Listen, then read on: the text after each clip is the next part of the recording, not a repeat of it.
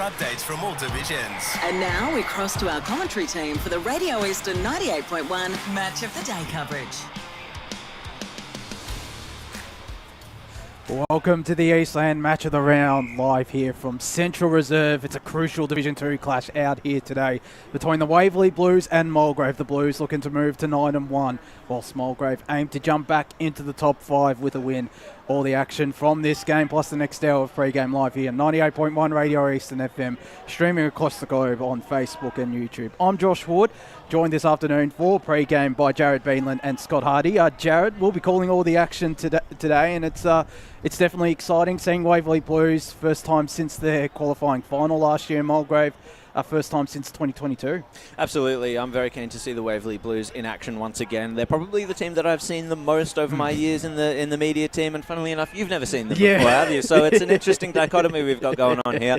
I always enjoy watching them play. I think they play a very attractive brand of footy, and here at Central Reserve, it's going to be interesting to see how they transplant what they do onto a newer and much bigger home ground this year. It certainly is, and they've made it a fortress. Haven't lost a game out here, but Scotty, Mulgrave will give themselves every chance, especially if they play the footy that you saw when they went up against Ringwood a couple of weeks ago. Yeah, thanks, Josh, and good to be calling alongside you boys today in specials. But yeah, it's great to be out here. Obviously, I was saying to you, I haven't been out to this ground, and obviously it's a little bit of a change for Waverley, but they've adjusted to that change and found that success. But yeah, Mulgrave have every chance coming into this game, playing some good footy at times, and really, it was really good footy against Ringwood that day that I was out there. But then in the flip side, the following week they sort of go back to maybe that Mulgrave of old. It's just I was saying to you before we sort of jumped on the broadcast, it's depending on what team sort of turns up on the day for Mulgrave most of the time. And look, they're a team that you can't take lightly, and I think Waverley will need to be on their best to take it up to them. So I'm looking forward to the contest on both sides. Yeah, hopefully high scoring as well. Both sides, they have potent attacks with the likes of Jay O'Connell, Josh Williamson for Waverley Blues, Fletcher Roberts obviously running around in that forward line for Mulgrave, or you can swing him down back, and there's plenty of other options. So he was good down back the other day. But anyway, we'll talk about that later. Yeah, and we will be joined, of course, by both coaches throughout the pre-game. Scott Savage in around about 5 minutes' time. Matt Richards will be joining us at 1:40. But before we do speak with Scott Savage, it's a big weekend for Division 2. Not just in this contest, there's also a couple of interesting games taking place, which we'll touch on shortly. But just a quick tip on this one. Boronia up against Lilydale at a Tormore Reserve. I think we'll all be tipping the Hawks in that contest. They'll just continue on rolling with the Hawks. Yeah, hard to see Lilydale getting over them here. It would be probably the upset of the season in Division 2 if they do. Yeah, I agree with that comment. Maybe the decade. Don't know. Yeah. There's an interesting game taking place at the bottom end of the table as well. The Basin against Heathmont. I tipped the Basin yesterday on the weekend forecast. This is a really good opportunity for them against a Heathmont side whose best is really good. It knocked off Eastfield a couple of weeks ago, and obviously defeated, was able to knock off the Basin to start the season. But the Bears have slowly been building, I feel, particularly at home. They just need to put in a full-quarter effort, and this is as good an opportunity to do so here, Jared. Yeah, the Bear Cave is a very hard place to go to and play your brand of footy. I think if Heath wanted to win this, they're going to have to really grind it out and take away some of the Basin's ball movement. Having seen a little bit of the Basin in preparation for this game, watching their game against Waverley Blues, I was very impressed with the way they moved the ball at times during that game. And if they can replicate that against Heathmont, they can really put a big score on the board, pull ahead from them, and make it hard for Heathmont to get back into the game, because scoring's been an issue for them this year. Yeah, and I think that the biggest issue for the Basin, though, is just how much they let goals down back. They're the worst in the league for their score against, 801 against. And Heathmont are quite good in defence. They're only allowing 598 thus far. So I think that's the Basin's biggest issue, is that once it goes, it really goes. And I think they just need to work out how to shut that down, because I think they can match up all right with Heathmont anyway. It's just how they stop it once they come in. Certainly, and we'll touch on the other two games shortly, which have major implications potentially on who finishes in the top 5 by the end of this round. But right now we're going to focus on all things Waverley Blues, because the new senior men's coach of the Waverley Blues, it's Scott Savage, joins us. Scott, thanks for joining us on pre-game ahead of this big contest. Yeah, no worries. Thanks for having us. And side must be feeling pretty refreshed after having a week off, or are they raring to go for this weekend? Oh, they're refreshed, ready to go. Look, it was a solid 9 weeks, with the season, and you can see how competitive is some of the results between sort of 3rd and 6th. But it was good just to get that week off, refresh, and get a couple of players back today. And did you have time during the break to assess what seemed like a really strong first half of the season for the side? Yeah, we did. Like the week that we had off, we set ourselves up now for what we want to get better at than what we've done in the first 9 weeks, even though it's a successful 9 weeks of the year that we had. We can't just rest on that now and say, well, you can drop this game here, but it's okay. We still want to have that winning mentality going forward. So throughout the season, we've seen you guys blood some kids, the Harding brothers, Paddy Saavedra. Saavedra, yeah. Has that been out of necessity? Has there been a few injuries coming out of the best 22, or is that part of the strategy of the season, just sort of like giving the kids a look and perhaps moving some of the fringe players down to the reserves, just to refresh the lineup a little bit? No, well, with the Harding boys, they were ready to play senior football. Yep. They've been there since Freddie started round 1. Oscar came in round 2, but they're ready to go. If anyone had seen them play, you could see they're just as good as a pickup to get into your club. And with Paddy Saavedra, he's just been rewarded from playing good football in the 19s, and he hasn't looked back since he's come into the side. No, excellent. And how have they fit into your style of play that you've brought to Waverley Blues? I know that we spoke in the off season. Yep. We spoke about Tom Langdon, how he had a specific style that he liked to impress upon his players. You've got more of a switching gears kind of game style. You've got that plan B. These kids, how have they taken to it? Yeah, they've taken it pretty well. They're 3 boys that have been in the program for the last 3 years of 2 years 19s, and now their first year coming into the seniors, and it's my 4th year back at the club. So knowing the style of play that we wanted to play and that twist or tinkering of what I've brought into it, it's been really easy for them to connect because of attitude, of relationship with the boys. So there's been that easy transition for them all to take it. And congratulations thus far. Only one loss, obviously on a sort of temporary new ground. Are you going to put forward to say, can we keep playing here going ahead once the new club rooms are built? Because it's working well, obviously. Yeah, clearly, one of the messages I just had just before with the boys is we haven't lost a game yet at home. One of the things that I said when we came down here was the first night we come down here, we're painting this area red, white and blue. This is our new home for the next, call it 2 years while the ground and rooms get redone. So we love the big open spaces here. We love the size of the ground with the way we play. And, we just got to just keep doing what we're doing at the moment. And with doing what you're doing, I saw on socials it was a little bit earlier in the season, but you invited the juniors to join the seniors, the seniors took coaching for the juniors. Yeah. Is that something you sort of created, or is that the combination between you and the juniors sort of talking side by side and seeing what juniors can bring? Yeah, so look, we've got a guy by the name of Troy Fairbairn who coaches a junior girls side, and he's our runner in the senior side, and he's heavily involved with the juniors and senior side. And myself, we've done a program where the senior players will go back and train the junior teams and conduct game day with them. So just to keep that connection between the two clubs. I won't say 2 clubs, 1 club, but the 2 age groups. And did you find the seniors enjoyed that aspect of it, and to sort of step onto a little bit of training and whatever else? You get the few and an hour into them because it's an extra night during the week and a Sunday, but as soon as they get into it, they loved it.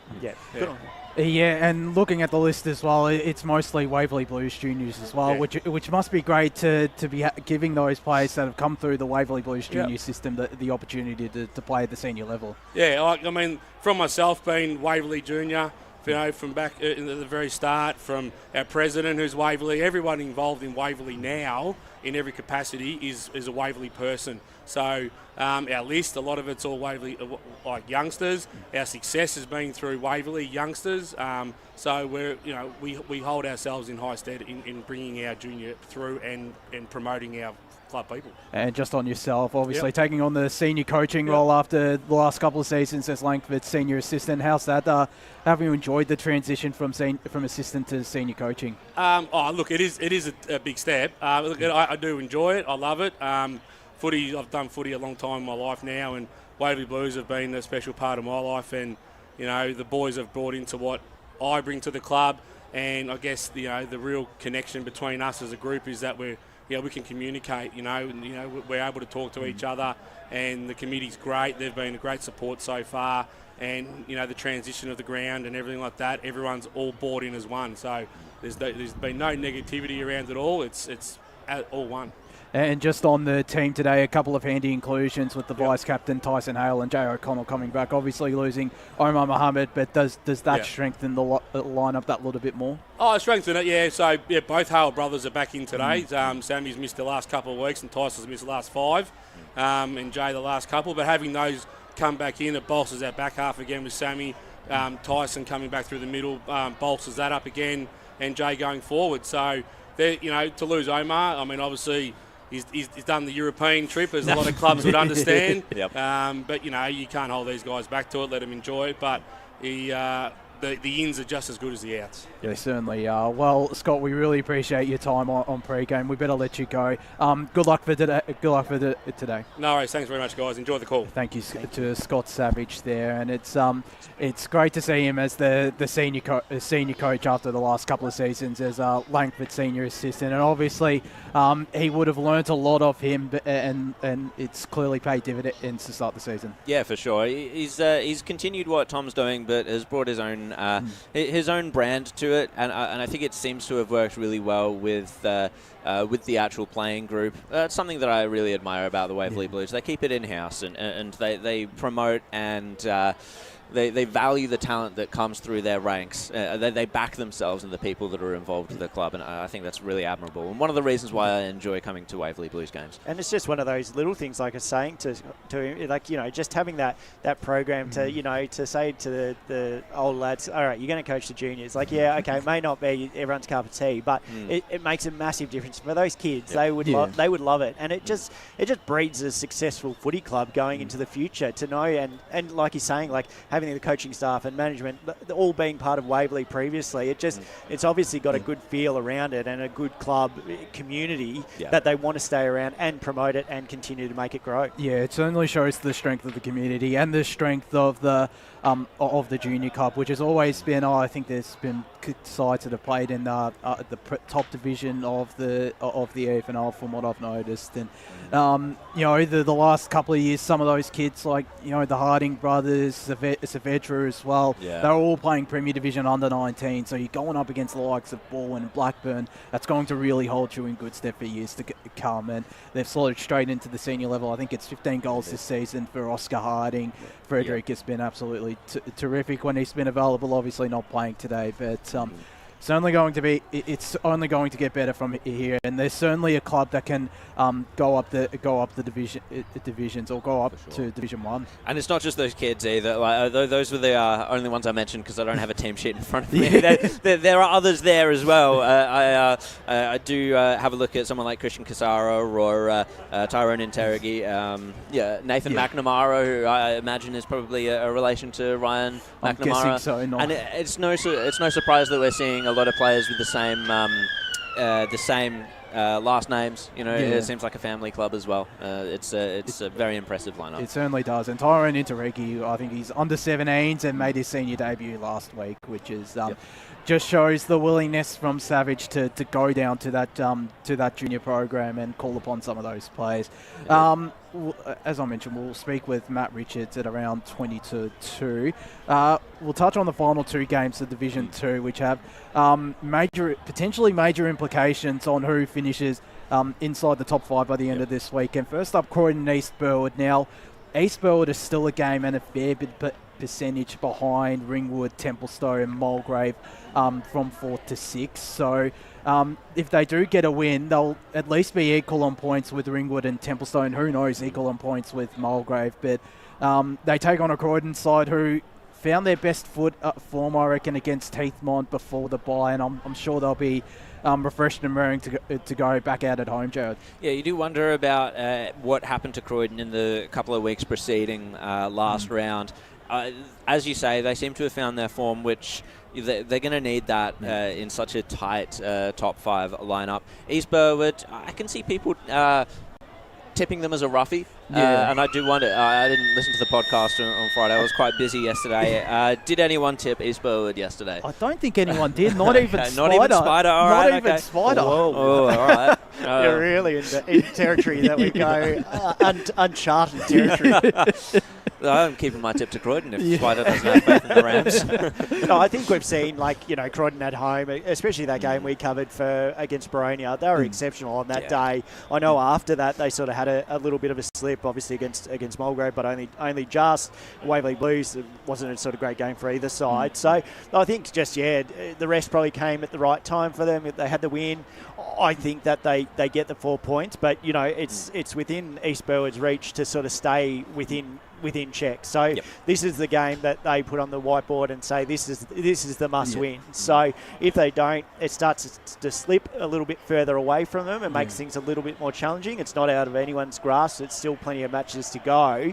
But I think coming off the bye, coming back into it, you really want to make a good statement and stay within that rank of 4, 5, 6. Yeah, because if they lose here, they'll need to win at least 3 games and hope someone like a Mulgrave at Templestowe or Ringwood just really drop off in form. And it's not, again, it's not out of the question because those sides aren't playing probably as consistently as they should or would like to around this time of year. That's true. So I still feel like they can still stay within the grasp, but it does make it difficult. It puts their backs against the wall a little bit further. With the way the numbers work out, it needs to be 2 of those 3 that you mentioned, Josh, to really slip up and form that Mulgrave, Templestowe, Ringwood trio. And that's a really big ask for East Burwood to hope for that to happen and then stay within good form themselves. Yeah, they'll need a big win on the run home as well. I think they would have liked to have potentially gone that against the Basin, but again, the Basin, that game, they've proven Battering Reserve is a tough ground to play at. So, it's certainly going to be. They're in a bit of a tough position at the moment, Eastville. We'll see if they can make it up, but I'm still sticking with Croydon. The other game, which is 4th versus 5th, the Ringwood and Templestowe. This is a massive game out at Jubilee Park. Before we get stuck into it, of course, there was an unfortunate passing during the week. Templestowe, a former Templestowe Football Club and Templestowe cricket player, Nicky Mustafa, passing away. So we pass on our condolences to the 2 clubs and the Mustafa family. So maybe that'll drive Templestowe today, both the reserves and seniors, to get the job done against Ringwood. Before the bye, they were in really good form. They defeated Mulgrave. I think that was close to 50 points. They come up against the Ringwood side who'll be without Mitch Jackson for the next 6 weeks due to suspension, and that's a really big loss for that Ringwood side. They do regain Jet Latchford, but I find it hard to see Ringwood getting the job done without Mitch Jackson and with the form that Templestowe are in. Yeah, it's an interesting one. Templestowe did lose to Ringwood in round 1 earlier this year. How much we sort of consider round 1 in terms of the form lines now, that's definitely questionable. But goodness me, just looking at their past couple of games, they had 31 scoring shots, 28 scoring shots. That's against Lilydale and Mulgrave, respectively. They're actually starting to get the scores on the board, which is something that we're concerned about Templestowe. Their forward line seems to be working now. They seem to have the great connection between the midfield and forward line. I wouldn't have predicted that happening with some of the scores that they were posting earlier in the year. So I think Ringwood's going to have to go hard to, especially in defence, to beat them.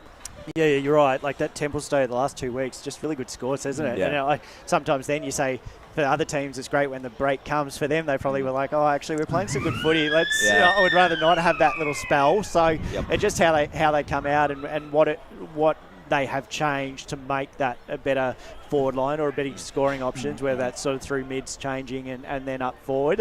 Because before that, they were only kicking like 50 points or something, which just wasn't competitive enough. But if you look at the ladder, both these sides, not just in where they position, but their scores and what they allow is very similar. They really match up very, very similar. Yeah, and it was, as you mentioned, 15 points the last time around, so it could probably be a similar margin. The one thing that holds Ringwood in good stead is the fact that Jubilee Park is a lot bigger than Templestowe Reserve, and and I think it was the Lilydale Sports over the LSO they were playing against Lilydale, so they might not be able to get the ball as quickly inside forward 50. It'll be interesting to see how well they navigate the surrounds of Jubilee Park, but I'm still backing them in here. Wouldn't surprise me if Ringwood do get the job done at home. So, but I'm thinking Tempe. Fair enough. I'd have to go with Templestowe here as well. I just think that the form that they've shown is perhaps better than what Ringwood might be able to produce in general. Ringwood's more consistent throughout the year.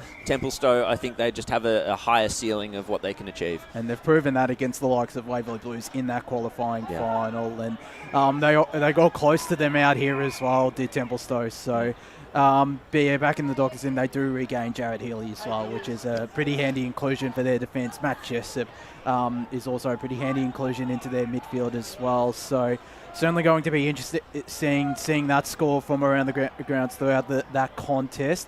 We'll move on to Division 1 now before Matt Richards, the Mulgrave senior coach, joins us. Just quickly, Doncaster, Montrose, Wantirna South, Beaconsfield. Montrose regained Ty Galbraith into the lineup.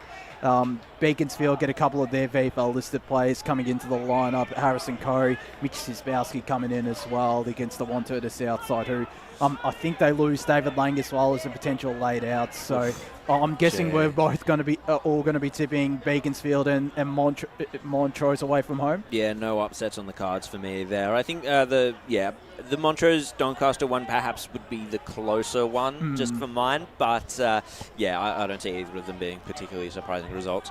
No. We move on. Yeah, we move on. North Ringwood up against Bayswater. I think it's different this time around because obviously they met in round one, and Bayswater North Ringwood, I should say, comfortably defeated Bayswater by 86 points, which is kind of unfathomable now because North Ringwood, they've only had the one win against Wantirna South since then. Bayswater have knocked off sides like Mitcham. They've gone close to Park Orchards in the last couple of weeks. Yep. North Ringwood do gain some key names though. Robin Nahas, Michael Loco and Harry Flynn into the lineup. So those are some massive inclusions this weekend. I tip them on the weekend forecast just based on those inclusions because they're going to really help their defence in particular. I don't know if you're going the other way, Jared, to Bayswater? No, I have to go. I think even before I heard those inclusions, I had to go with North Ringwood anyway. I think their form just against the top sides has been really good, and then they've been dropping games that they shouldn't drop. Now they've got Bayswater at home, who's a team that often struggles to score. I'd have to go with North Ringwood, and now with those inclusions, I think it's it makes that a lot easier for me, Scott.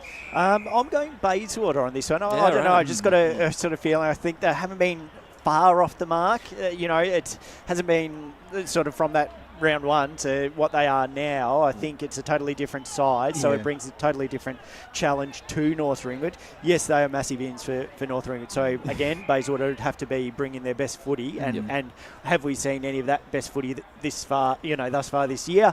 I don't know, but we might today, and I just feel that they could come out firing, and I'm leaning towards them. Well, you could argue they played their best footy against Mitcham out at Walker Park. Yes.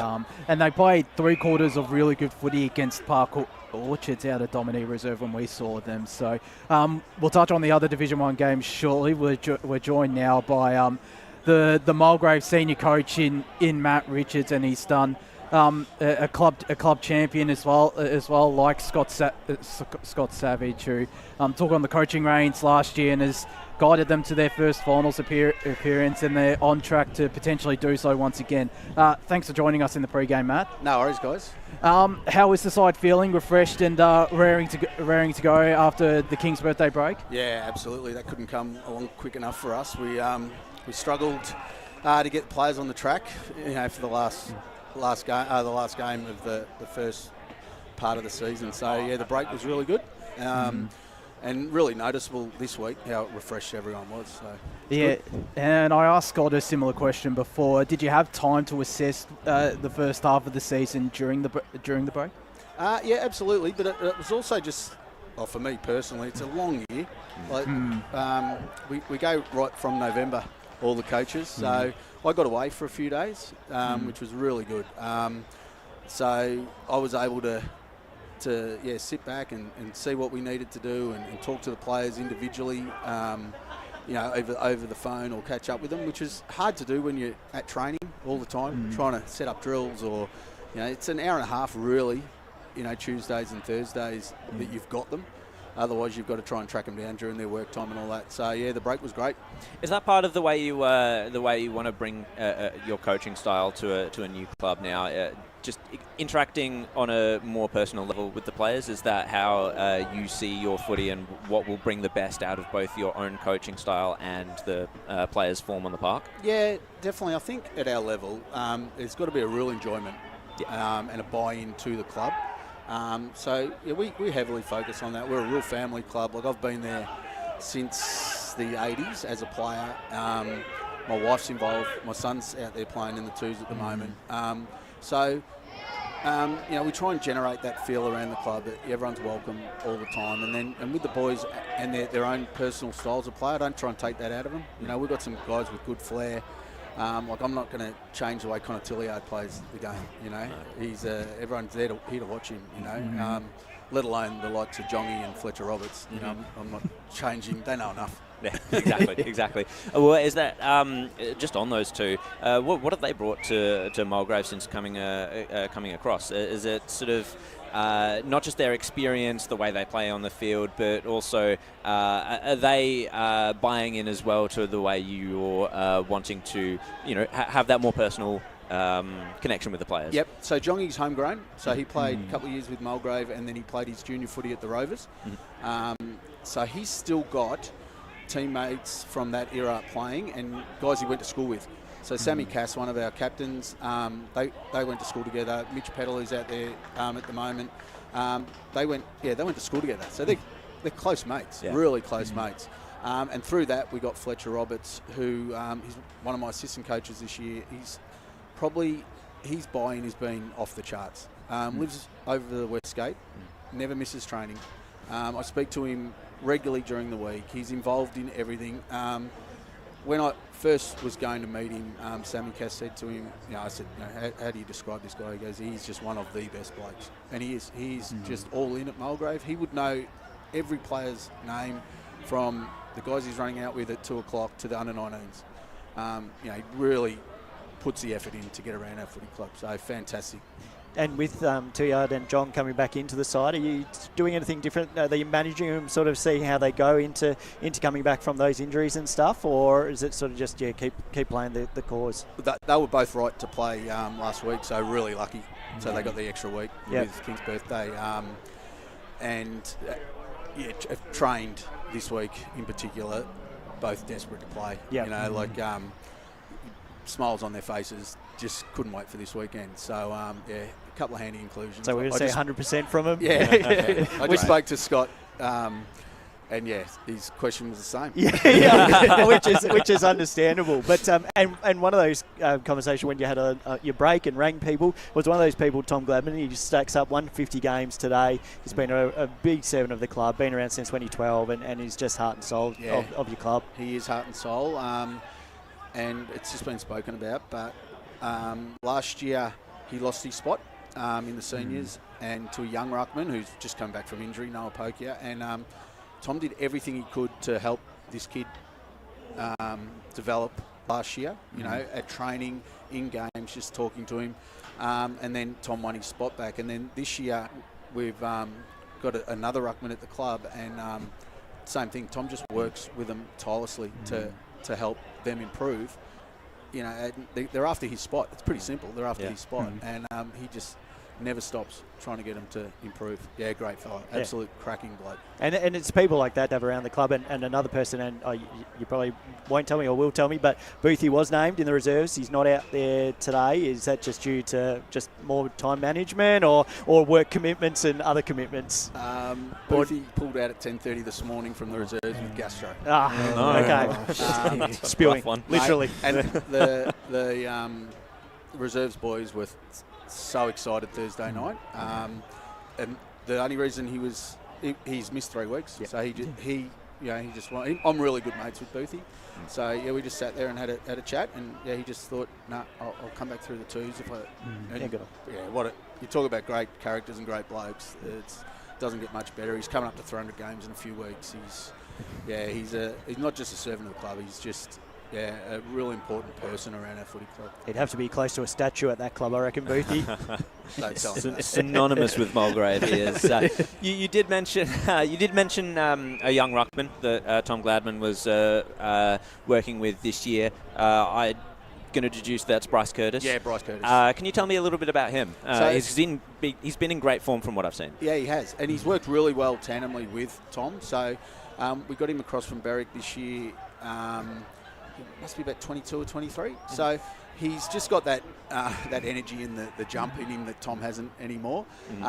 So he's just changed, a bit of the dynamics of the way we can set up in the midfield. And they're going at about 50, 60, 40% game time. But they just run their own race on and off the bench. And like Tom's there as a coach for him as well. So as I said, we can't thank Tommy enough for the way he's guiding and working so hard with him. So yeah, good young kid, trains really hard. We're rapt to have Bryce, or Big Clutch, as we call him. Okay, great. Clutch. We'll know what to call him during the call now, Josh. might actually have to go with that.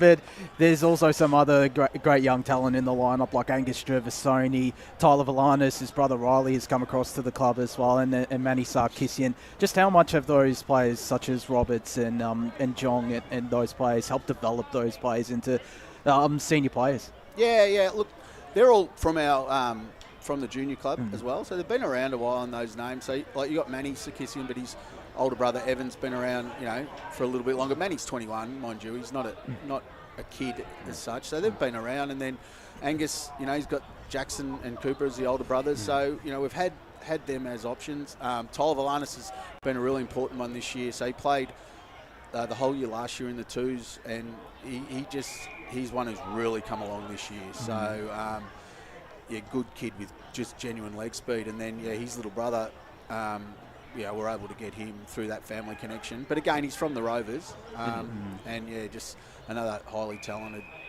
young kid. Well, certainly excited to see some of those players, and the Lions are out on the park today. We better let you go, Matt. We really appreciate your time on pre-game, and good luck for today. No worries. Cheers. Thanks, guys. Thanks to Matt Richards there for joining us in pre-game, and he has done a terrific job with this Mulgrave lineup. He's built on the foundation that was set by Ryan Webster in 2022, where they got really close to playing finals that year. They made finals this last year. Who's to say they can't do it this year, Jared? Yeah, absolutely. And it's once again, you look down the team list and there's a couple of players with the same names as each other. Yeah. And as he mentioned, it's a family club, and I think it's, as I said with Waverley Blues, these are the clubs that I really admire, and it's that sort of homegrown style that can produce, especially in Division 2, where you're not necessarily drawing big names. I mean, they do have John and Roberts, so they do have a couple of big names, but, you're not your Premier Div teams. You can find a lot of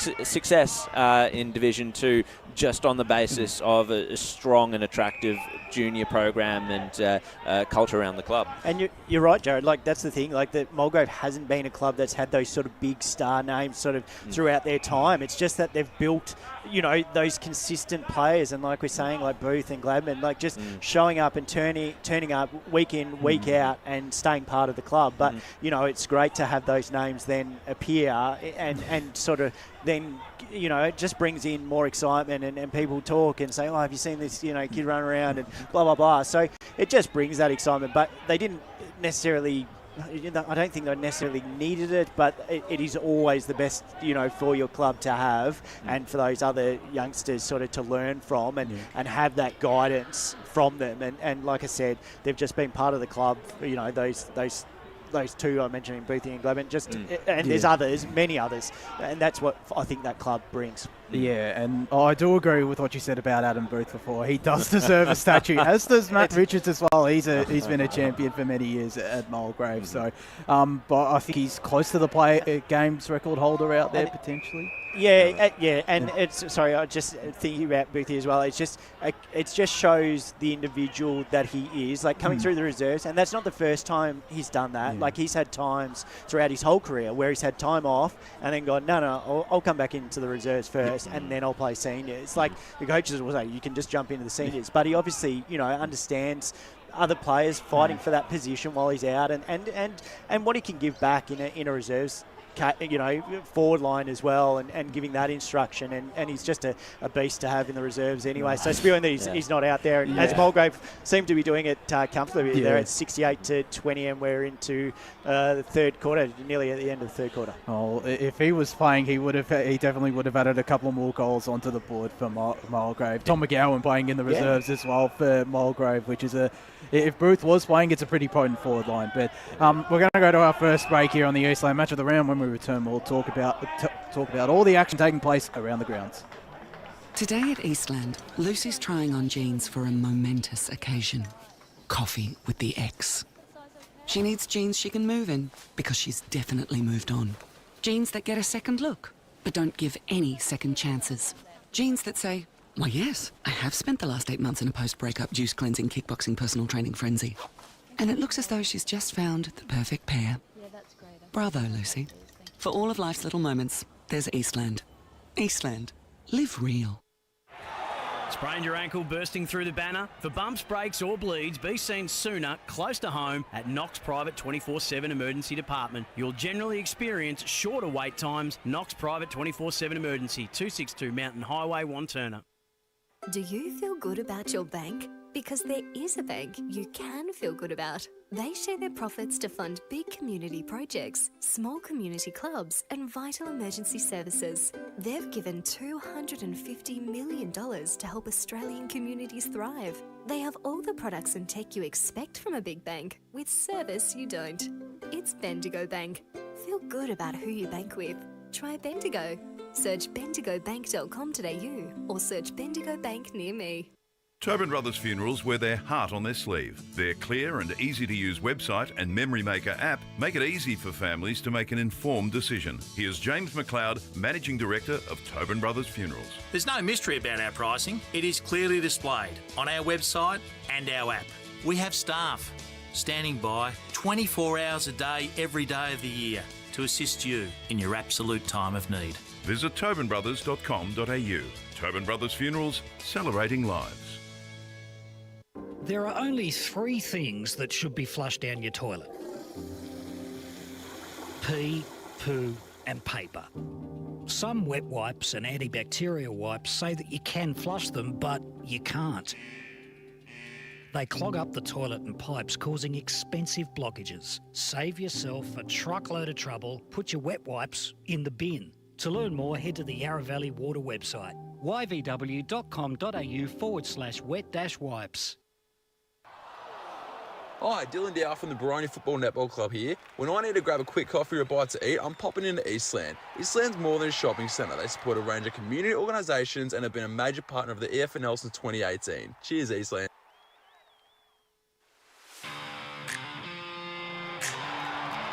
You are listening to Radio Eastern FM 98.1. With live and exclusive coverage of the EFNL football season. Bringing you the match of the day with score updates from all divisions. And now we cross to our commentary team for the Radio Eastern 98.1 Match of the Day coverage.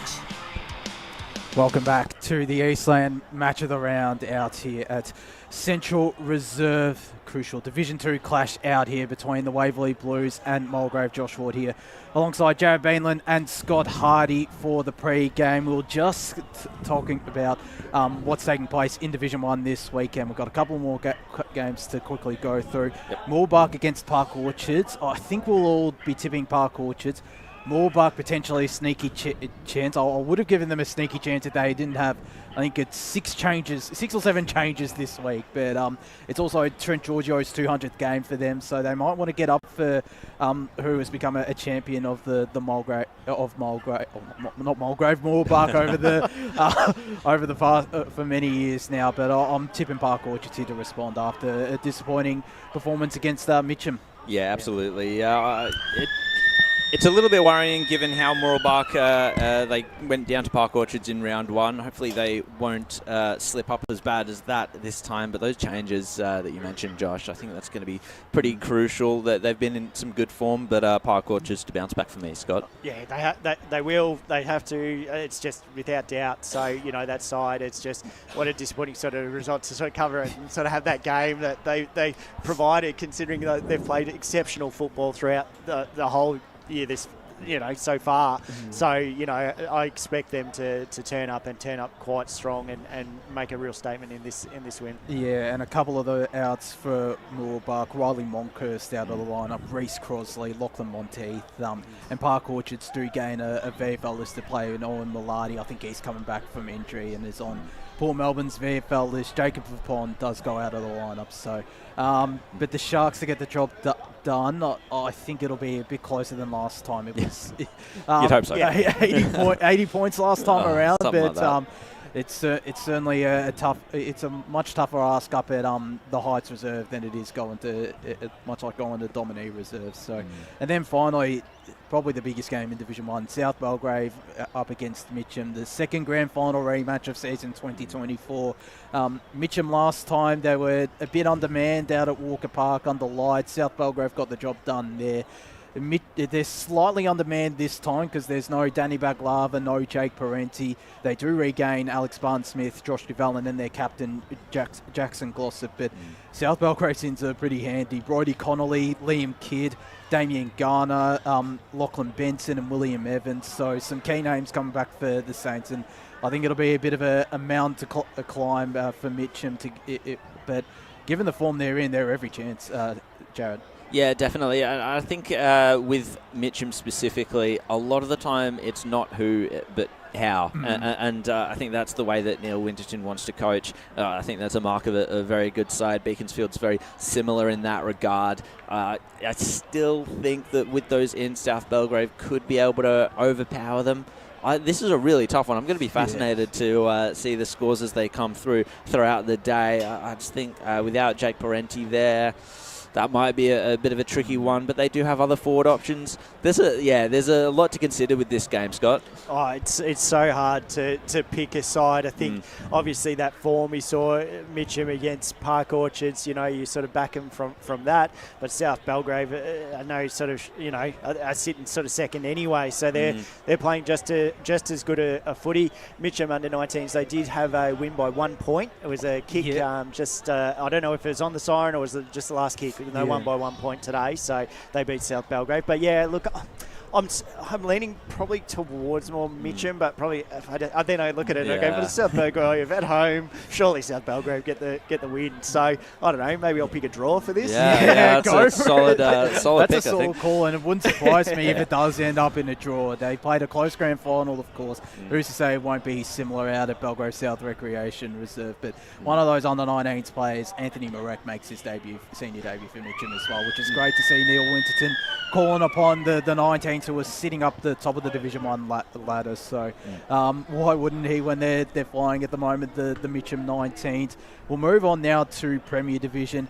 A quick tip on the Doncaster East South Croydon game. South Croydon, they regain Max King. Matt Jones comes back into the lineup for them. Some key names coming in. Matthew Aldous, Chris Jones, I think missed their last game against Berwick. So I'm guessing we're all tipping the Bulldogs out at Zerby's Reserve. Yeah, I would say so. It's not necessarily a fait accompli, I don't think. Donny East still have some big names, but they've just not been able to put it together this year. Yeah. And I think South Croydon have been playing more consistent footy. They've got a lot more cohesion. And I like Matty Aldous back into the team. He's from what I've seen, had a pretty good year as well. Scott. Doncaster, they just can't kick that winning score. No. Like they haven't kicked over 90 points for the whole year, and I think they've only had maybe one or two where they've got into the 80s. So that's again their biggest concern is just that scoring. But then South Croydon Dynamax can come in, and a number of others with big names. South Croydon for sure. The other couple of games, Roval up against Noble Park. Noble Park do gain some reinforcement from VFL players.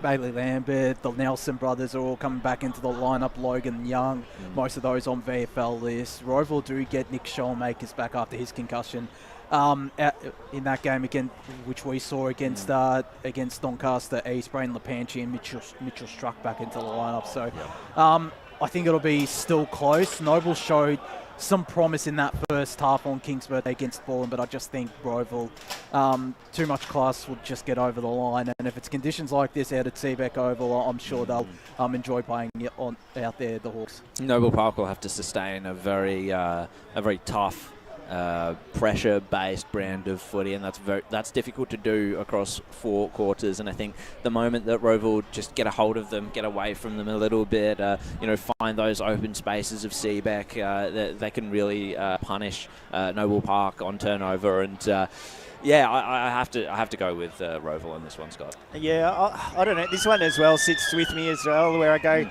Noble shouldn't win this. They shouldn't. But I have a feeling that they might, and I'm leaning towards more Noble. So it's a little bit of a more hunch in sort of picks. I don't know if that's allowed, but I'm going. Absolutely. I'm going with it, and it's I just feel like that consistency that Noble just haven't shown this year. They've played horrendous at home, and I just feel like sometimes you just need to pinch those wins on the road just to keep the flame alive, and this could be one of them. It certainly can, and they've proven in the past, even when they're going in against underdogs against Roval, they can knock them over. So certainly going to be an interesting game. And then there's a couple of other big games down the bottom end of the table. Berwick up against Norwood. Berwick, they have to win if they want to keep their season. Well, if they want to, get their first win on the board for the season and jump Norwood into 9th spot. I'm tipping the Wickers here out at Edwin Flack Reserve. It's a tough ask to go out there. Norwood do get some experience in Jordan Gisberts, Josh Wall, Josh Tovey and Dean Poynton into the lineup, but I'm still sticking with the Wickers, who gain a couple of good players in Jai Neal and Braden Bowden and Daniel Pinter on senior debut. I think he was on Dandenong Stingrays list last year as well, so a handy inclusion for them. But I don't know what your thoughts are on this game, Jared and Scott. What do you reckon? I would have to go with Berwick in this one. Home ground advantage is the thing that sort of like tips me over the edge with that one. They played all right against South Croydon last round as well. Berwick for me, but only just. It's going to be a tough one, and it wouldn't surprise me if the Norsemen got up in this one either, Scott. No, not at all. But I think, being Berwick's home game, having that rest break, reset, look forward to or look at this next sort of part of the season. And like I said before, just keeping that flame and that hope alive, just to, avoid those that R word. So, they just need it. They need it. They need it really, really badly today. And I think that they should get it, but I think it'll be a very close game and a very low-scoring game. Yeah, it wouldn't surprise me if it's just 7 or 8 goals that gets a side over the line out there at Edwin Flack. But sticking with the Wickers, and then two sides that have massive tests in Blackburn and Vermont. They take on the top 2 sides in Baldwin and East Ringwood. Yeah. Vermont at home against East Ringwood. Blackburn away from home against Baldwin. They do gain Michael Dunn, Samuel Hart and Nathan Philatides through Blackburn. Baldwin lose Kane Turner to suspension, Jamie Reid and Nathan Oakes as well. So I'm still tipping Baldwin just because they've been irrepressible. They were really impressive in that second half against Noble Park, and they've got a couple of senior debutants as well. So I think it'll be high scoring, probably one of the more high scoring games of this weekend at Baldwin Park. Yeah, they really turned the tide against Noble Park last week. They got the game under their control and on their own terms. It's very impressive how they're able to just take a game away from another team with their ball winning ability. The midfield is irrepressible, as you say, Josh. I give Blackburn a shot in this one, though. I think if I had been on the podcast yesterday, this would be my roughie. I would say. I think Blackburn would have been the one that I would have gone with in that regard. I think Spider tipped them as his roughie, actually, Blackburn. Okay. So, but yeah, fair enough. They are a genuine chance, though, Scott. Yeah, look, they've got every chance, but I think at Bowen side at home with undefeated, I don't think this is the game that is going to be the loss for them. I think what can be for Blackburn, though, is that they can apply their game plan, see how it stacks up against Bowen, who's obviously the benchmark this season, and see what comes out the other end. They may surprise me and get a win. Yeah. I think it's just one of those games where you can allow yourself, because you're probably not expected, necessarily to beat them at home, to just play your game style, see where it goes, and go from there, and then you can make changes sort of in that back half of the season. Yeah, it is a free hit for them. Yeah, definitely. I agree. So, and a really great opportunity for them to prove that they are a side that belongs in the top 5, which obviously they've gone into finals previous years, but they just haven't been able to knock off those sides in finals throughout the regular season. But this is a great opportunity to do so, as it is for Vermont out of Vermont Recreation Reserve. Calvin DeRayo, Zach Thiessen and Matthew Wilcox back into the lineup. Some really good inclusions for them.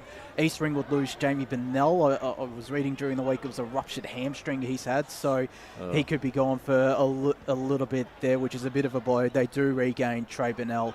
Obviously lose Sam Lowson and Harry Nolan to the VFL level. So I'm still tipping the Roos out Vermont Recreation Reserve, though. Yeah. Oh, sorry. I was just looking at the ladder. Like it's just such an interesting round for all these games. Like it just sets it up for this back half of the season. Like if they get the win, moving East Ringwood, I'm talking about, go to 32 points.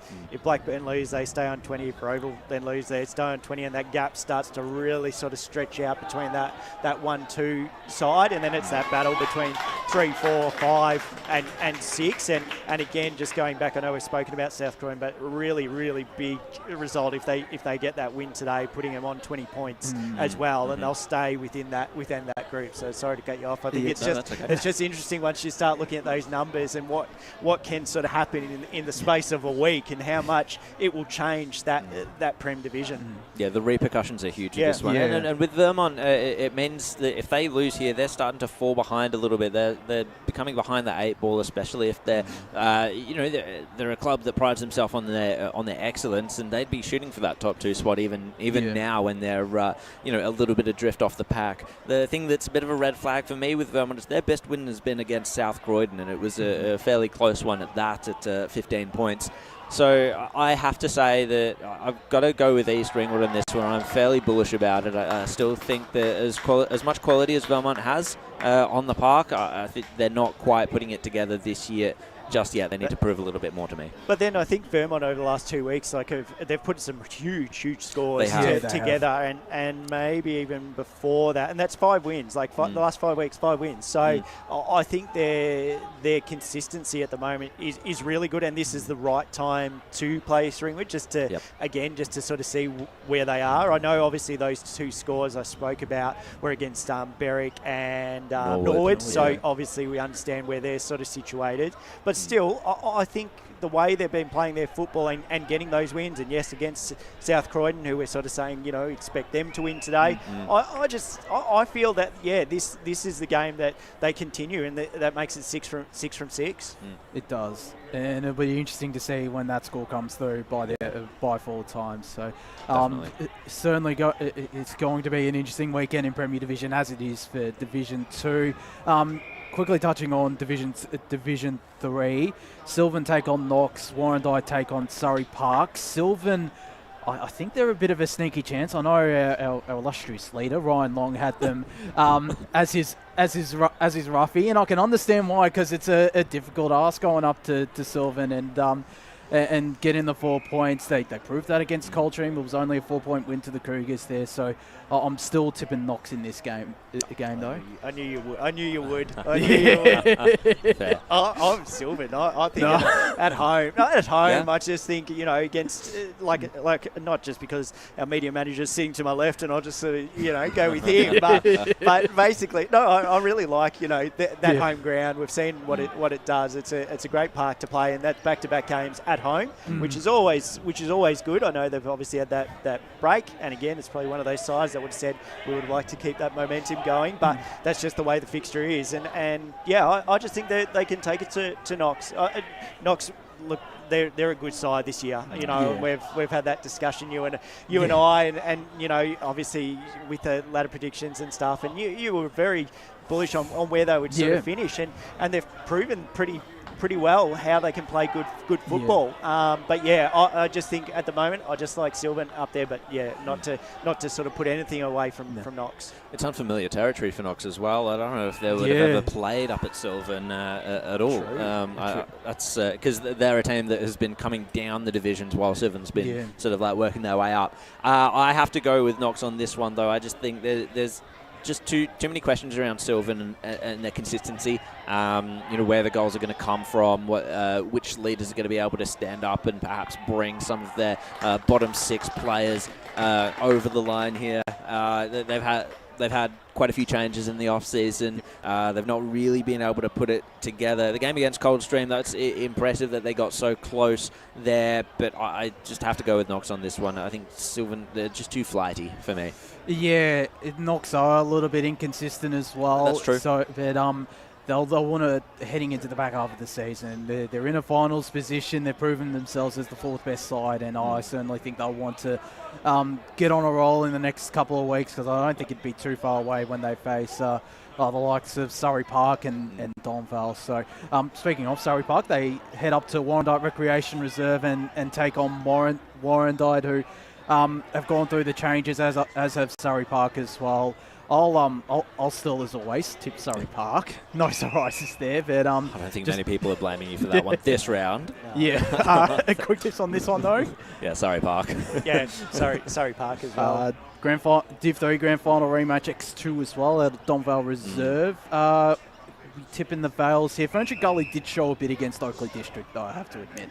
They did, but Donvale's a whole different beast to Oakley District, and while they haven't necessarily put the foot down, such as a Baronia, for example, this year as the reigning premier and top team there, I don't see them dropping too many games, and not against Ferntree Gully, not with where they're at, unfortunately, after a bit of an overhaul after the last grand final. Scott? Yeah, sorry, I totally tuned out. I was looking at other scores. I think we were talking about Donvale, did we say? Yes. Yeah, Donvale. Do you know who they're playing? Yeah, Ferntree Gully. I was watching. I was more concentrated on this kick here, and it's just absolutely shanked. McGowan was how he kicked, so I wanted to see how he went. So sorry, I was focused elsewhere. Just touching on the Donvale's a sure thing, I think. I think that's definitely a shot. I was not paying attention, and then I was thinking of also, I think I said with Sylvan, I think I said that they'd beaten Coldstream, which wasn't right. I was saying that they took it up to them. So anyway, we move on. Let's go. Let's continue. Just touching on the Who's next game. Yeah, Upper Gully Fair Park. Upper Gully Fair Park, and that's a night game out of Kings Park. So I'm not expecting it to be the highest scoring contest out there at Kings Park. No. I tip Fair Park because Jay Rankin and Cole Hurd come back into the lineup. Jack O'Sullivan, who's come across to the club, comes into Upper Gully. I think they've had 7 or 8 changes for their lineup this weekend. So Fair Park for me. Yeah, I can see Fair Park getting this one. They're starting to work their way into a bit of form. It's starting to look a little bit like last year for Fair Park as well, because they started pretty poorly and just got better as the season went on, and Jay Rankin hopefully will be a big part of that in the latter half of the year, just like he was in the latter half of last year. Yeah, it's an interesting journey for Fair Park, because they've flattered to deceive so far, and now maybe we're starting to see what they can do, and I've got them against Upper Gully as well. Oh, no, I have to go against your boys. I think Upper Gully, you can't trust Fair Park at the moment. It's just the one win so far in the season at Upper Gully's home ground. Yes, it probably will be a low-scoring game, being a night game, and that sort of seems to be the trend of it. I don't know why, but, you know, I just think, yeah, you have to back up a Gully. They've still, you know, they're sitting on 16 points. They can find some good wins and stuff. Although that being said, that's a lot of outs for one side. So, no, but I still go with them. I'm just going through the outs. Jacob Richardson, one of those outs. Jared? Yeah, no, I was going to say, I wouldn't be surprised if Upper got up, just in response to Scott there, yeah. But I will say this, Fair Park, I think it's 2 or 3 night games they've won in a row. Obviously, they've been mostly out of Fair Park reserves, so and Upper Gully won that night game earlier in the season against Ferntree Gullies. So the nighttime specialists going head to head. Yeah, going head to head. You love to see it. And then finally, Coldstream up against Oakley District, that Coldstream reserve. Oakley District, they've also been a bit flaky, just unreliable sometimes, and Coldstream, they've been able to knock over the sides below them, and just the second half of the season I feel like it's trying to find a way to knock off Surrey Park and Domvale for them. I'm tipping them at home though against Oakley District. Feels like a banana peel game, one of those ones where Coldstream can slip up, and it could betray a little bit of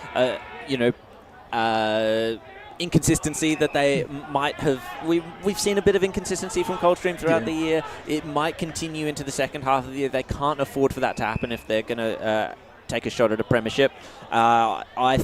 I think I'm still going to go with Coldstream on this one, but it's one that they kind of have to make sure of. I think the only good thing is that they're not inconsistent at home. They're very consistent at home. True. They've only had one loss against Surrey Park, which is probably understandable in ways Surrey Park's playing. But yeah, I think Coldstream at home be a fresh day over there, because like I said, up here the wind chill up here, I don't know, Lee was saying down below it's not too bad, but up here we're getting a little bit more, so I think it'll be a little bit frosty up there, and the heated gloves might come in handy. Arctic Park, it's been known as Arctic Park, and it could be the case there today, as it could be for Sylvan as well. That will be chilly conditions out there. Just quickly touching on the Division 4 games taking place. Nunawading against Churnside Park, Forest Hill against Croydon North Hemlock. I'll give Croydon North Hemlock a sneaky chance against Forest Hill. Nunawading, it was 30 points last time against Churnside Park. They lost by Kimberley Reserve. I'm still backing Churnside Park and Forest Hill in those games, but I don't think we can discount, especially Croydon North against Forest Hill, because the Zebras, I think they've lost a couple of players. Ben Rudd out of the lineup, Sonny Doherty, Jake Rowe as well, so a couple of key names for them. But Forest Hill and Churnside Park for me. I don't know about you, Scott. Yeah, so last time they played was in round 3, and that was Forest Hill 91-35, and now Croydon North are a different side to that, you know, and I expect them to get the win. I think they will. I think they'll take it up to them. Playing, you know, good enough footy at the moment to try and get those 4 points. Had a really good win against Nunawading only 2 weeks ago. Weren't terrible against Scoresby, and Scoresby is obviously, you know, the best side so far. I'm backing them. Yep, I'm not tipping an upset in either of these ones. I think it will go as according to what we'd expect. Yeah. And then finally, Scoresby against Kilsyth, the Magpies. Kilsyth proved their premiership credentials in their win against the Whitehorse Pioneers, who were missing a couple of key players. But I think at home, the home ground advantage in Division 4 is very crucial. I'm tipping the Magpies here. Yeah, Scoresby in this one for me. I just don't think Kilsyth can score enough. Yeah, it's just how hungry Kilsyth are to match it with that top side, but I think Scoresby. Yeah, it'll be interesting to see how many goals Adam Amin kicks. He's got 50 goals for the season in 8 games. But nice. So it'll be interesting to see if he can get to that 100 mark. We're going to go to our final ad break here. When we return, the call team will assemble for this Eastland match of the round between the Waverley Blues and Mulgrave. As Sarah opened her best friend Jackie's wedding invitation, she was overcome with a wave of emotion. While her 2 young boys wrestled on the floor, tears of happiness rolled down Sarah's cheeks as she saw the words she'd been longing to see. Please note, this wedding will be a child-free event. Well, Sarah, looks like we're off to Eastland for a new frock and some heels. And let's book in that babysitter. For all of life's little moments, there's Eastland. Eastland. Live real. At Yarra Valley Water, we know reducing your shower time, or show time, to 4 minutes can save you an average of $200 a year on water and energy bills. Shower shorter. Save water. Authorised by the Victorian Government, 1 Treasury Place, Melbourne. Sprained your ankle bursting through the banner? Broke a finger high-fiving the ruckman? Or did you run into the goal post again? For bumps, breaks or bleeds, be seen sooner close to home at Knox Private 24/7 Emergency Department. The preferred provider of emergency care to the Eastern Football Netball League, you'll generally experience shorter wait times. You don't need private health, but there is an out-of-pocket fee. Be seen sooner close to home at Knox Private 24/7 Emergency Department, 262 Mountain Highway, Wantirna.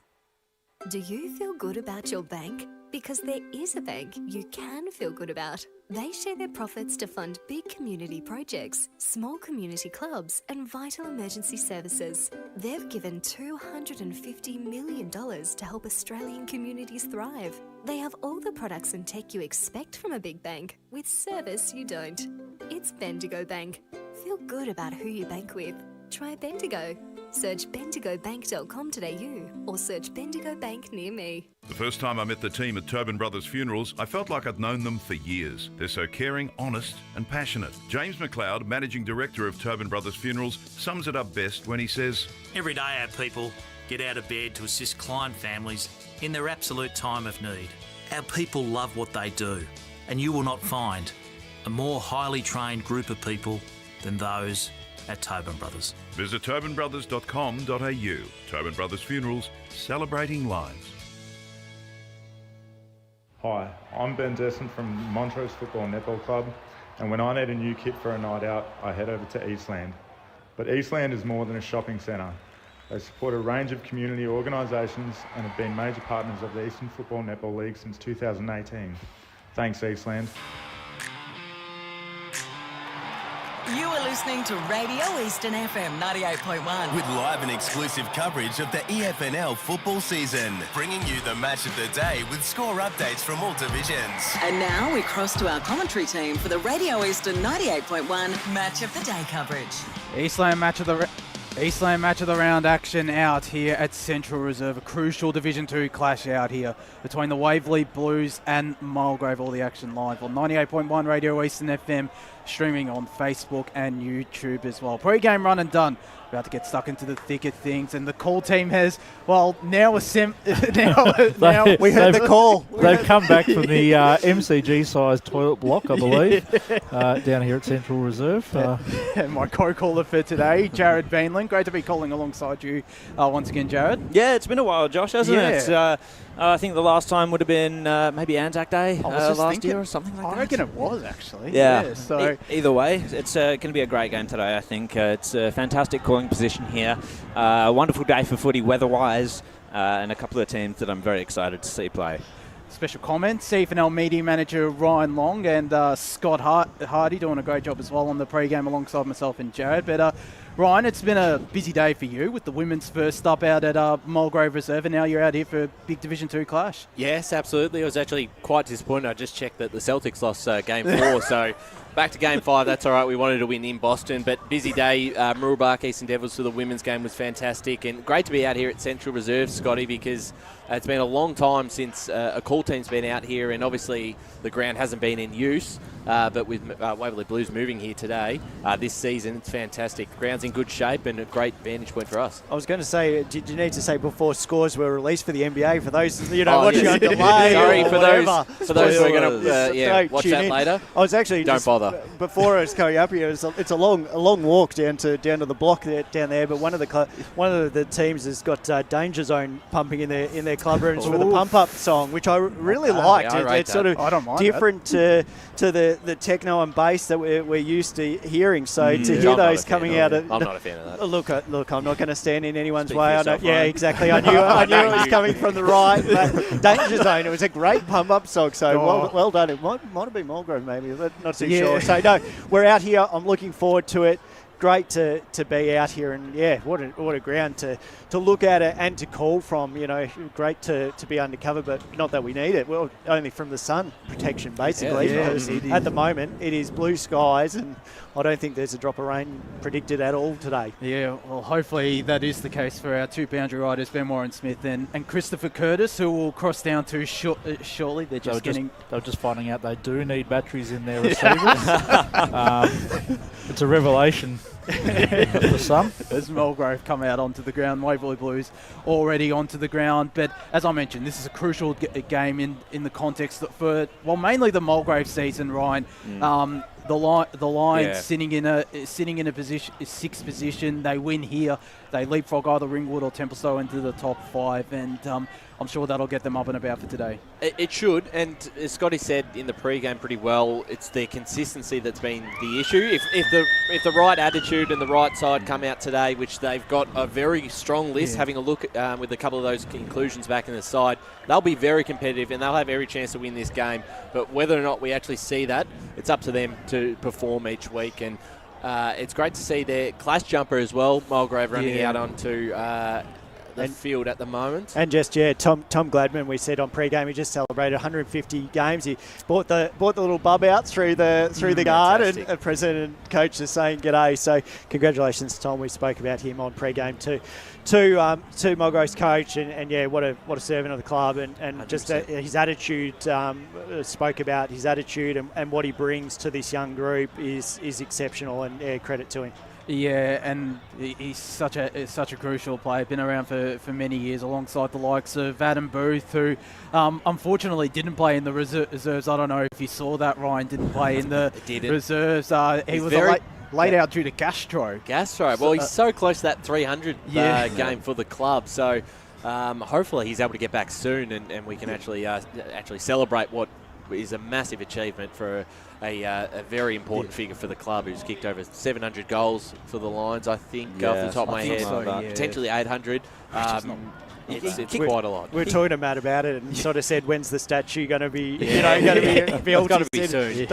Don't mention it. He'll put the petition in to get it going. But as another 7, and again, we've spoken on pre-game for those that's the thing about Mulgrave. It's just, we were saying, it's just those players that show consistency sort of through their time. They haven't had the huge names, coming onto the park, but now obviously you've got John Tilliard, Roberts, and great to see, all three names today to be in. A couple of coming off some injury concerns. Matt Richards sort of said both Jong and Tilliard could have played last week, but obviously had the bye, so they just took that extra rest, and he's expecting them to play 100% today, and no rest, just full steam ahead. Well, that's great to hear. You need them out there for the full game if they are going to pinch this one, because Waverley Blues, their form has probably almost snuck under the radar a little bit. A little bit, indeed. They're very consistent this year, and they've been beating teams that we'd be questioning, your Croydons, your Ringwoods, your Templestowes, whether or not they can do that, and they've just been doing it. I've been very impressed. As you say, under the radar a little bit, workmanlike. Yeah, precisely. And it looks like we've got our two boundary riders mic'd up and ready to go, Chris Cordis and Ben Warren Smith.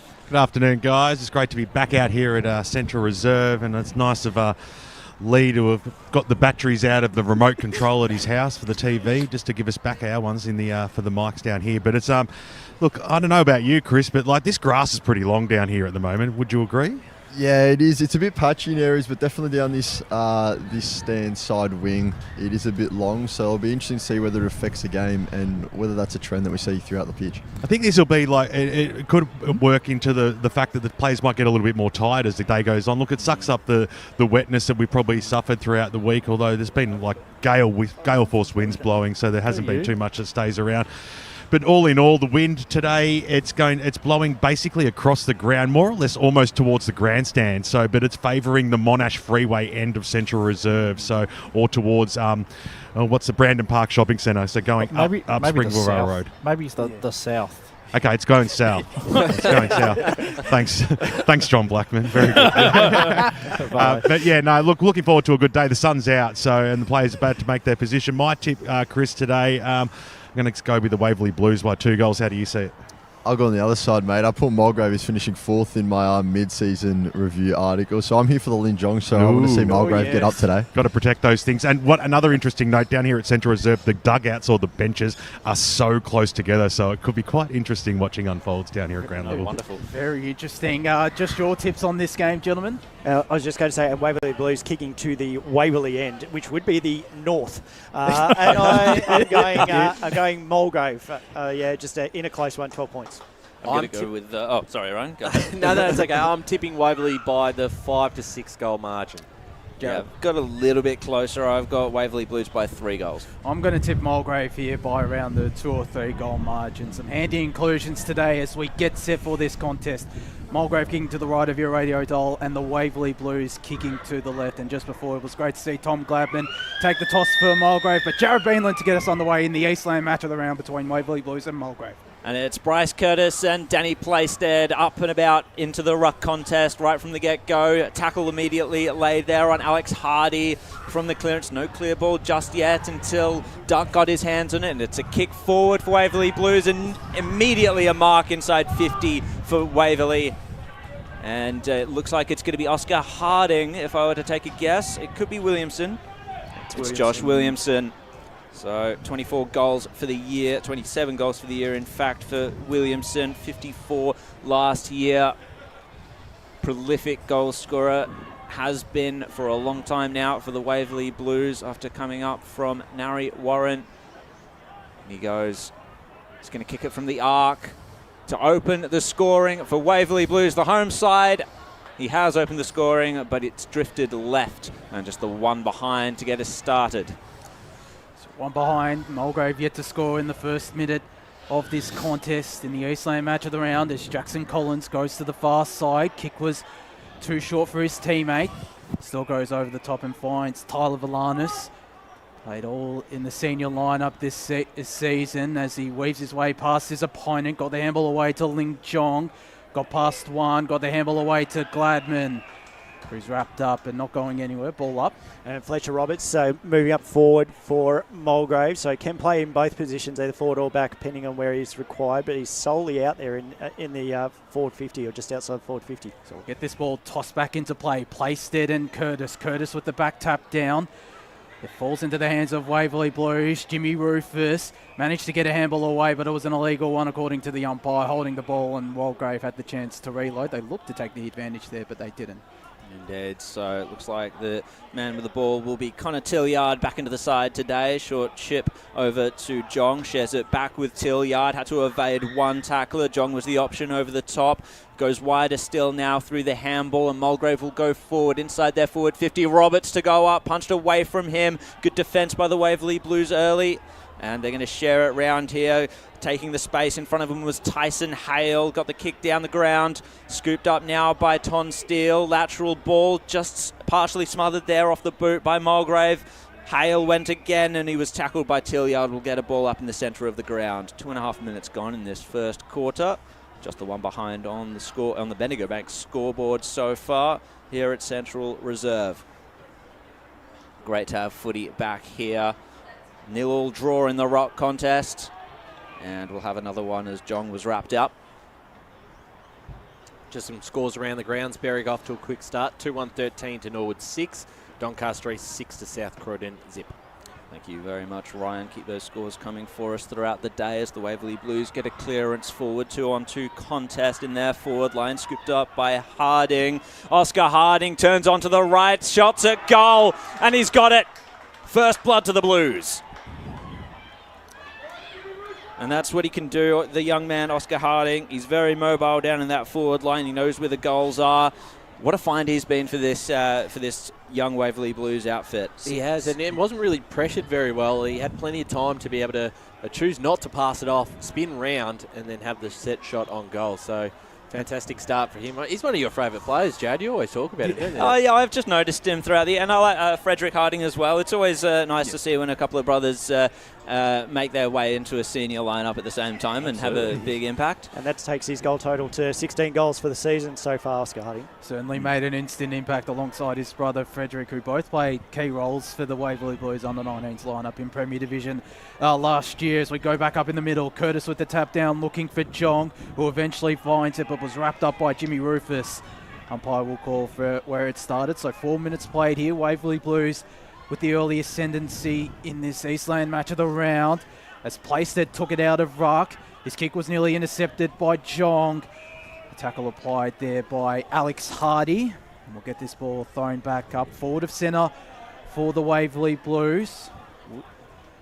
Curtis again with the backhanded tap down. Eventually finds the hands of Angus Gervasoni. And a good tackle applied there by Jay O'Connell. Back into the lineup this week. And this ball will be thrown up once again. A couple of stoppages the last couple of minutes as Tilliard tried to scoop it out. Couldn't.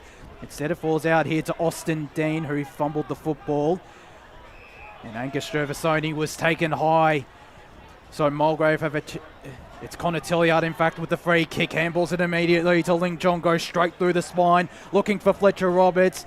Didn't get hands on it. Bailey Thompson on the ground. Waverley Blues defending this ball really well. They get it out to the captain, Ryan McNamara. His looping handball over the top. They work it out well. And Samuel Hale, his kick will be intercepted by Austin Dean. Got Fletcher Roberts calling for it deep inside forward 50. He heads in that direction.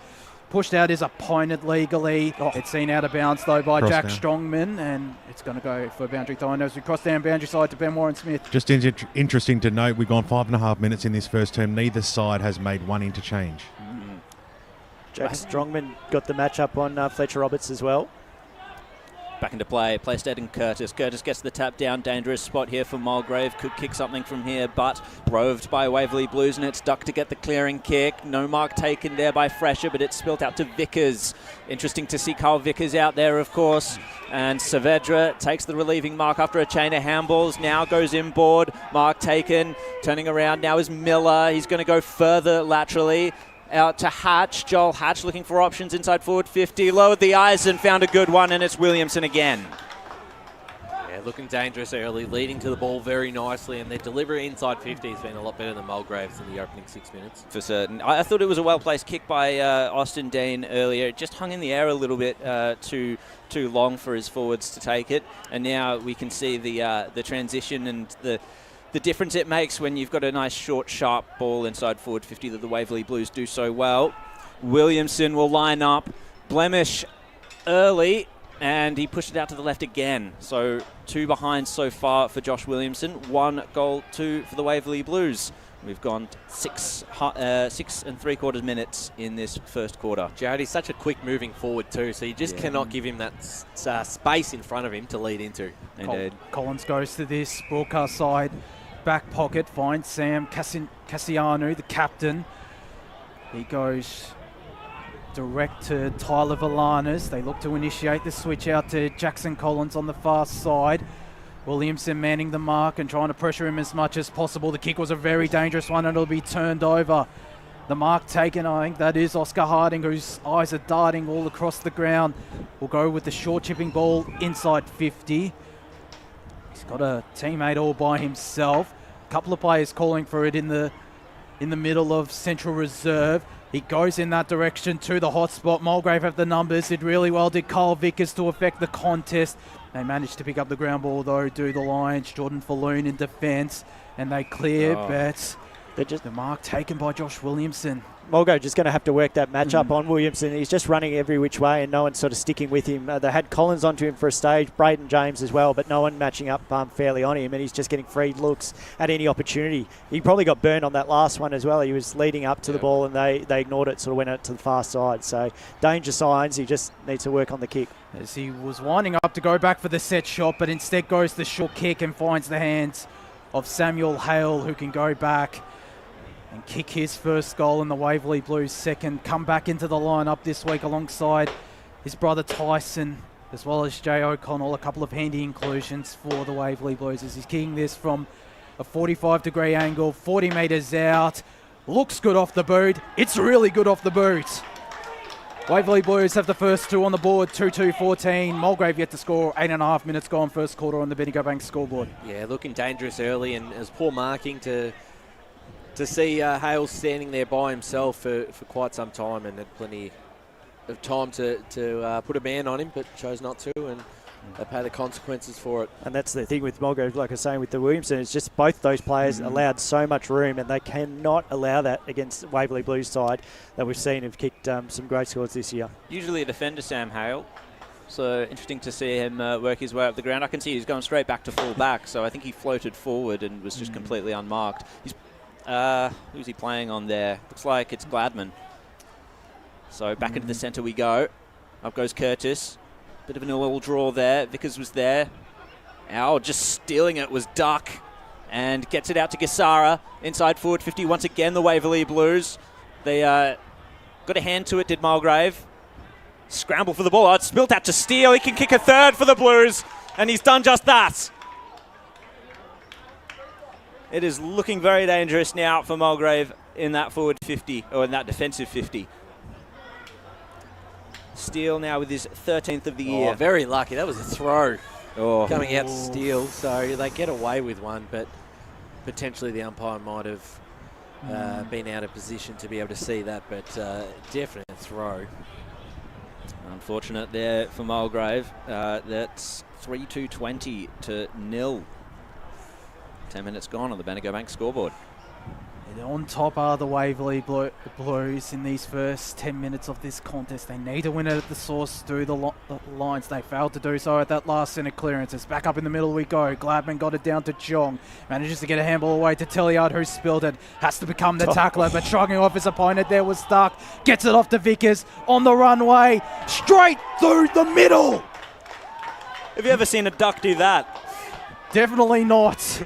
That is brilliant from Chris Stark and Cole Vickers. Waverley Blues have the first 4 goals on the board inside the first 10.5 minutes, 4-2-26. Mulgrave yet to score. Yeah, they've fallen asleep early. To have that much room for someone of the quality of Kyle Vickers and the tackle against Duck just wasn't strong enough as we go boundary side to BWS. Great call there, Wardy. I tell you what, law of averages says that the Waverley Blues on a media team game will be up by 8 goals at quarter time. Mulgrave need to find that response and quickly. So back into the centre we go. Waverley Blues sharp and on form. Mulgrave, they can still taste the toothpaste in their mouths. But we can see if they can get a clearance here. Jong hands it out. Hardy, back to Jong. Sharp hands, tackle though. Great tackle by Waverley Blues. Jong again, that's his 3rd possession in this run of play. It was a poor one though, and they're going to have to shove it forward through Villanis. That's Riley this time. Fresh area of the ball there, was able to pick it up regardless. High ball inside forward 50. It's mostly Waverley Blues here. Crunch they go. Strongman at the bottom of the pack there, along with Connor Tilliard. And it's a ball up. Some scores around the grounds. North Ringwood lead Bayswater 3-1-19 to 1 straight 6. Park Orchards 2-1-13. Mooroolbark 1 behind. Back we go. Playstead slaps it down. We'll have another stoppage though. Some more scores around the grounds. Montrose lead Doncaster 12-6. And back in Premier Division, Berwick 26 to Norwood 6. Doncaster East 19 to South Croydon 7. Thank you very much, Ryan. Clearance goes the way of the Waverley Blues. A little fumble there, though, and that's a little fortunate there as Bailey Thompson, was able to draw the high free kick, and this is the first true shot at goal for Mulgrave. Just having a look at the replay now. He went low. Yeah, sort of arm slipped up, but yeah, fortunate. They got away with one down the other end, so take it back, but just needs to make this count. It all comes out in the wash in the end. Bailey Thompson. He's been good this year for Mulgrave. This will be goal number 15 for the year. Played a lot of reserves for Noble Park last year. Keeps it low enough. Oh, and he just got decked after. So he missed the goal, and then across comes Sam Hale and flattens him. So what's it? Okay, so I've missed that. I don't know if the replay caught that, but he's still on the ground. He's still down. That's obviously got to be a boundary. Let's go to Chris Curtis on the boundary line. Yeah, guys, well, the umpire that was on the mark was looking at the goals, but there was one at just the edge of forward 50 that looked like they had a good view of it. But like you said, nothing's been called just yet. Gee, he's slow to get up. It's coming off the ground, which you can understand, but yeah. Well, there's no retaliation on the field really, so I don't know if many players actually saw it or what actually happened. All eyes were on the ball. Jack, did you actually see? No, I just noticed him go down, and it was Hale who was going away from him. Anyway, take it away, Josh Ward. As Waverley Blues go to the far side, and the really strong mark taken by Tyson Hale, the vice-captain, back into the lineup after missing the last 5 weeks. His kick was a very dangerous one. Will Little still did really well. Under pressure from Evan Sarkisian. Had to go back to Tyson Hale, who's pinged for holding the ball. Lin Jong having a hot start for Mulgrave, back into the lineup this week as well, as he looks to go to Fletcher Roberts inside 50. The mark, it is paid. It has to be paid. I was about to say he was juggling that mark, Fletcher Roberts, but while the two former doggies combining, and Fletcher Roberts can go back and kick a crucial first goal for Mulgrave, just starting to get the ascendancy in these last couple of minutes. And Fletcher Roberts can cut the margin back down to 19 points. Of course, before joining Mulgrave, spent a bit of time with Port Melbourne in the VFL. Goes around and goes straight through the middle. Mulgrave get there first. 1-1-7 plays 4-2, 26 Waverley Blues. 15 minutes gone in this first quarter on the Bendigo Bank scoreboard. It was an interesting move there by Roberts. He sort of pointed to the mark and then sort of to take their distraction and then snapped it around the body, and then the umpire obviously played on. But I was surprised that not an earlier mark. I thought the whistle was broken by the umpire there. Right. Well, and that's the experience as well of someone who has played at the top level. And if there's one big positive from the first 15 minutes, there's not many for Mulgrave. It's probably Lin Jong's start. Obviously doing quite well after that hamstring injury. As we go down to the boundary side, thanks to Tobin Brothers, Ben Warren Smith. Just watch Bailey Thomas come off the ground earlier. I can't believe he didn't get a free kick for that. He's very groggy. He's got back up on his feet, but he'll be just trying to walk this one out. I think he'll definitely come back on pretty soon, though. Yeah, very interesting situation there, especially without the retaliation. That's what strikes me. Anyway, back into the centre after a crucial goal for Mulgrave. Good tap by Playstead, and it's fallen for the Waverley Blues here. The kick was pressurised, however. Mitchell went in, and Mulgrave will win it back. Bouncing ball towards centre half forward, scooped up. That was really well done by Sam Hale. Was able to evade a tackle. High up and under to Playstead. He's going to play on. Now over to Miller, keeping it low, short kick. Now to Fresher. Fresher inside forward 50, and guess who? It's Williamson. Just punched away from him in the end, though. That was good defence by Mulgrave. They're going to work it out through handballs. Gervasoni couldn't handle it, however. In went Williamson again, and they're going to wrap it. No, they're not going to wrap it up. Little short chip by Mulgrave. Didn't go particularly far, and Waverley Blues are now back inside forward 50 and Playstead. They're calling for a touch there in the marking contest, but that's not going to get called, I don't think. And Daniel Playstead will walk back and try and sink the Waverley Blues 5th. So it's kicked 8 goals for the year as Daniel Playstead, of course, played his 200th game for the side recently. You'd back him with all the experience that he's had. Plenty of goals along the journey. And it looks like the wind may have affected that one. Just the one behind, so they're not really making the most of all their opportunities, the Waverley Blues, but still looking very dangerous. 7 scoring shots to 2, so concerns for Mulgrave. They have to find out at quarter time. Boundary. Yeah, guys, Bailey Thompson, who took that, it is now gone into the rooms in the hands of the club doctors, so I want to keep an eye on. So 4-3, 27 plays 1-1-7. 7.5 minutes gone in this first quarter on the Bendigo Bank scoreboard as the kick in for Mulgrave goes short to this broadcast side back pocket. They go now down the line looking for Tom Gladman. Riley Valanis with the kick out of thin air, really. Gervasoni tried to spin his way out of trouble, couldn't. Umpire pings him, and it'll be Nathan McNamara. Another young gun for the Waverley Blues getting this free kick in defence. Goes back to his captain in Ryan McNamara. To Jack Strongman, who's under pressure there from Todd Kenny, but manages to get a kick away. It just got over the top of Jack Davidson. Link John again out the back, was under plenty of pressure from his Waverley Blues opponents. In fact, that was Manny Sarkisian. We'll get this ball thrown up inside forward 50 for the Waverley Blues.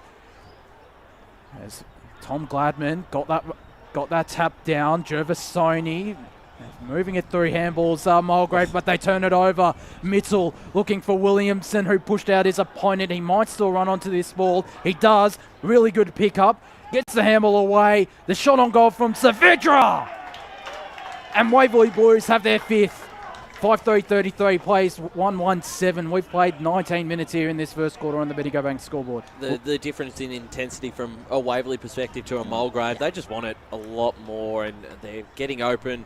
And It's just so worrying. And just even that from Williamson, didn't score the goal, but created that goal with that pace that he burnt them with. So to find the open man, and even out on the back here for Waverley Blues, they had so much space to switch it across. So it doesn't matter whether it's in their forward line or back line, they've just got space everywhere. Mulgrave needs to shut that down. The other big thing is they're not laying their tackles. They've been able to break through tackles very easily, Waverley, so that's something they're going to have to get a lot better at as this game continues.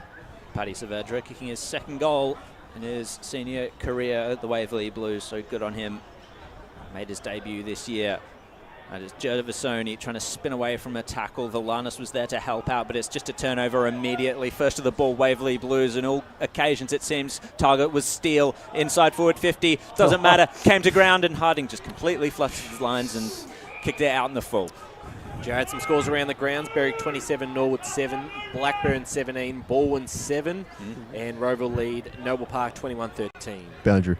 Let's go to Chris Curtis on the boundary line. Bailey Thompson now out of the room, boys. Seems very reserved, keeping to himself a bit, but he's back on the bench, so we'll keep an eye on whether he gets back out there or not. Hope to see him back out there as long as it's at no risk to his health. Ryan, you got more scores? Yes, Vermont also lead East Ringwood 25-20. Thank you very much. Very interesting Premier Division scores around the grounds there. Definitely keeping an eye on the Blackburn, the Baldwin game. So finally, Mulgrave kick it back in. Curtis is there as the target. McNamara, though, roved it at ground level. Got the handball away. Whistle's gone. And advantage paid, so Mulgrave will take it down the field. Fletcher Roberts had absolutely no one in front of him, so Kenny's going to have to go hard here. Scooped up, though, by Miller for the Waverley Blues, and he's got the outlet kick and Strongman. He's going to go further laterally to the goal kicker, Saavedra. Takes the mark. And he's going to go back into the corridor, just overcooked the kick a little bit. And Mulgrave could pounce on this one. Kick towards the top of the goal square by Gervasoni. Roberts lopes after it into the pocket. He's going to have to be quicker than that. Got the kick away, and it just dribbled over to the wrong side of the post and one behind for Mulgrave. I was going to say that BWS talked about the grass being long. In that pocket, it looks exceptionally long, and that ball just slowed up. I like Fletcher always trying to dribble it, but went on in the MCG, far from it. As they nearly got the turnover inside forward 50 there, Mulgrave, but they give away free kick. They call it Connor Tilliard, and it's Will Little. It goes out wide to Christopher Duck. Had a good start to this contest, this Duck. Down the line he goes. Ryan McNamara is inboard on the right half-back flank for the Waverley Blues, so just slowly moving this ball are the Blues. They look to launch now to Oscar Harding. It falls out the back to Jordan Falloon. Alex Hardy wrapped up. An umpire will call for it. So 22 and a half minutes gone in this first quarter. Waverley Blues lead 5-3-33. Mulgrave 1-1-7. A hot start from the second place Blues will look to move to 9-1 for the season. There's no clear winner in that ruck contest. Jimmy Rufus, his kick was smothered. Lin Jong pounces, got the handball inboard to Evan Sarkisian, goes inside 50 with a really good kick. And Mulgrave have a chance to get a late one here. Just waiting for the player to turn his number around, but that was a really good passage of play. Batista, I think. It is. Yeah, it is. Jong Michael actually Batista. got that ball off the rebound of a Waverley Blues player's head. But actually, a bit of luck worked their way that time. Much better pressure, though. He'll kick this from directly in front. Will Michael Batista made his senior debut a couple of weeks ago. From about 40 metres out, drifting to the right, stays there. Mulgrave move to 1-3-9. Waverley Blues 5-3-33. 23 minutes gone in the first quarter on the Betty Bank scoreboard. That was better by the Lions, though. That kick inside forward 50, that's what they were looking for. It was a lot sharper than some of the entries that they've had previously. So it's Ryan McNamara now to bring it in. Kicks it into the pocket. Strongman was there. Kicks it over now to Rufus. Just at the crook of the arc and the boundary line in his defence. And his kick was marked there by Gacera. So moving the ball slowly here as we've ticked well into time on, and Gacera has just turned it over to the dangerous man. Jong hands it off. Lost handle on the ball, however. Holding the ball, it seems. So Waverley Blues will take advantage, go down the line, play stead. Gee, it would hurt if the Mulgrave concede a late one here. Leading towards it is Williamson, and he's just drawn the free kick. They're getting nervous down there, and it was Jackson Collins, in fact. It's just the pace. You can't keep up with him. I think they have to look at that matchup sort of at quarter time. How long until Roberts goes down onto him? And he's picked out a target in the pocket who is completely unmarked. And so the distance is better, but the angle's a little bit harder now. And I believe this is Chris Duck. It's happened multiple times, Jared, as well. That's how they got the goal through Hale before, just not marking players. I should hold my tongue before guessing which player this is. I'll wait for him to turn round. He's kicked the goal, I think. Indeed he has. And he'll probably just run all the way to the bench without turning around. Completely lost him. I think it is Chris Duck. It is Chris. I should have backed myself. Yeah. It did look an awful lot like Christopher Ducker, who has had a really impressive start to this contest, as have the Waverley boys with 6 of the first 7 goals. He deserves a goal, the Duck, because he's been excellent out of the middle. Certainly has. Waverley boys 6-3-39, Mulgrave 1-3-9. Already a mountain to climb for the Lions out here at Central Reserve. 25.5 minutes gone in this first quarter. It's back up in the middle we go. Miller thrown into ruck, got the tap down. John nearly ran onto it. Miller just went to kick off the ground, and then John picked it up really nicely. Goes to the half-forward flank on this broadcast side. The Waverley boys man got the spoil in. The bounce favours Tyson Hale, who did really well. Got a handball over the top to Jimmy Rufus, who's wrapped up by Ling Jong. That was impressive play from the Waverley boys. Just getting the fall of the bounce as well, but one on two. Yeah, strong. You just have to win those ones. You do, and it results in the ball up, so a chance for both sides to reset as Miller got the tap down. Dean read it well, looks to go straight through the middle, trying to find Alex Hardy, and does. Turns around, goes inside 50, looking for Fletcher Roberts. The kick just sat up. Roberts goes to the snap. It goes to the left, and it'll stay in play. Batista might run onto this. He does. He's got a 2-on-1 in the right side forward back pocket for the Waverley boys, and the Blues win out. Little got the handball over the top to Samuel Hale, who fumbled it. He managed to get a kick away, but it won't be 15. It won't even reach a teammate, as Rufus does really well. Was wrapped up though and pinged. So Mulgrave a late chance, and it looks like it's going to be Michael Batista, who has provided a bit of presence the last couple of minutes in that inside the forward 50. Handballs it immediately. The shot on goal from Valanis will fall short. Affecting the contest there was Alex Hardy, but it's seen through. And Mulgrave moved to 1-4-10. Waverley Blues 6-3-39, 27 minutes gone first quarter. And the grass might be thicker on that other side. I didn't think it was possible, but the just stop. Just boom. It's sand traps over there. Sam Hale over to Steele, who's worked his way up the ground. Now, the inboard kick could have been dangerous, but the safe hands of Will Little made sure of it. He's going to go back out to Steele now, right in front of the Mulgrave dugout.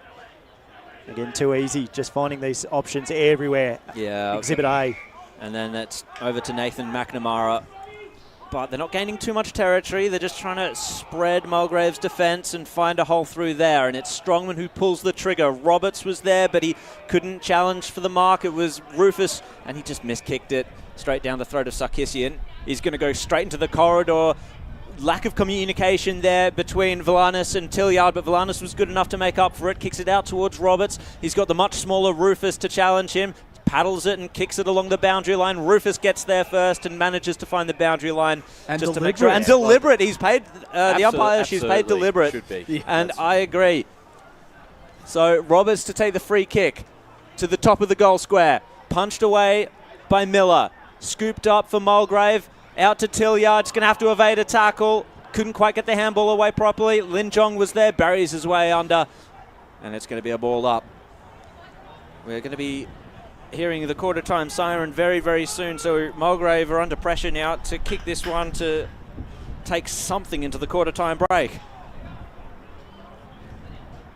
Tap down by Miller for the Waverley Blues. Ball ricochets, and there ends the chances of Mulgrave in this first quarter. 6-3-39 for the Waverley Blues, 1-3-9 Mulgrave. It's quarter time here at Central Reserve. That was the Bendigo Bank scoreboard, of course. Here's Josh Ward with the goal kickers. So all single goal kickers throughout the contest. Ton Steele, Kyle Vickers, Sam Hale, Oscar Harding, Patrick Saavedra and Chris Stuck as well for the Waverley Blues. Fletcher Roberts, the only goal kicker for Mulgrave. We're going to go to our first ad break here for the Eastland match of the round. When we return, we'll have one of the coaches join us ahead of the second quarter out here at Central Reserve. As Sarah opened her best friend Jackie's wedding invitation, she was overcome with a wave of emotion. While her two young boys wrestled on the floor, tears of happiness rolled down Sarah's cheeks as she saw the words she'd been longing to see. Please note, this wedding will be a child-free event. Well, Sarah, looks like we're off to Eastland for a new frock and some heels. And let's book in that babysitter. For all of life's little moments, there's Eastland. Eastland. Live real. Sprained your ankle, bursting through the banner? Broke a finger, high-fiving the ruckman? Or did you run into the goal post again? For bumps, breaks or bleeds, be seen sooner, close to home at Knox Private 24/7 Emergency Department. The preferred provider of emergency care to the Eastern Football Netball League, you'll generally experience shorter wait times. You don't need private health, but there is an out-of-pocket fee. Be seen sooner, close to home at Knox Private 24/7 Emergency Department, 262 Mountain Highway, Wanturna. Do you feel good about your bank? Because there is a bank you can feel good about. They share their profits to fund big community projects, small community clubs, and vital emergency services. They've given $250 million to help Australian communities thrive. They have all the products and tech you expect from a big bank, with service you don't. It's Bendigo Bank. Feel good about who you bank with. Try Bendigo. Search bendigobank.com.au or search Bendigo Bank near me. Tobin Brothers Funerals wear their heart on their sleeve. Their clear and easy to use website and Memory Maker app make it easy for families to make an informed decision. Here's James McLeod, Managing Director of Tobin Brothers Funerals. We pride ourselves on being the most transparent funeral company. All pricing on goods and services are available on our website.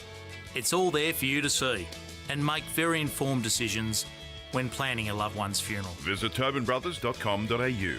Tobin Brothers Funerals, celebrating lives. At Yarra Valley Water, we know reducing your shower time, or show time, to 4 minutes can save you an average of $200 a year on water and energy bills. Shower shorter. Save water. Authorised by the Victorian Government, 1 Treasury Place, Melbourne. Sprained your ankle, bursting through the banner? For bumps, breaks or bleeds, be seen sooner, close to home at Knox Private 24/7 Emergency Department. You'll generally experience shorter wait times. Knox Private 24/7 Emergency, 262 Mountain Highway, Wanturna. You are listening to Radio Eastern FM 98.1. With live and exclusive coverage of the EFNL football season, bringing you the match of the day with score updates from all divisions. And now we cross to our commentary team for the Radio Eastern 98.1 Match of the Day coverage. Welcome back to the Eastland match of the round out here at Central Reserve. It's the Waverley Blues getting off to a hot start, 6-3-39. Plays Mulgrave 1-3 and not a 9 at quarter time. A dominant first quarter from the Blues. Josh Ward here alongside Jared Beanland, Scott Hardy, Ryan Long, along with Ben Moran Smith and Chris Curtis on the boundary. Just the Waverley Blues at their best in that first quarter. The quick transition, the couple of centre clearance goals as well, just right on top of Mulgrave. It was, and their key players probably looked very dangerous in Williamson. Guys like Duck through the middle.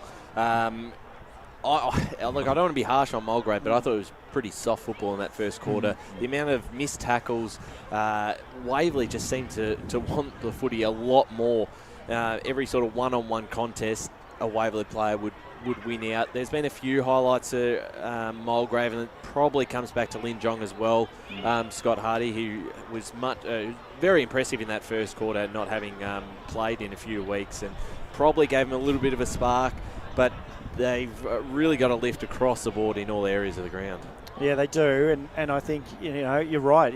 It's not harsh. It's just that's the reality of it. They're just not playing sort of that hard attacking sort of footy. As we're going to go boundary side. Well, maybe not. No, maybe not. maybe. I was going to say Oh, There we go. Here's Chris Curtis. Yeah, boys, I've just gone up to senior coach Matt Richards and he said, nah, not now. But some of the things he brought up in that quarter time huddle was definitely accountability when tracking runners. He felt that at times the effort wasn't good enough when their players are running off him. So I was told by the medicos as well in that huddle, Bailey Thompson is out and it looks like he's making his way back to the rooms now. So he's done for today. Yeah, really interesting, that knock. Obviously, it's a fairly decent knock to get concussed to that point. We go boundary side with BWS. Well, it was a happy team at Waverley Blues at quarter time. Scott Savage really up and about around the boys. Really impressed with the work rate of the boys and the uncontested marks. They outnumbered them 22-8 in that quarter. They were squeezing them up. They were forcing the turnovers. And really, they just put them on the ropes. What he wants in this quarter, he wants them to concentrate on the execution. He doesn't want goal-for-goal football. He wants to go on with it. He wants to see where they're at half-time. And he said, it's all about what you do when you don't have the footy, boys. I'm sure Scott would have been happy to chat to you, BWS, on that. Unfortunately for Matt, but I was going to say he'd be very, very angry and obviously proven in that. Well, he should be. Absolutely. Let's see what Mulgrave can do in this second quarter as we head back into the centre of the ground. Playstead tried to wrestle his way out for the clearance, but wrapped up. I think that's Tilliard. Certainly going to be interesting if they switch the magnets as well, Mulgrave. Williamson's still got Jackson Collins for company, so that's one magnet they haven't switched. Indeed. Curtis got the tap down this time, but Playstead roved his opponent. Ruckman's ball, kicked it out, and Mittel off the ground, kicks it into the forward 50, follows up his work, gets tackled, but got the handball away regardless. Hale was there for backup. That's Tyson Hale. Jimmy Rufus back now to Mittel. Inboard kick inside forward 50 and strong. Standing under the flight of the ball was Manny Sarkisian. He's going to play on with it. They don't want to mess around here, Mulgrave. Time is sort of against them at this point. Jack Davidson into the centre of the ground. It comes back to Sarkisian. Chain of handballs now. Curtis back to Sarkisian. Inside forward 50. Great intercept mark by Miller. And Waverley Blues will play on from there. As he goes to the far side, the kick wasn't all too great. It just went underneath Jimmy Rufus and he turns it over. Austin Dean with a nice pick up and gets the free kick for tripping. So Austin Dean, who's shown glimpses of promise on a wing. He was on this broadcast side wing in the first quarter. He's now out on the far side and he looks like he's going back for the set shot here as he does the traditional thawing of the grass. Will kick from around a 45-degree angle, 40 metres out. Another player coming, another terrific young talent for this Mulgrave lineup as he sets sail for home, drifting to the left and stays there. Mulgrave missing their chances, 1-5-11. Plays Waverley Blues 6-3-39. We've played 2 minutes in this second quarter on the Biddiga Bank scoreboard. There has been those chances, Josh. They've had some nice looks at goals from set shots and just missed them. So they need to make them count this quarter. So a bit of a missed kick there by Waverley Blues, kicking it in, but Sam Hale's going to make it good. Just shrugs the tackle, regains the ball, easy enough. Over to Tyson Hale now, but Mulgrave, they turn it over through Sarkisian. Now in the hands of Curtis, fed it inboard to James. Jong is there, ridden into the ground. Play on, says the umpire. Saavedra gets the handball out, and it's taken over the line by Kyle Vickers. Here's the pressure by Tyson Hale again. There, Ryan. Like, bloody hell, amazing. Yeah, both Hales indeed. Back into play on this near side now. Plays dead, taps it down. There's a Waverley Blues man at the bottom of that. He just wants it so much, Tyson Hale, around this contest. You watch him from these stoppages, just the tackling pressure and those bright blue boots. Now it's come to Duck, out to Saavedra. He's got a little bit of space to work in. That space completely runs out as Gervasoni lays the tackle, holding the ball. Where to here for Mulgrave? They're going to be finding some goals soon if they keep some of this pressure up. So it's spilled out to Villanis. Duck is in there. Villanis lays the tackle. Ball up. Well, you're right, Joe. That pressure's much better there. The chase down was good, and that's what was really missing in that first term. Gladman taps it down. Inboard. Jong is there.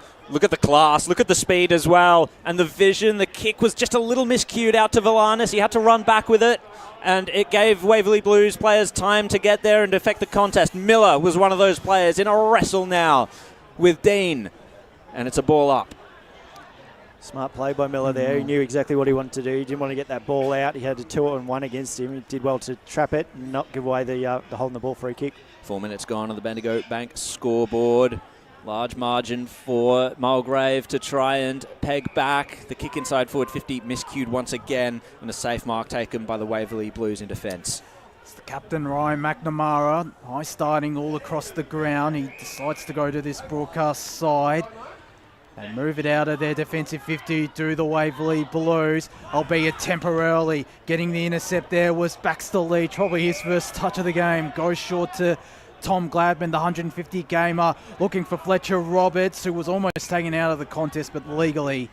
And the intercept mark taken by the big ruckman, Daniel Playstead. Down the line he goes, because he's got a player, Nick Fresher, all by himself. Bumped into his teammate in Tyson Hale, who managed to get a handball away, but it's to Angus Gervasoni, and the kick inside 50 is a really good one, but the mark was dropped by Davidson.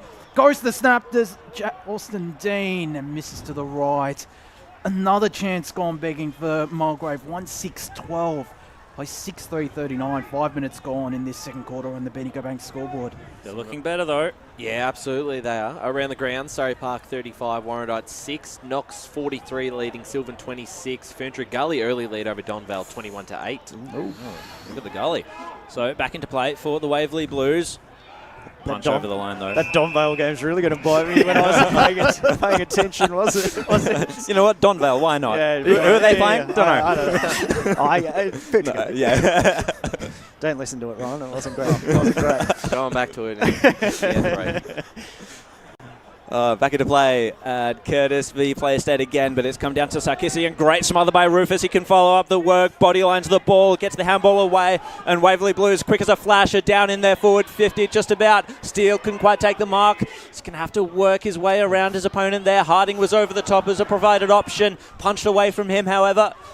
Steele goes at it again. And it's going to be wrapped up there as Mulgrave are playing the clamps just a little bit around the contest. Just tell them you cannot kick it on the ground in that pocket. You will not go anywhere. It's not going to work. Curtis taps it down. Jong there as always. And a relieving kick for Mulgrave. It's going to come back though here through Little. Kicks it inboard. Mark taken by Mittel. So Little to back to Little. We're tied in knots here are our tongues. And, well, it's a great kick forward for the Waverley Blues. Mark taken inside forward 50. He swung round and just kicked it across the face of goal, unfortunately. And just the 1 point for the Waverley Blues. That was Williamson again, just causing havoc down there. He's having one of those almost days. If he finishes off his good work, he'll be... It's been like 3 behinds, 4 behinds so far, I think. I think it's I got him down for the 3 behinds. Yep. But so if you kick those 3 behinds, it's a lot of a bigger margin. As the kick from defence was a very dangerous one from Mulgrave. It did, and it's Angus Gervasoni started to step it up in this second quarter. Josh Basin in front, 19-4. Might be right as they turn it over. Cassiano, the backwards kick, looking for Jackson Collins, and Cole Vickers pounces. He can go back and kick his second goal of this contest. Come back to the Waverley Blues this season on Port Melbourne's VFL list since probably around this time last year, and has made an impact since coming back into the lineup. Will kick from a little bit of an angle, but from around 5 metres out. Shouldn't make any mistakes, and he doesn't. Only I was not far from it. Very, very close to what is known as the commentator's curse, but it's still a goal. 7-4-46 Waverley Blues. Mulgrave 1-6-12, and just a case of Mulgrave have all the territory, failed to really impact the scoreboard. Waverley Blues go down the other end, probably their first or second entry inside 50, and they get a goal. Yeah, Scotty, that really hurts. They had all the play for the first 5 minutes of the game, just couldn't quite convert those forward 50 entries, and it ends up biting them when it goes the other way. As we go down to the boundary Chris Curtis. Yeah, guys, Mulgrave's number 5, Alex Hardy, has come off the field, just pointing above his left knee. He's trying to walk it off at the moment and just consulting with physios as we go, so we'll keep an eye on that. So down by 34 points, down perhaps a couple of rotations here. Mulgrave are up against it, and they're going to concede another inside 50 here to Metal. Bodylining the ball, that was really well done by the big backman there, but Waverley Blues just trying to get it forward. A scramble in defence there by Falloon, and it looks like it's going to be a ball. No, it's a free kick, and it's going to go the way of the Waverley Blues. Cross down. Let's go down to BWS. It was paid a throw. It was a throw. Thank you very much. So, tricky stuff here. I believe this is Daniel Plaisted. It is. And the 200 gamer from a few weeks ago has just pushed it across the face of goal. So just the 1 point, bit of a let off once again from Mulgrave. 7-5, 47 to 1-6-12 on the Bendigo Bank scoreboard. 9.5 minutes gone in the second quarter. Collins with the kick in. Called back though. Just have to wait for the goal umpire's signal as he was looking to this broadcast side, or near side. Now decides to go straight through the middle. Kick was, again, a dangerous one, but still the mark taken there by Tyler Valanis. Goes back to Jackson Collins. Short chipping ball over the top, flirting with danger, but still finding Angus Gervasoni. Goes immediately to Ling Jong, who has to take on 2 opponents. Instead decides to go back to Gervasoni. The kick down the ground from Riley Valanis right in front of us. And a really good effort there by Will Little, who's also stepped it up in this second quarter. The former... Sorry, no, keep going, Josh. Sorry, I was just going to say Jack Davidson had a very quiet game this far. Normally one of their standouts. So we'll get this ball thrown back into play. Gladman just took his opponent out of ruck in Zach Miller and goes inside 50, 2-on-1 in favour of Waverley Blues, but it falls out the back to Fletcher Roberts, who can almost dribble its way to goal. It's at the top of the goal square. Middle's going to run onto it, up against Austin Dean. And Middle sees it out of bounds for a boundary throw, and so another chance for Mulgrave to get on the scoreboard here at the 11-minute mark of this second quarter. Bounce didn't really favour Dean there. It's just kept going away from goal, so missed opportunity. But having a look around the grounds, North Ringwood 52 over Bayswater 13, Park Orchard 34, Mooroolbark 3. So who's going to rove it? Waverley Blues do. Kick out of defence, and a free kick for over the shoulder is going to be paid against Mulgrave, and it's going to go to Jamison. Haven't called his name much. He gets it over to Duck on the wing. Had to delay the handball a little bit for his man to come forward, and the kick was low and it was strong, and it was to Rufus. His kick just hit the ground before it made it to Steele. 2-on-1 situation now from him. Turning this way, and that is Williamson, and he just places the kick right out in front of his teammate. Easy as you like. How much space? Yeah, it was very, very short, but it's Nick Fresher. He has paid the mark, and he's going to go back and look for his first goal of the day. And that's one thing. They've had 6 individual goal scorers. This would be 7 if he kicks it, which is very, very dangerous. They've got options everywhere, just like they did in the Division 3 days. Nick Fresher comes in. He's just pushed it left. Oh, I hit the post. It was coming back slightly. The woodwork got in the way. With all the missed opportunities, they've probably just slightly kept the door open for Mulgrave. This game could be even further blown out. It's 48 plays, 12 on the Bendigo Bank scoreboard. Better run. This is really good run. It ends in the hands of Tyler Valanish. Smart chipping ball over the top, finds Austin Dean. Been very lively in this second quarter. Jason Miller came in from the side and got the spoil in under plenty of pressure from Angus Gervasoni, but just shrugged him off. Got it to Saavedra, whose handball was an errand one. And it results in a boundary throw-in again as we cross down boundary side to Chris Curtis. Mulgrave's Alex Hardy back out on the field, boys. Good to hear. It's terrific to hear, because if Hardy went down, it would have been 2 rotations for the remainder of the contest for Mulgrave and would have made it an even bigger mountain to climb. They trail by 36 points, 6 straight kicks as Gladman. His tap was a really big one. Gervasoni on hands and knees, got it out to Sarkisian of the Evan variety and misses to the left. Waverley just filled that hole really nicely with the spare player back there to shut it down, and then just the missed shot by Mulgrave. But pleasing from Mulgrave, that run on that far side was a lot better, and probably need to use more of that, just take the game on a little bit more and roll the dice, because at this stage they've really got nothing to lose and they need to find a way to win. Long high ball. Target was Harding from the kick in. Spilt to ground. Heavy work done on Vickers there as he went to ground, but the ball's come forward for Waverley Blues. Kick by Rufus. It's found Jamison, and he's going to lower the eyes, and Williamson just drops it. Mulgrave needed reinforcements. Hardy was one of those. Collins now. He's just going to kick it in hope. Duck's the only man in the area. He's going to scoop it up. He's got time and space. Villanis was in front of him, and Saavedra was just over the top. Takes the mark. And it looks like he's going to go back and look for his second goal of the day. Williamson was calling for that early on, but... And, well, he's just kicked it in the middle of a couple of options. So in two minds, it seems. And Mulgrave will pounce on this opportunity. Duck is there in a one-on-one situation. Out the back was Little. He gets the safe kick backwards, and Waverley Blues are happy to just work this one out without going too overzealous. Well, he's turning this way and that. Gets the handball over the top. Good thing he had an option there because he was in trouble. Miller kicks it forward for the Blues. Williamson overran it.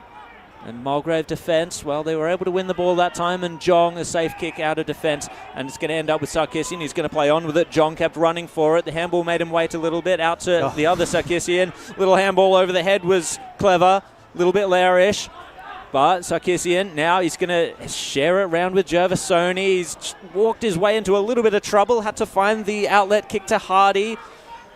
Gee, they're dancing on the edge of a knife here at Mulgrave. Hardy inside forward 50. Over the top goes Roberts.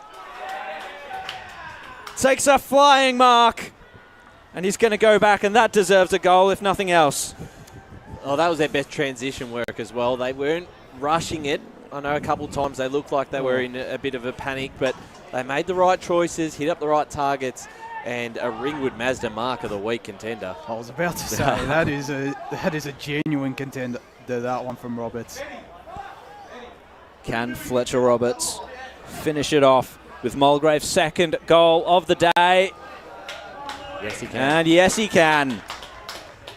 Sigh of relief there as Roberts gets his second goal of the day as well.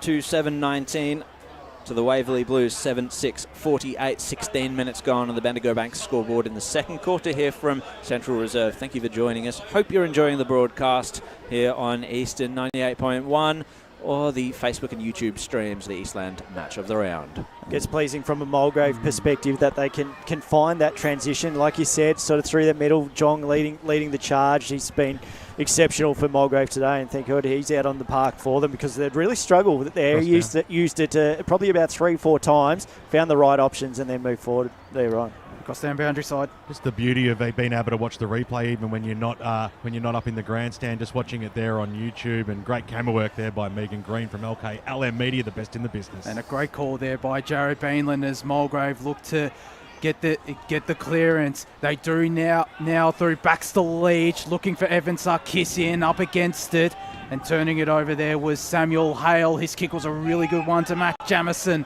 Onto his left he goes. His kick floated with danger, but still was taken by Nick Fresher, who looks for options inside 50. Got a couple of leads. Got a player calling for it deep. Decides to go short to this broadcast side, half-forward flank.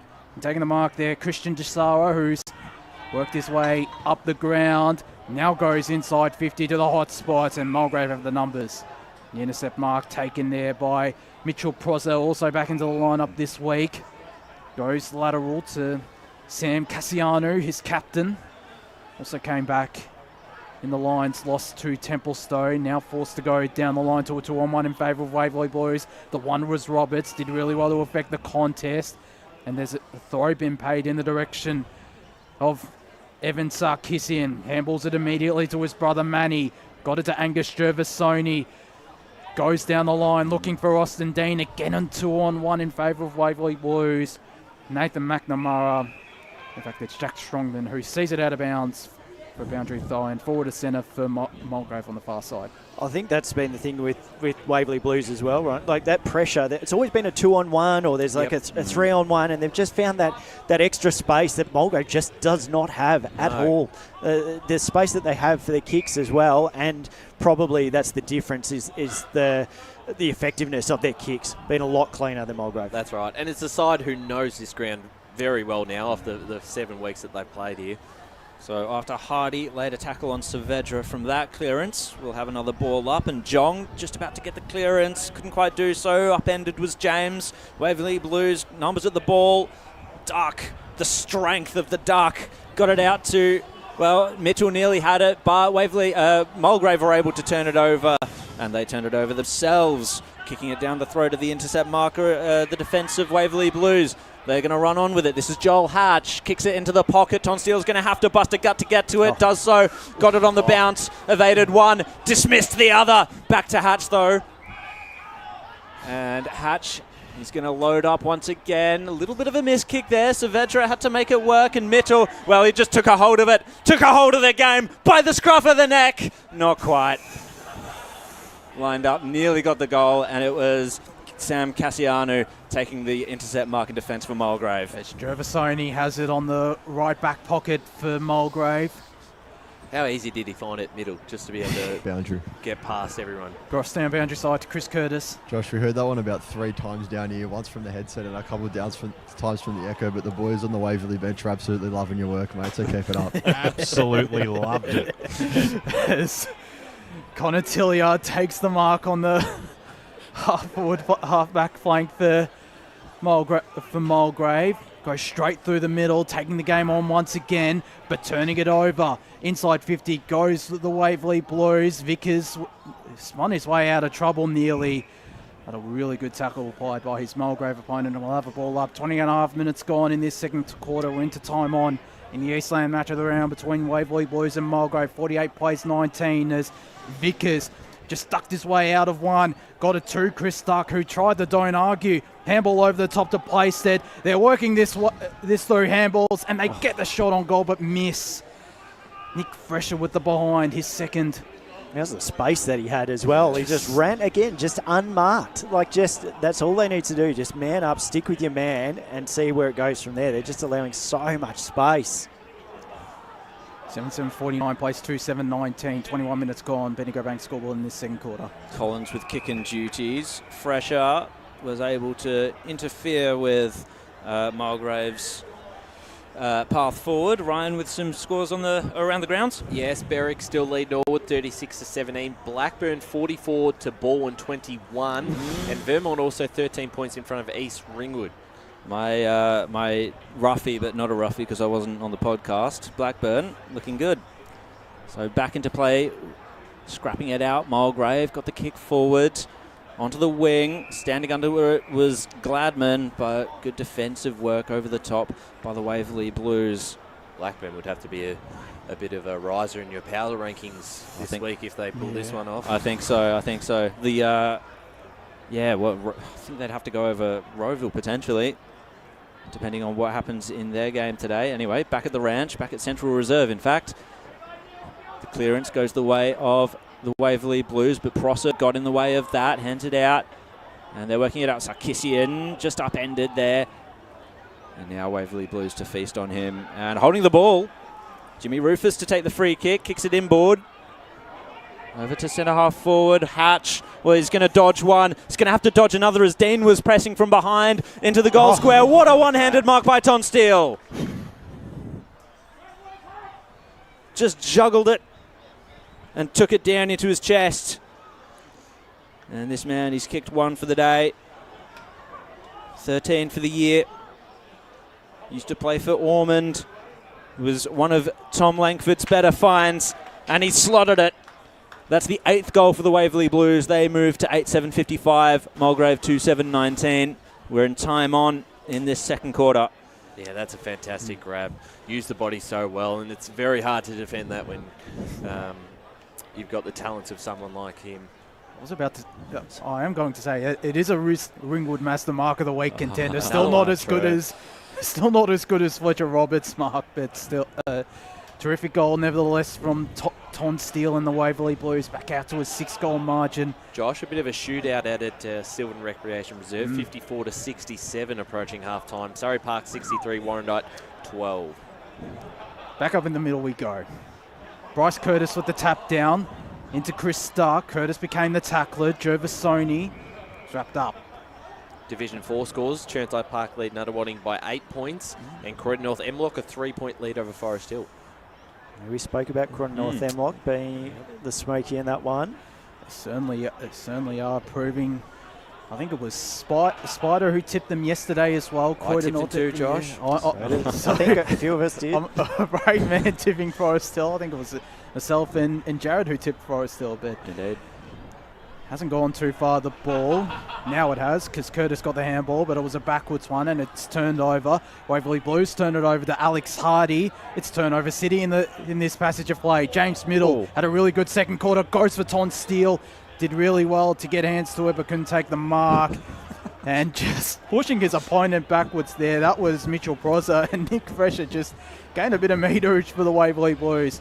Gets the stoppage inside forward 50. Ton Steele looks a bit ginger after that marking contest. In the meanwhile, the Waverley Blues get a holding the ball free kick, and it looks like his right ankle is looking hurt there, Ton Steele, which would be a bit of a loss there for the Waverley Blues. As Jay O'Connell will go back for this set shot. He's making it go the long way around. Nearly broke the other ankle. We got him out just like Chris Curtis. Yeah, guys, Stu just on the back of that contest looked like he landed awkwardly, might have turned his ankle. Tried to put weight on it. It's better as it's going on, but not great now. It's Jay O'Connell from outside 50. Goes for home. Curtis balls it through. 8-8-56 the Waverley Blues. Mulgrave 2-7-19. 25 minutes gone. Second corner on the Bendigo Rank scoreboard. Jeez, Jay really didn't have any sympathy for him. He wanted the goal. Him further away from the interchange. Didn't want to ruin his momentum, his run-up. So back into play. And it was Davidson for Mulgrave. Turned it straight over. And Waverley Blues kick lateral to Miller. Right in the centre of the ground. He's got pressure coming from behind. Got the handball away just. And they're going to work it out again. Waverley Blues, McNamara. There's a long kicking option over to Sam Hale. This is. Lowers the eyes once again as the Waverley Blues do so well. Mulgrave read that, however. Punched it away, and it's now fallen into their hands. It was a 2-on-1 situation, and Gladman just a little too big to bend down and pick it up in that. Gisara received the handball, was under pressure, just fumbled it at the last moment as he tried to give the handball off, and Mulgrave didn't give him any quarter for that. So it's come back to Tilliard, tripped over, and they'll take the free kick and advantage. Villanis, this is Tyler, steps one man, hands it over to his brother. Riley sends it forward. Roberts is one out against Strongman. Strongman gets the punch away. Miller's here for backup. And he's going to affect the little chip over the top of the head of McNamara, so it wasn't perfect, but Zach Miller was there to clean it up. Back to McNamara and now to Little. They're working it out well. Little to Mitchell. They're just making things hard for me. And Mitchell made it hard for his teammate Miller. Fresher. And he was tackled. Just held him up with that handball there, and Mulgrave's pressure, one out. The ruck contest now, the ball just completely clean bowled everyone and found its way over the boundary line like it had a mind of its own. Andrew Thorin, 27 minutes gone in this second quarter in the Eastland match of the round. Some scores around the grounds in this division. Croydon lead East Burwood by 9 points. Ringwood trail Templestowe by 30. As Hardy got the clearance, Jong on the runway, looping handball over the top. It eventually finds his teammate. Jong gets the ball back from... That was Todd Kenny, goes backwards to go forwards, but they won't get a chance to get a goal on the board at Mulgrave because the half-time siren has gone. And they trail by 37 points, 8-8-56 the Waverley Blues, 2-7-19 Mulgrave. Jared Bainland with the goal kickers. Two multiple goal scorers for the Waverley Blues. Ton Steele, unfortunately, off with that ankle injury. He has 2 so far, 1 in each quarter. Carl Vickers has 2, Sam Hale with 1. Oscar Harding 1, Chris Duck and Paddy Saavedra join them. And Fletcher Roberts, the only goal scorer for Mulgrave, he's got 2. And so we'll be back after this break with a halftime show. Thank you very much for joining us on 98.1 Eastern FM, the YouTube and Facebook pages. We'll be back for the halftime show after this. As Sarah opened her best friend Jackie's wedding invitation, she was overcome with a wave of emotion. While her two young boys wrestled on the floor, tears of happiness rolled down Sarah's cheeks as she saw the words she'd been longing to see. Please note, this wedding will be a child-free event. Well, Sarah, looks like we're off to Eastland for a new frock and some heels. And let's book in that babysitter. For all of life's little moments, there's Eastland. Eastland. Live real. Sprained your ankle, bursting through the banner? Broke a finger, high-fiving the ruckman? Or did you run into the goal post again? For bumps, breaks or bleeds, be seen sooner, close to home at Knox Private 24/7 Emergency Department. The preferred provider of emergency care to the Eastern Football Netball League, you'll generally experience shorter wait times. You don't need private health, but there is an out-of-pocket fee. Be seen sooner, close to home at Knox Private 24/7 Emergency Department, 262 Mountain Highway, Wantirna. Do you feel good about your bank? Because there is a bank you can feel good about. They share their profits to fund big community projects, small community clubs, and vital emergency services. They've given $250 million to help Australian communities thrive. They have all the products and tech you expect from a big bank, with service you don't. It's Bendigo Bank. Feel good about who you bank with. Try Bendigo. Search bendigobank.com.au or search Bendigo Bank near me. Tobin Brothers Funerals wear their heart on their sleeve. Their clear and easy-to-use website and Memory Maker app make it easy for families to make an informed decision. Here's James McLeod, Managing Director of Tobin Brothers Funerals. We pride ourselves on being the most transparent funeral company. All pricing on goods and services are available on our website. It's all there for you to see and make very informed decisions when planning a loved one's funeral. Visit tobinbrothers.com.au. Tobin Brothers Funerals, celebrating lives. Do you want to study at the #1 sports science school worldwide? Study sport at Deakin and benefit from the most advanced sports facilities available, from running tracks to biomechanics labs, and decked out gyms to a climate chamber. Deakin have what you need to graduate ahead of the pack. Discover endless opportunities in sports science by visiting deakin.edu.au/sport. Deakin, proud sponsors of the EFNL.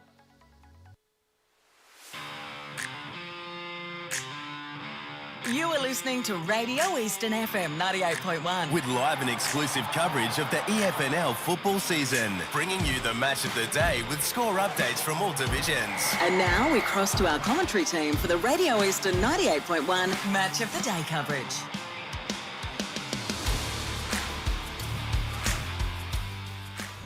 Welcome back to Central Reserve. Take number 3 here at the Eastland Match of the Round. Waverley Blues 8-8-56 to the Lions 2-7-19. I'm Ryan Long, joined by Chris Curtis and Ben Warren Smith. It looks like we're doing this a bit of COVID style, the way we're spread out on the table, or we just don't like each other. But boys, you've been down at the boundary and watching all the action in the first half.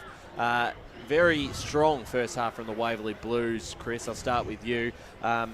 Mulgrave certainly picked up their intensity a little bit in that second term, but the way they use this ground, they've been able to find targets all by themselves. It's been a very dominant display so far. Yeah, definitely. You boys up here mentioned Josh Williamson just getting tons of the footy early on in that game. It seemed like he had free roam in the forward 50. His impact's kind of dropped off as the quarter and the half eventually went on, but like you said, players like Vickers and Saavedra through the middle just really putting the pain to Mulgrave and making their shots count. I've noticed when they're going forward, it's a lot of set shots, a lot of good chances, when Mulgrave are really looking to just convert on half chances. What's impressed you about this side the most, Ben? They've been able to kick 8 goals in the first half and potentially probably should have 10 to 12 goals with some missed opportunities as well. What's really impressed me, and it'll go a long way for the rest of their season, is the work rate of this side. They are not stopping. They are just going. Every contest. You even watch them when they're using the interchange really well, and we've got a good spot for that. And they know when they need to come off. They're making those changes and they're bolting into position. They're just squeezing up Mulgrave at every single contest. They are forcing turnovers turnover after turnover. Mulgrave are working their way through where they might link up once or twice, but once it gets to that third or fourth time, the pressure from the Waverley Blues is right there, and they are just forcing the turnover time and time again. You're absolutely right. And the way they move the ball so quickly that they catch Mulgrave out of position on the transition multiple times once they get the turnover, and it's really hurt the line so far. Did you see any sort of improvement in that second term? Oh, the biggest thing for me in that first quarter, there were multiple occasions where missed tackles, they were able to break through tackles so easily, especially through the middle of the ground, and then present themselves up forward. I thought they got a little bit better in that second quarter, but still it seems to happen a fair bit, Chris. Yeah, well, look, we said, BW just said Waverley had the work ethic and they were running the hardest, and that's what they were doing great. But you got to look on the other hand, and for a quarter-time huddle speech that was really about accountability and sticking with your runners and not just letting them have a free roam through the middle, there was really no improvement on that behalf from Mulgrave from what I saw. A lot of the time when the Blues pushed the ball forward, they had the numbers advantage in forward 50 and somehow still had the numbers advantage in the defensive 50. We talked about the what was said by Savage at quarter time with how much they dominated in the uncontested marks. I thought Mulgrave pulled that back a fair bit in the second quarter. I'm not too sure what the stats were, but leaving men unattended, especially in that back line, like sort of shrunk, I would think. But like the improvements really got to come through the midfield and that work rate really, and you're not going to get yourself back in the game unless you have got you start to match and like improve on what Waverley Blues have shown in that first half. Then it's going to be really hard for the Waverley Blues to sustain that for like 4 quarters, especially on this cow paddock. Like Monash City Council, like get some mowers down here or invest in a couple of cows. It is like ridiculous down at some of these forward pockets. The grass is ridiculously long. To the right-hand side of the screen, that ball a couple times in the pockets just drops into the pockets. It's not the worst it's ever been here, though. It used to be inches high. Yeah, right. It's an interesting one, but they've got coin. Monash City Council in your game. We'll leave that conversation to a later date. But, hand over to our sponsor, Monash City Council. Well, they got to plug a few times. Yes, they did. Just on their forward 50 entries as well, the Lions. Besides going to Roberts, I don't think they have too many other options. Yeah. At least they're not using them, Chris. Every time they seem to look likely, it's through the hands of Fletcher Roberts. Yeah, exactly right. And again, it comes down to that numbers advantage that Waverley Blues have set up in defensive 50. But really, you feel like apart from Alex Hardy and Ling John going through the middle, there isn't an awful lot of service going to players like Roberts or anyone else in that forward line, for example.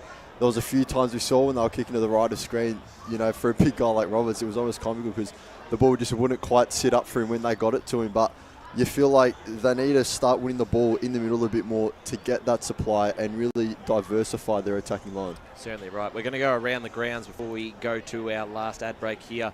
Looking at Premier Division, Blackburn still leading Baldwin by 10 points, 6-8, 44 to 5-4, 34. Berwick lead Norwood 42 to 17 at halftime. The Lions and the Dogs, it's the Dogs 44 to Doncaster's 28. Roval and Noble Park all tied at halftime, 7-5 apiece.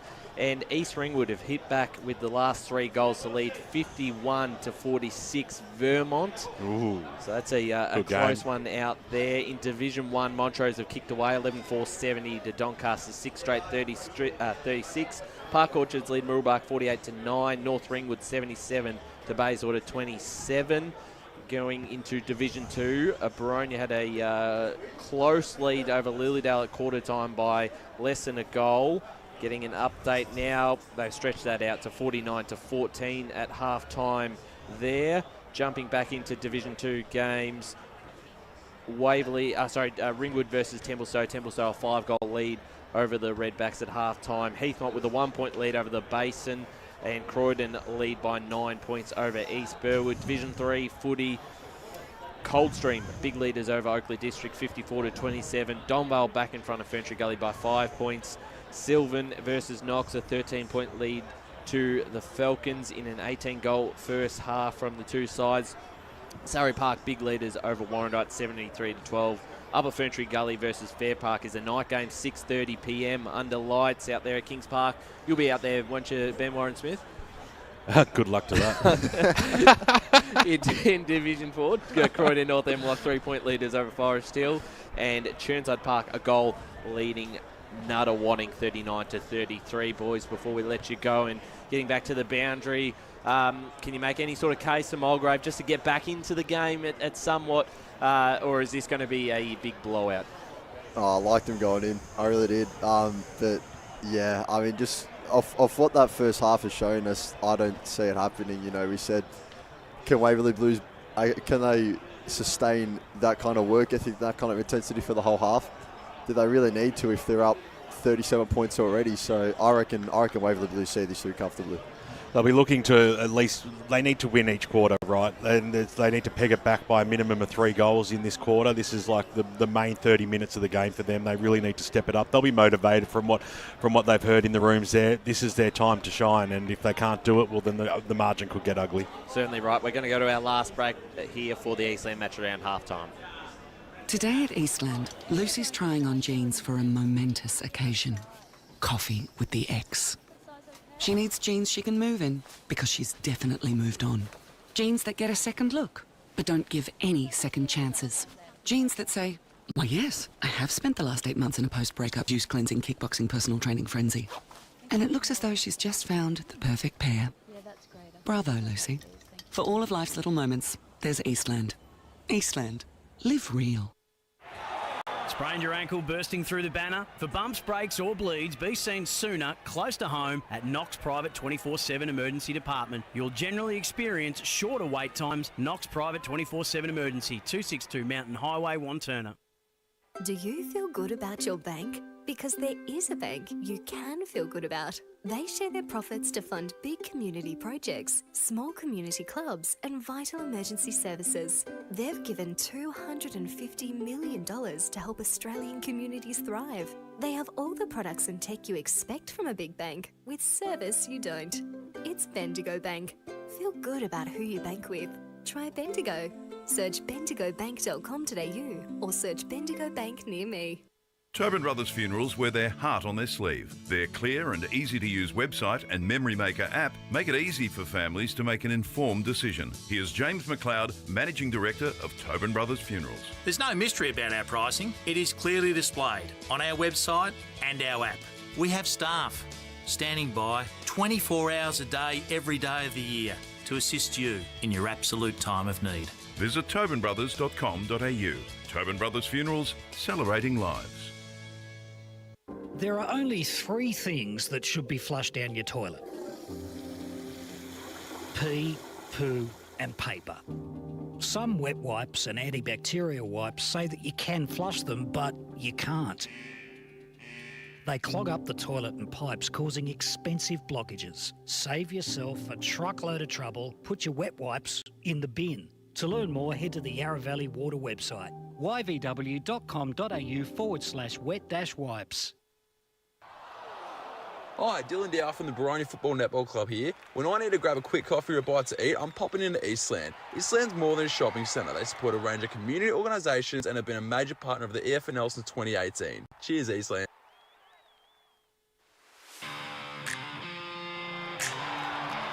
You are listening to Radio Eastern FM 98.1. With live and exclusive coverage of the EFNL football season. Bringing you the match of the day with score updates from all divisions. And now we cross to our commentary team for the Radio Eastern 98.1 Match of the Day coverage.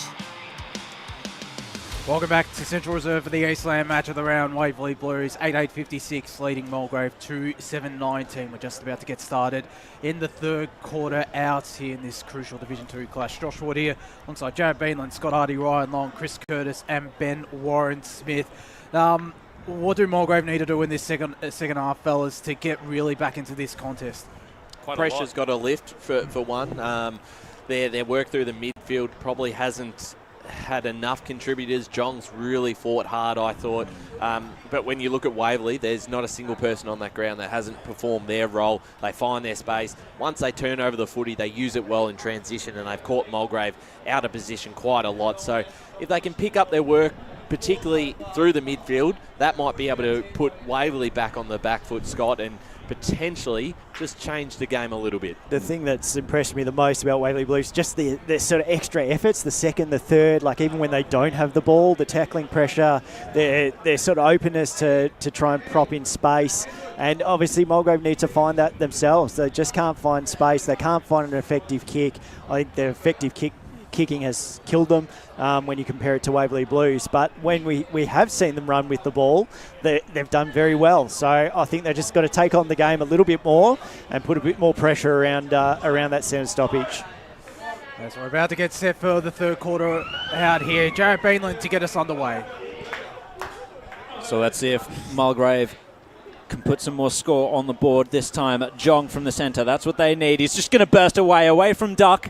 Gets the handball forward to Dean, and the kick inside forward 50. Sorry, that's Dean down there right now. Takes it in the pocket, centering ball towards the top of the goal square. The mark needs to be taken, just wasn't quite. Sarkissian's there to help out.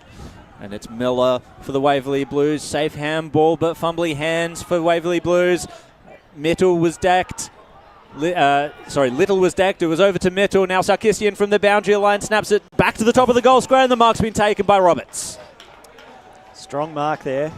Unfortunately for Gladman, just missed that earlier one. That would have brought the house down if he'd marked it. Looks like he started as the deepest forward, whereas that first two quarters Fletcher Roberts did. So maybe trying to get him into the game a bit more, Matt Richards. Yeah, I think Gladman just sort of around that centre, just trying to struggle with that match-up or keeping up in the pace. For his third goal, Fletcher Roberts. He's the sole goal scorer for Mulgrave so far today, and he continues that trend, one on each quarter. But this one comes very early in this one, and that's important for Mulgrave. Well, they're on the board. That's exactly the start they needed. They were strong out of the midfield, started with Jong again, used the ball well, and they found their targets over the top, and that's a strong finish from Roberts, who has been very handy up forward for them. But they do need some other players to obviously contribute to the scoreline if they are going to win. And, and the thing is, they haven't had Jong sort of for quite a period over the last few weeks with injury. Yep. So to have him back in, he has made a world of difference. But it's those other players in those weeks gone by that need to sort of stand up and contribute just as much as he is. Right. And we're saying that, you got Fletcher Roberts up forward. He does play a good down back, but you've got to keep him up forward at the moment because he's their only scoring option. Well, yeah, they just won't score without him. Yeah, certainly. Maybe it comes down to the likes of Gladman, Tilliard in midfield to help out Jong and Roberts. Is back up in the middle we go. Tilliard nearly sharked that clearance. It's Mulgrave who eventually get hands on this footy. Tilliard wrapped up though. Joel Hatch as we cross down Berger side to Chris Curtis. Yeah, guys, Tonstill's got that ankle wrapped up and he's back out there, so good to go. So that is great for Waverley Blues perspective as I have another ball up right on the edge of the turf wicket out here at Central Reserve. Forward of centre for Mulgrave, 2.5 minutes gone. They've got the first goal of this second half as Curtis was taken out of it by Daniel Playstead. Jong looming large around this ball, applies the tackle there on Nick Fresher, and we'll get a ball up. Still inside the centre square out here at Central Reserve. Forward of centre though for Mulgrave will look to get the first couple of goals on the board in this third quarter as Playstead got the tap down. Mulgrave man and Jack Davidson was taken high and he'll look to play on immediately because he's got Fletcher Roberts on the lead. Flies and takes the mark. Fletcher Roberts can go back and kick his fourth goal and Mulgrave's fourth goal scored. And yeah, we talked about Jack Davidson needing to stand up. I think he is one that can make a difference to Mulgrave if he has an impact sort of through that middle. And that was a really nice kick leading in towards the forward 50. We talked about it during that first quarter. The delivery inside forward 50 wasn't good. That was pinpoint, and they need that in this third quarter if they are to get into the contest. As Roberts comes in, drifts to the right and stays to the right. Another missed chance for Mulgrave, 3-8-26. They are the Waverley Blues, 8-8-56. 3.5 minutes gone in this third quarter on the Bendigo Bank scoreboard. McNamara to take the kick in for the Waverley Blues. Searching for options. Sorry, this is Joel Hatch, in fact. So he's going to go straight up the corridor. Nearly intercepted. Miller got it, an important hand to the ball, but it's come straight back out to Sarkissian, and he's found a target inside forward 50. So going back to have a look at this one is Todd Kenny. Haven't called his name all that much today, but he could make his mark here. and get a score on the board. A goal on the board, more importantly. No, he's going to hand it off to Lin Jong. Let's loose from 40, and he's got it. 2 in a row for Mulgrave, and an important start here to the third quarter for the Lions. And just down to BWS, what's that win like down there, BWS? Boys, he's out of action for a bit 'cause he's currently tucking into a burger, but it's... I could see it, timed it well. That's comedy, well done. He's not even on the right side of the fence. It's pretty still down here. We're just off that last goal. The Mulgrave dugout went too impressed that handoff didn't go to Manny Sarkisian to start with, but Ling John got the business done, so all good from there. Lee Green gave it an 8 out of 5, which I had to try it. It was magnificent. Fully dooly. 2 8s out of 5 I gave it. I was one on top of Blake's previous high score. Thanks, BWS. Waverley boys work it through handballs. Get it out to Ryan McNamara, who's streaming through the middle of Central Reserve. Goes inside 50. It falls out now to Jackson Collins. Just went through a couple of Waverley Blues opponent. Goes down the line. Couldn't find Evan Sarkisian. Austin Dean with the quick handball was too hot for Sarkisian. Got the tackle in alongside Todd Kenny, and we'll get a ball up. Scott, they look a lot more confident to take the game on as they did there at half back. A few better passages of play. Just you can see the spark. I like the change around that ruck. I like leaving Gladman up forward and just sort of having that extra height. It takes a little bit of pressure away in those contests up and under for Roberts. As Playstick got the tap down this time, Rufus was wrapped up by Ling Jong, and Sarkisian stole it from him. Gets it out to his brother Manny. Goes inside 50 with a really good ball. Does Manny Sarkisian to Austin Dean. Got Fletcher Roberts calling for a deep, and he heads in that direction. Got a 2-on-1. Affected the contest. On the ground there was Riley Valanis, but Waverley Blues have the numbers. Jason Miller decides to take a bounce. Goes straight through the middle. Kick wasn't 15, so Joel Hatch will have to play on immediately. Far side he goes, looking for James Middle. And he can slow the Templary down here. Been solid on a wing, as has Carl Vickers with the 2 goals today. The Port Melbourne VFL listed star.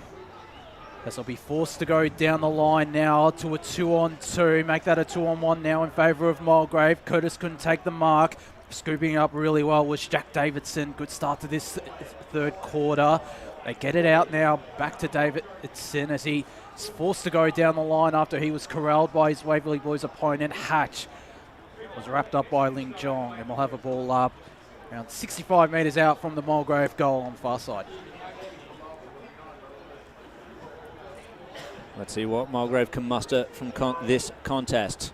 Curtis taps it down, roved well by O'Connell, who's just gone to ground. We'll have another stoppage. Much better pressure around the centre or around these sort of clearances from Mulgrave, just to sort of trap it in, not allow Waverley Blues that easy access out. Yeah, the repeat stoppages are a good sign here for Mulgrave, showing that they are applying pressure as Gervasoni gets the kick inside forward 50. It came off hands. Waverley Blues defence are going to hold true here. It's come to Little and now out to Mitchell. Stop it. Down the line for the Waverley Blues. Bouncing ball, it's in dispute right now. Meeting it hard there was Ton Steele. No fear from that ankle injury before. Good to see him back out on the ground. He's an exciting player. He was wrapped up. We'll have a stoppage. Go ahead. No, I was just going to say, the only thing I would like to see Mulgrave more so from their forwards, just that tackling pressure. Waverley Blues seem to get it out a little bit easy through hands. Mulgrave this time managed to escape the stoppage. Playstead was well placed in defence. Got an important hand to it. Curtis wrapped up by Little. Swung round was Tilliard. Got the handball away to Dean. He's going to centre the ball here. This could be a great kick. Oh, it just went over the top. Kenny run back onto it. Now over the top to Sarkisian. This is Manny. Top of the goal square. And Roberts just out-muscled Strongman. Proof the lie to the name of his opponent. And he's going to go back. Well, no, he's probably quite strong, let's be honest. But Fletcher Roberts, he's got 3. This is a cinch for a 4th. Bang. Mulgrave back into it. Well, he's proven a handful now up forward, and that's a bit more pressure on those back 6 of the Waverley Blues now. They're getting those one-on-one contests where Roberts in a very deep position up forward, and he's been able to convert too. And I mean, after everything we said in the first half, it's back to 3 goals. It's Yeah. an 18-point game, which is a little remarkable to think from those early stages of the first and second quarter. But that's, I guess, the thing we sort of said about Mulgrave is sort of that consistency. And it hasn't been a great first half, but they can play good football when it's applied. And I think Waverley have to be mindful of that. They certainly are putting their best foot forward. Mulgrave, they're right back into this contest. 8-8-56, the Waverley Blues. Mulgrave 5-8-38, 4 goals for the Lions, going to Fletcher Roberts, and he might get another chance here as Tilliard goes inside 50 in the Roberts direction. No mark taken. In fact, here is Tilliard, who applied the tackle, and a really strong tackle at that. Looks like he's been thrown up forward, the star midfielder. Yeah, Valanis who got the kick inside 50. Maybe that's a magnet switch. Riley Valanis into midfield as Zachary Miller got the tap down. Sarkissian's going to run onto it, but spilt it. Waverley Blues have the numbers. The kick from defence is a dangerous one, and a really good mark by Manny Sarkissian. Been good this quarter. He has been really good on a wing. Has Manny Sarkissian, the younger brother of Evan, as he looks in the Roberts direction. Got a one-on-one. Strongman did well this time. Got the spoil to Jay O'Connell, whose handball was almost a hospital hand pass. Rufus manages to get the kick away. Vickers again ducks his way out of trouble.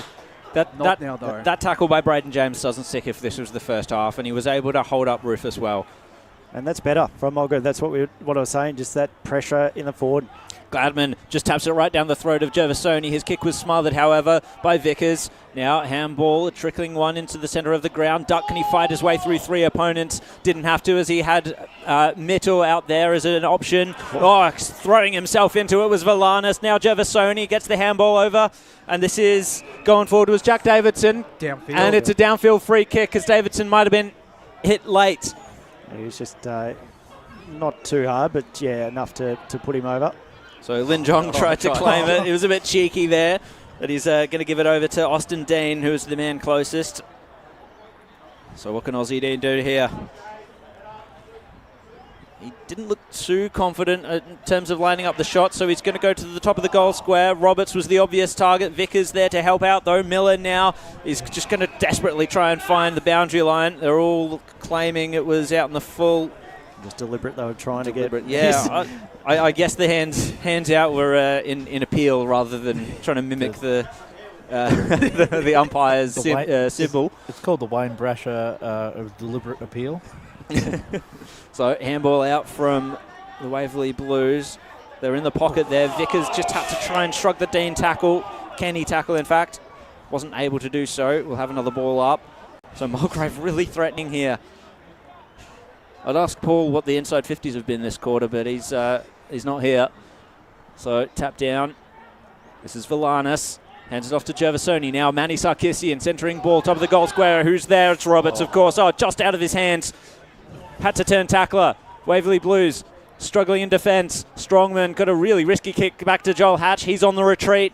Gets the chip over the top. Had to be a delicate, clever one there to Vickers, and he's going to tell them to slow it down. So he's on this left back pocket, decides to go to the right with a lateral kick to to Strongman. Hatch now takes a bounce, gets it out of defensive 50 and goes straight through the middle of Central Reserve because he's got 2 Waverley of his teammates there. Gladman just trying to come through like a steam train. He couldn't though. Well, if you're talking about playing with confidence, that was very confident to just throw himself into 2 men. So get a ball up in the centre square, forward off centre for Waverley Blues as they'll get this clearance. Christian Jasara, his kick was nearly smothered, still got it away in time. Batista affected the contest, and a really good tackle applied by James Middle, who has certainly impressed me on a wing with his delivery and his work rate across the ground. There's this ball thrown back up. Gladman was nearly taken out of it. It falls into Mulgrave hands now, but not going anywhere. And we'll get a ball up. 13.5 minutes gone in this third quarter. In the Eastland match of the round, Waverley Blues 8-8-56, Mulgrave 5-8-38. Alliance have come charging in this third quarter. Can they continue to build on the momentum they've gained? They can't at the moment. It's in their defensive half. It's another forward half stoppage for the Waverley Blues.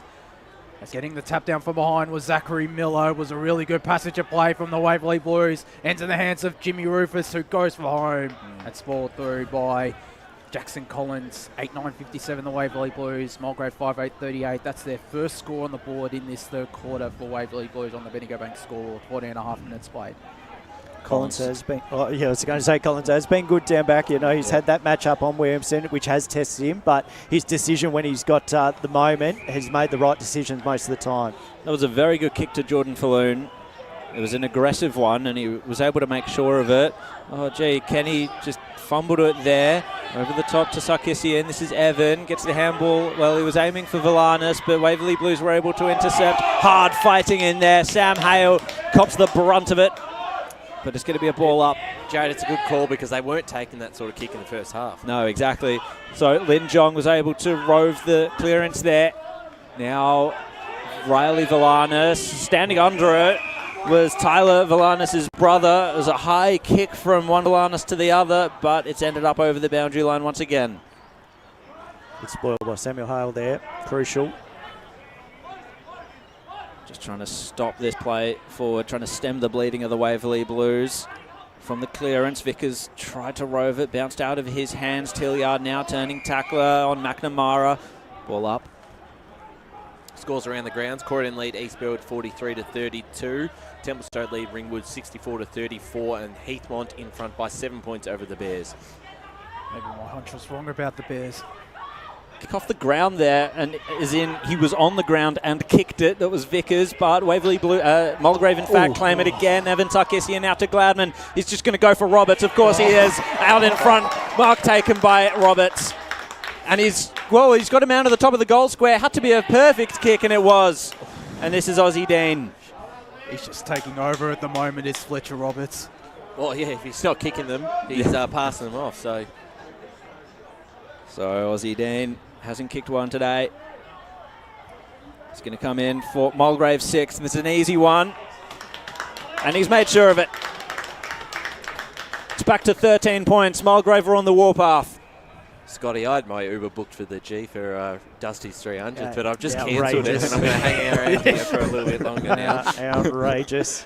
It always can be there for this side, but yeah, Waverley need to find a response. It's just a different side this third quarter from what we've seen, just that run. But like I said, the tackling pressure has lifted from Mulgrave, which needed to happen.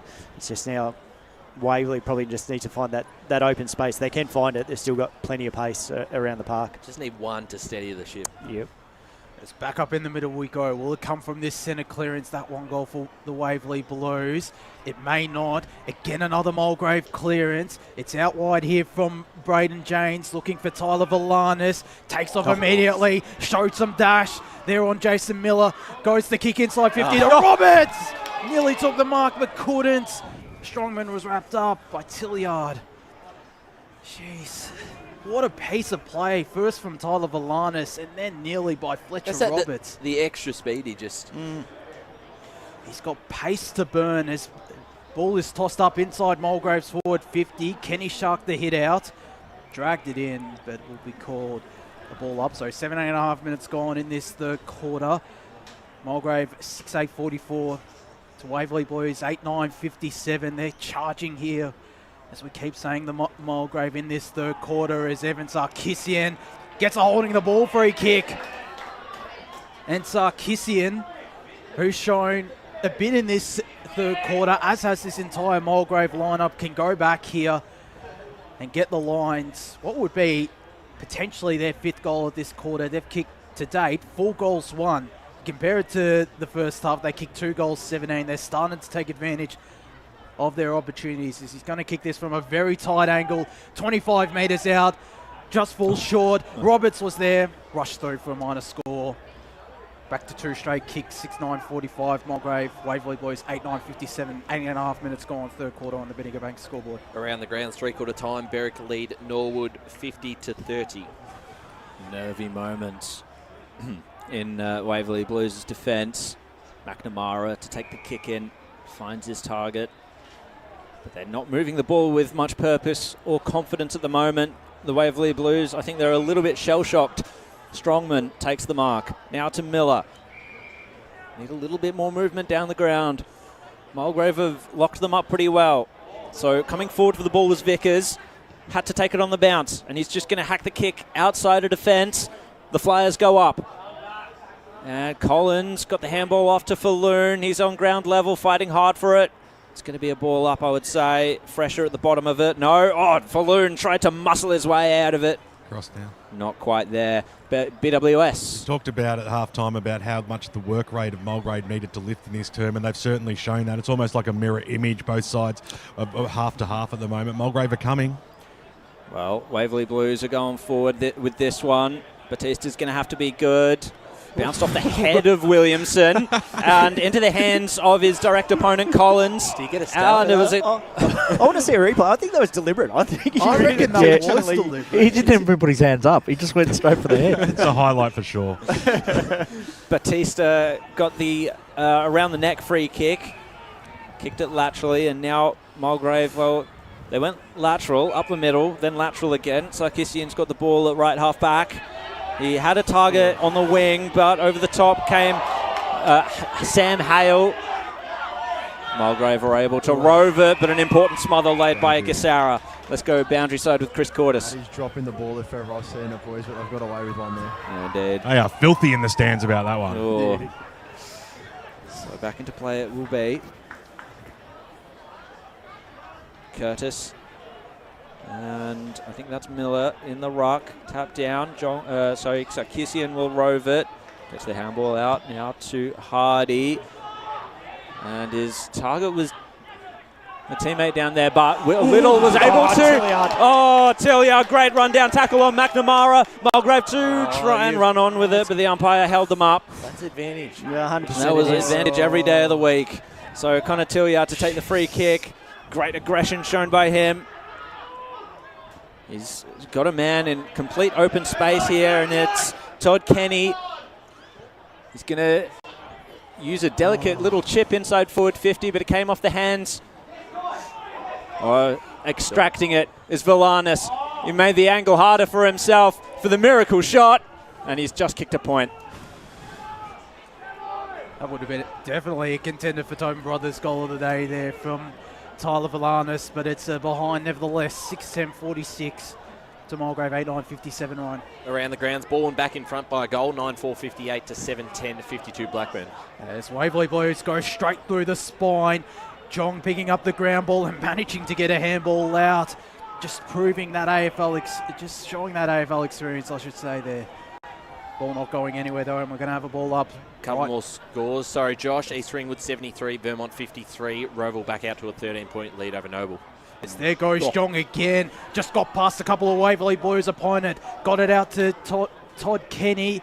The kick inside 50 finds Riley Villanis, who can go back and cut the margin to single digits, probably for the first time since the first 10 minutes of the first quarter. It was a really good kick in the end to Riley Villanis, who, alongside his brother, showing plenty of promise. Coming across from Vermont this past season and spent a bit of time on Collingwood's VFL list the past couple of seasons as well, and is a former Oakley Charger. Riley Villanis comes in now. It's just going to drift to the right. Fletcher Roberts in the meat and the sandwich. It falls now to Tyler Villanis. Umpire, they were calling for the high free kick. The Waverley Blues calling for the ball free kick, and the Waverley Blues win out. Cross down boundary side to Benmore and Smith. I was telling Chris at quarter time, it's the first time in 15 years I've seen a coach knock back up one of us at one of the changes, and I'm scared to death to ask what's going on. 2 for 2. Will Little was nearly run down. He went too far.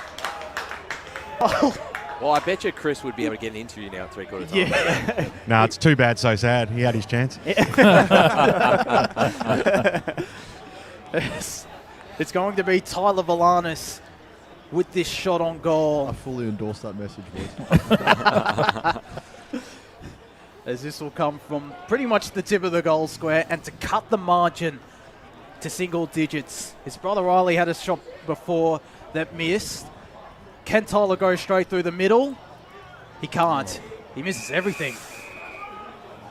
And missing chances the last couple of minutes, the Villanis brothers. Remains 57-46. 24 minutes gone, third quarter on the Bendigo Bank scoreboard. Well, we're going to have to wait for the next quarter to see whether or not these wasted opportunities will bite Mulgrave. Back into play go Waverley Blues. We've got some scores around the grounds as we've got a slow play on our hands. Around the grounds, North Ringwood lead Bayswater 90-36. Park Orchards lead Mooroolbark by 10 goals. And Montrose 23 points over Doncaster. Big mark by Baxter Lease. As we hear the step ladders called from the crowd. I like that. So up we go. High ball inside forward 50 once again for Mulgrave. It was only a shallow entry, and Waverley Blues were able to get numbers to it. Saavedra targeted the handball, but it's gone over the boundary line. So we're coming up to 25 minutes gone in this third quarter. Waverley Blues 8-9-57, Mulgrave 6-10-46. It's getting closer and closer now. 11-point margin. Mulgrave, they looked absolutely nowhere in this contest not long ago. But Batista, well, he had a lot of Waverley Blues numbers to deal with, but had help in the form of Casanau. Now the looping handball over the top, found to Sarkisian, and, well, great tackling by Waverley Blues just to hold that up, because it was just about a surefire entry for Mulgrave as Gervasoni took handle of it. Punch by Playstead towards the boundary line. Sarkisian copped a poke in the eye here, but it's Gervasoni inside forward 50. And the kick to the spare man was excellent. Great vision. Good patience as well by Gervasoni just to make sure there was an option there before firing away at goal. And it's Connor Tilliard, the captain, had a great rundown tackle earlier. And guess who started it? It was Lin Jong. Yeah. Again. On the three-quarter time siren. This to reduce the margin to 5 points. We would not have seen this coming at half time, but Mulgrave have dug their heels in and they've shown what they can do. Connor Tilliard has missed. And that would be an absolute relief for the Waverley Blues, because they can now go into the huddle, reset, and just plan for this final quarter. Josh Ward, you've got the goal kickers here. So the only multiple goal kicker for Mulgrave, Fletcher Roberts with 4, Lin Jong and Austin Dean, the other goal kickers for Waverley Blues. The goal kickers remain the same. Ton Steele with 2, Cole Vickers with 2, singles to Samuel Hale, Oscar Harding, Christopher Duck and Patrick Saavedra. We're going to go to a break here in the Eastland match of the round. When we return, to bring you the fourth quarter of action in what is set to be a grandstand finish out here between the Waverley Blues and Mulgrave. As Sarah opened her best friend Jackie's wedding invitation, she was overcome with a wave of emotion. While her 2 young boys wrestled on the floor, tears of happiness rolled down Sarah's cheeks as she saw the words she'd been longing to see. Please note, this wedding will be a child-free event. Well, Sarah, looks like we're off to Eastland for a new frock and some heels. And let's book in that babysitter. For all of life's little moments, there's Eastland. Eastland. Live real. At Yarra Valley Water, we know reducing your shower time, or show time, to 4 minutes can save you an average of $200 a year on water and energy bills. Shower shorter. Save water. Authorised by the Victorian Government, 1 Treasury Place, Melbourne. Sprained your ankle, bursting through the banner? Broke a finger, high-fiving the ruckman? Or did you run into the goal post again? For bumps, breaks or bleeds, be seen sooner, close to home at Knox Private 24/7 Emergency Department. The preferred provider of emergency care to the Eastern Football Netball League, you'll generally experience shorter wait times. You don't need private health, but there is an out-of-pocket fee. Be seen sooner, close to home at Knox Private 24/7 Emergency Department, 262 Mountain Highway, Wantirna. Do you feel good about your bank? Because there is a bank you can feel good about. They share their profits to fund big community projects, small community clubs, and vital emergency services. They've given $250 million to help Australian communities thrive. They have all the products and tech you expect from a big bank, with service you don't. It's Bendigo Bank. Feel good about who you bank with. Try Bendigo. Search bendigobank.com.au or search Bendigo Bank near me. The first time I met the team at Tobin Brothers Funerals, I felt like I'd known them for years. They're so caring, honest and passionate. James McLeod, Managing Director of Tobin Brothers Funerals, sums it up best when he says, Every day our people get out of bed to assist client families in their absolute time of need.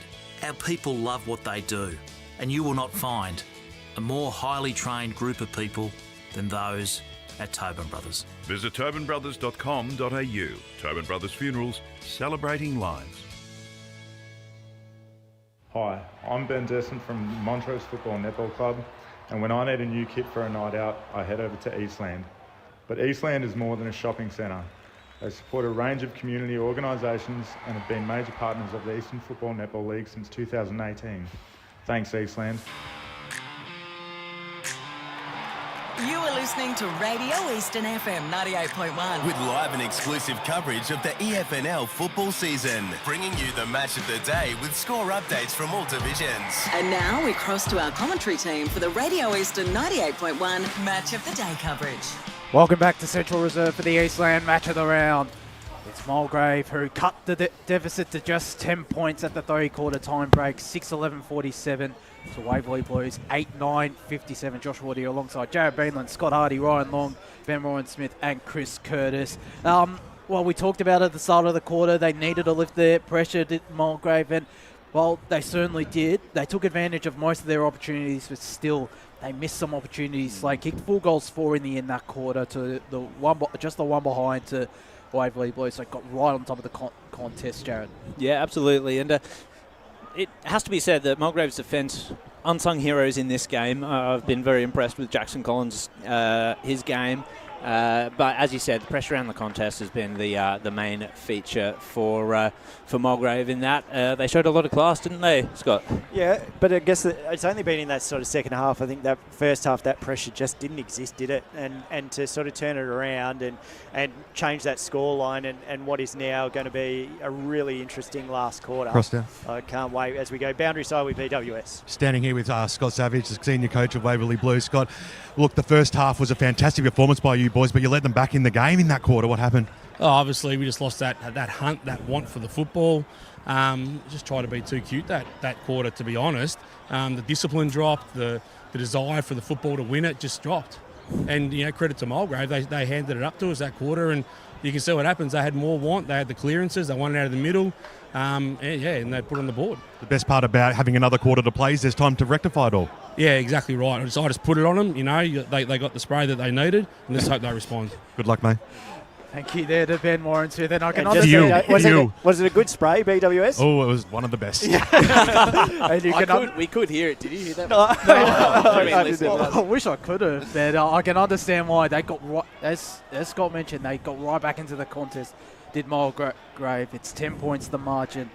All those late missed chances, though, come back to bite them in this final quarter. 6-11 to Waverley Blues, 8-9. So certainly going to be an interesting game as the Mulgrave faithful up here are definitely up and about and very stands, confident. haven't they? They've loved it. Decked it out here. Jared taking it. Jared Beanland to get us on the way in this final quarter. So what can Waverley Blues do to stem the bleeding in this quarter? They can get this clearance, but it was smothered off the boot of Playstead. Hunting for it is Mitchell. Where is that hunt that Scott Savage was talking about that they needed? There it is from Little out to... Yep, Mitchell out to Little. It's got me all day. Gervasoni now sends it back Mulgrave's way, but a good intercept mark taken by Hale. Hands it off to Miller. They're going fast here, the Waverley Blues, maybe a little frantic. Little again wrapped up by Gervasoni, and we'll have a ball up out on the wing. Can I say the absolute obvious? First goal is very important. Very important indeed. Let's see, Gervasoni out now to, that was Hardy, sorry. No mark taken in forward 50 for Mulgrave. Waverley Blues to rebound once again. Tyson Hale. No, it was Bryce Curtis. Put his body on the line and managed to create a stoppage there. At the bottom was Sarkisian. But he was good in the third quarter. His barometer sort of for Mulgrave plays right on the edge. Contender for MEGT Rookie of the Day. Curtis got another tap down, but another stoppage. You can see the times the Waverley Blues have got the ball in hand. They want to go fast. Jong just tried to bust through the tackle, tried to take him on, but the tackle was laid by Playstead and holding the ball free kick awarded. So Playstead, all the experience, for the Waverley Blues, and a good kick as well. Sticky hands by Harding. Swings round onto the right, but playing off his man was Collins. That was really well read by Jackson Collins, and he took the intercept mark there for Mulgrave. Just had to go and did exceptionally well. And he's going through the middle here is Jackson Collins. And you called it, Jared. You said that, just that pace that Waverley are trying to play with. I do like it.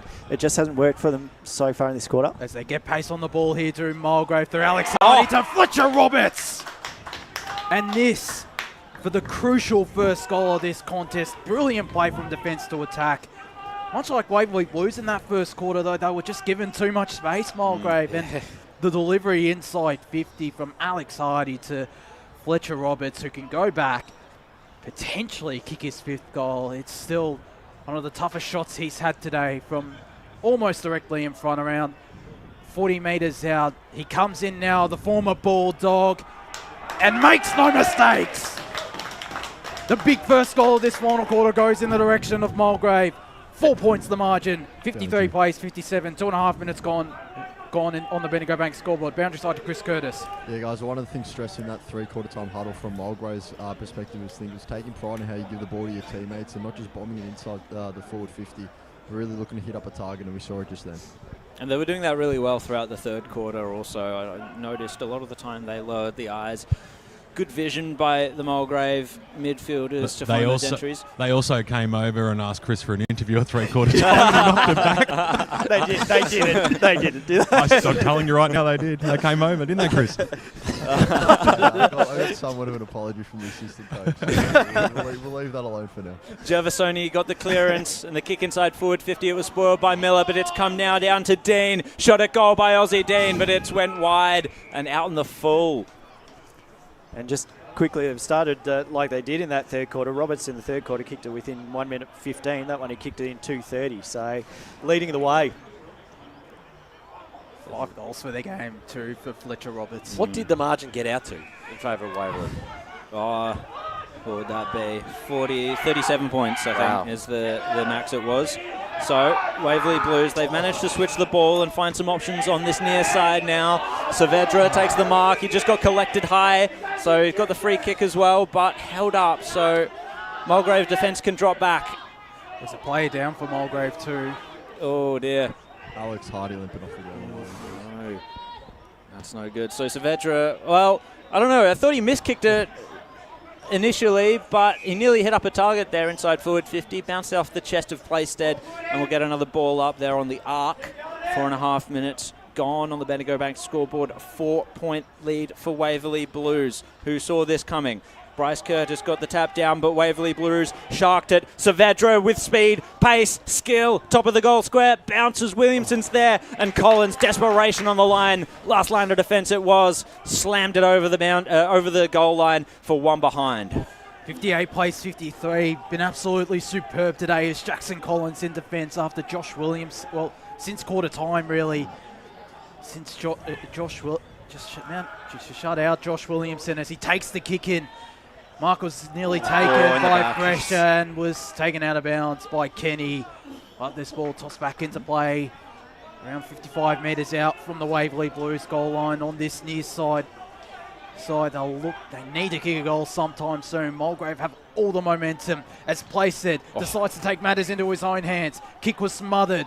Bursting his way through Tyson Hale, but he's going backwards. Mulgrave applying really strong pressure. Rufus to Miller, the kick inside 50, looking for the leading option, and Williamson, he'll pick it up. Collins corralling him well, but Williamson wins out. Goes the short chipping ball inside 50, it's turned over though. And the captain, Sam Cassiano, stands up, but his kick wasn't all too great. Mitchell has to become the tackler. I'll have this ball thrown back up, far side. Half-back flank for Mulgrave. They trail by just 5 points now. 6 minutes gone into this final quarter. Collins has been big. Definitely changed it. Taking out of the ruck was Oscar Hardy. Saavedra, target of the handball. Was upended though by Mulgrave. Lin Jong now gets it out to Gladman. They're working in a phone box here, the Lions. The kick out of defence though by Lease. Mark nearly, no, not quite taken.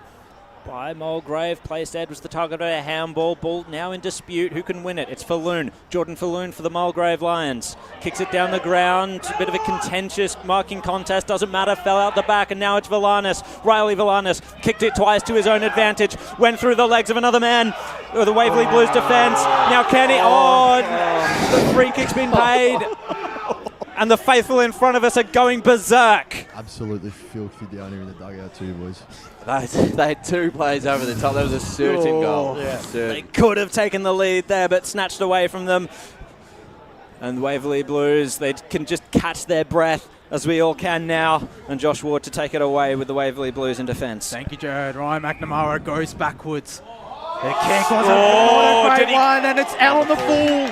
I reckon he touched that just before it got over from this angle. The umpire was too far down on the wing here. It was a tight call either way. Boys on the boundary, I don't know if you saw that, but it's Austin Dean who's going to set it up to the hot spot because Fletcher Roberts is there. This ball came in, and it's a minor score. 7-12-54 Mulgrave. Waverley Blues 8-10-58. 7.5 minutes gone. Well, the boundary umpire was practically where we were. Yeah, that's what I thought, Chris. I thought he was. I would have just paid it for the plot. It's been an interesting game so far. I want to see it happen. Bit of theatrics from Chris Curtis on the boundary line. That's what he wants to see. It's what we want to see. Oscar Harding slaps it away from that marking contest over the line. For both these sides this quarter, it's all about composure. It's obviously Mulgrave want to get that lead, but can't make those silly decisions. And Waverley just need to find that extra to keep that lead.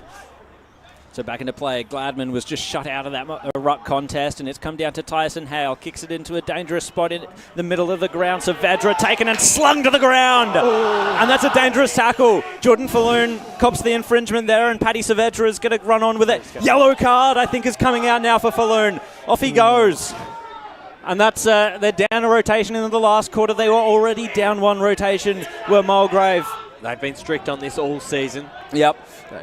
So Paddy Saavedra just getting his wits about him as he surveys the scene. Looked like a statue there as he's trying to make his decision. So it's a spearing ball. It was a line ball decision there for Nathan McNamara to just take it. And he's found the free man in Vickers in the forward line, the dangerous Kyle Vickers. So he'll go back, line up for this one. He's kicked 2 in the first quarter today. They were finding that early on, Waverley, just filling that little hole and finding that spare player. And it's been a while since they've had this opportunity.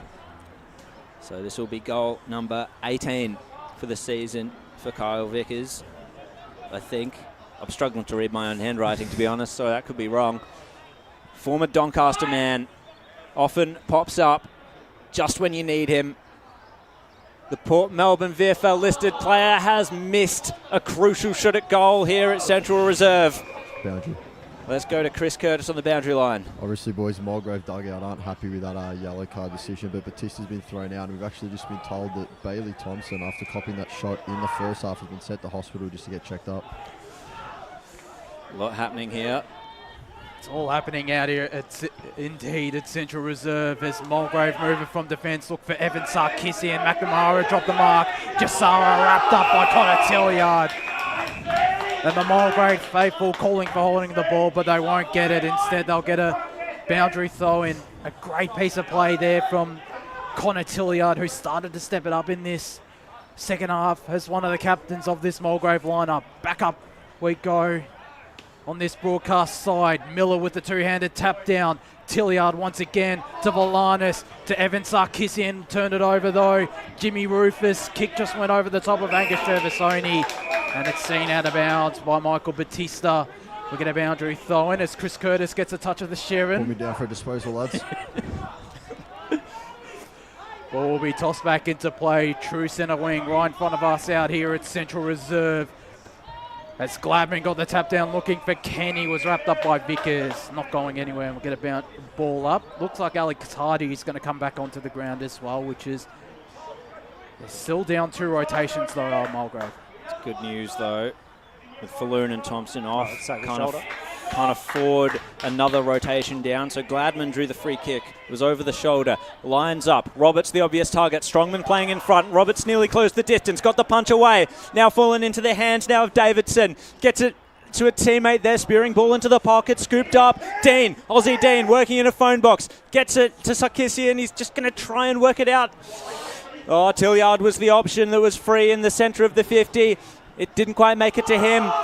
Scooped up now by the Waverley Blues defence. He's holding on. Tackled, and they are holding on for grim death, the Blues. Miller slaps it forward. Hatch to run onto it. It was Villanis, I believe, that got there first. Handball over the top. Ball in dispute. Hand-to-hand combat. Fierce fighting in the pocket. Vickers was there. Saw it over the boundary line. It's I like funny. the appeal for deliberate. That first half, Waverley had all the space in the world, and now it seems it's just the complete opposite. Yep. There's just Mulgrave plays everywhere. It's flipped on its head. Tapping it down with Sarkisian into the hands now of Tilliard. Gets it off to Hardy. Ball smothered.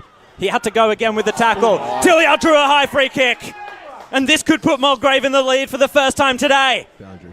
Let's go to Chris Cortis on the boundary line. Well, boys, I see one of them is Kyle Vickers, but there's two players just on the edge of the 50. He's passed it off. Oh, he's passed it off. Shot at goal. Mulgrave hit the lead.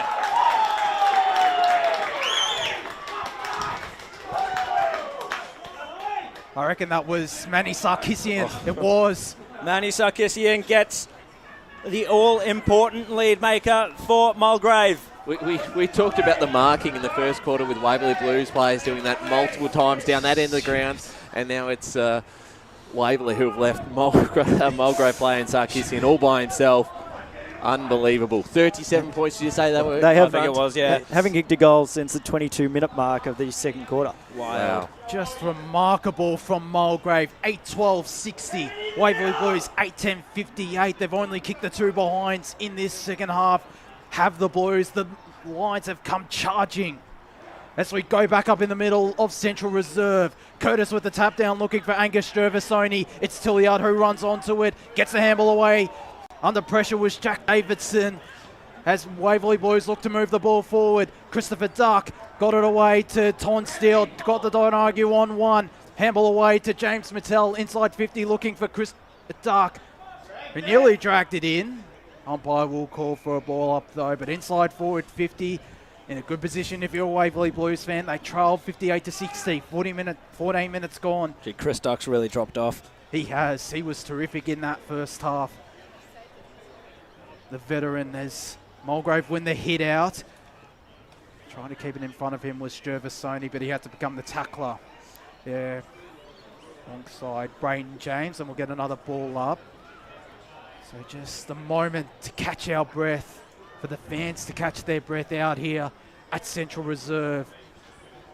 The Lions have come from 37 points down, a 39-point turnaround, and force another stoppage. They won't want to go into their shells though, Mulgrave. Waverley Blues definitely won't, because if they do, it could be all over. Curtis with the tap down. Sharking it was Oscar Harding. Got the handball away. The shot on goal is through! What a goal that is! Came almost out of nowhere. It was Harding who got the handball away. I think that's Chris Duck. It is! The Duck gives the Blues back the lead, 64-60, 15 minutes gone, final quarter. Well, you asked for it. Yeah, he obviously heard you. He was on notice. Tobin Brothers' goal of the day, I think, has to be the front runner for that. A fantastic finish, and boy, did they need that one. First goal of the second half of the Waverley Blues. They'd gone into their shells. They were shell-shocked. And now they've managed to just eke out a goal from a desperate situation. Over to you, Mulgrave. What can you do? 9-10-64. That's the Waverley Blues. 8-12-60. Mulgrave on the Bendigo Bank scoreboard. Not quite into time on yet in this final quarter. Still plenty of footy left to play at Central Reserve in this crucial Division 2 clash. Over the shoulder? No. The umpire was wise to that. It was a good decision. So Waverley Blues to go again in the ruck, but Tilliard sharked it. Bouncing ball. Dean just trapped it. It was Kenny, in fact. And over the top it was to Davidson into the pocket. Jack Strongman was the first to the ball. He's playing in front of Roberts this quarter, and it seems to be working out well for Strongman. He's got good pace on him. Yeah. Over the line it went. Forward to the centre for Mulgrave. Curtis and Miller. Zach Miller, that is. To duel. It fell in front of them.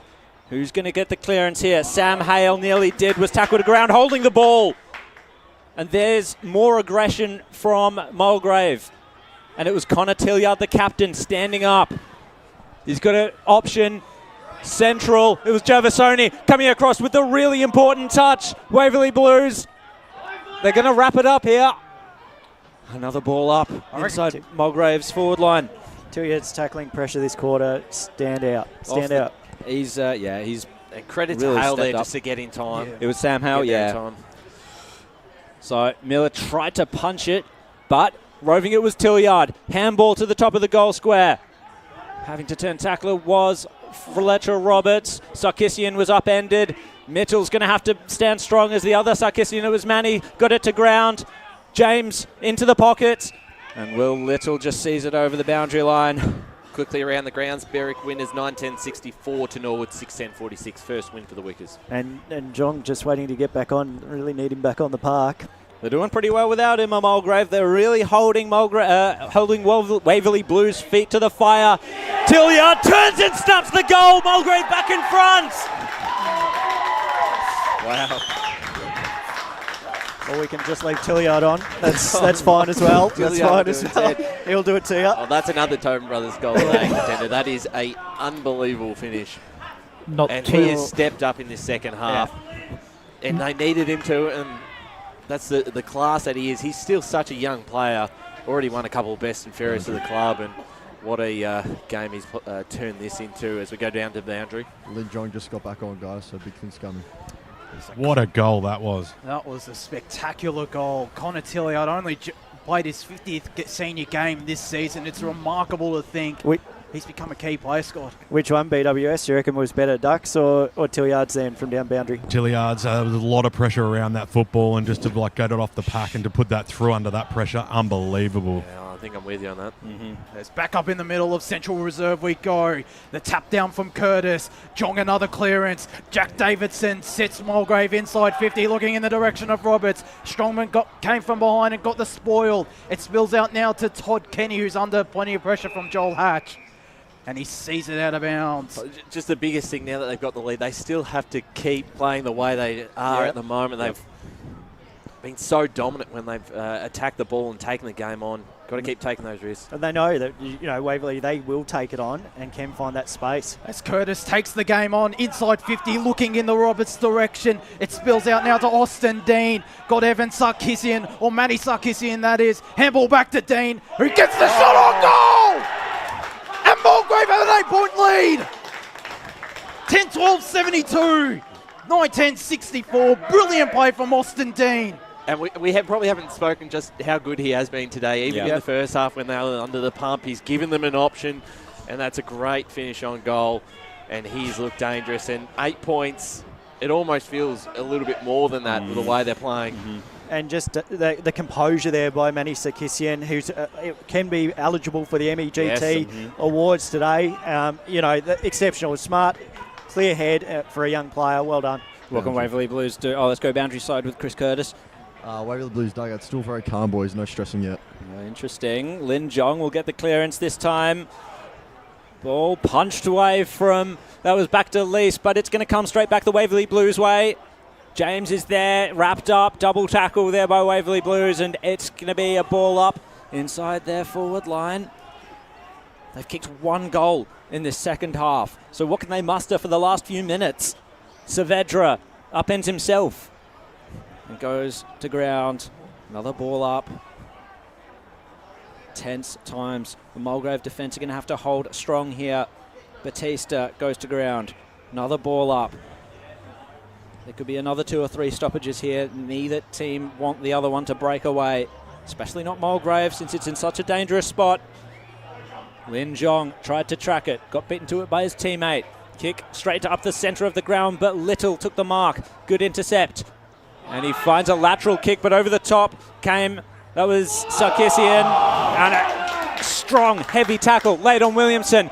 Advantage Mulgrave. I think, no, the ball's come back to Baxter Lease. He's going to hand it off. And the kick forward. It's a one-on-one situation. That was nearly well done by McNamara. He was barreled into, though.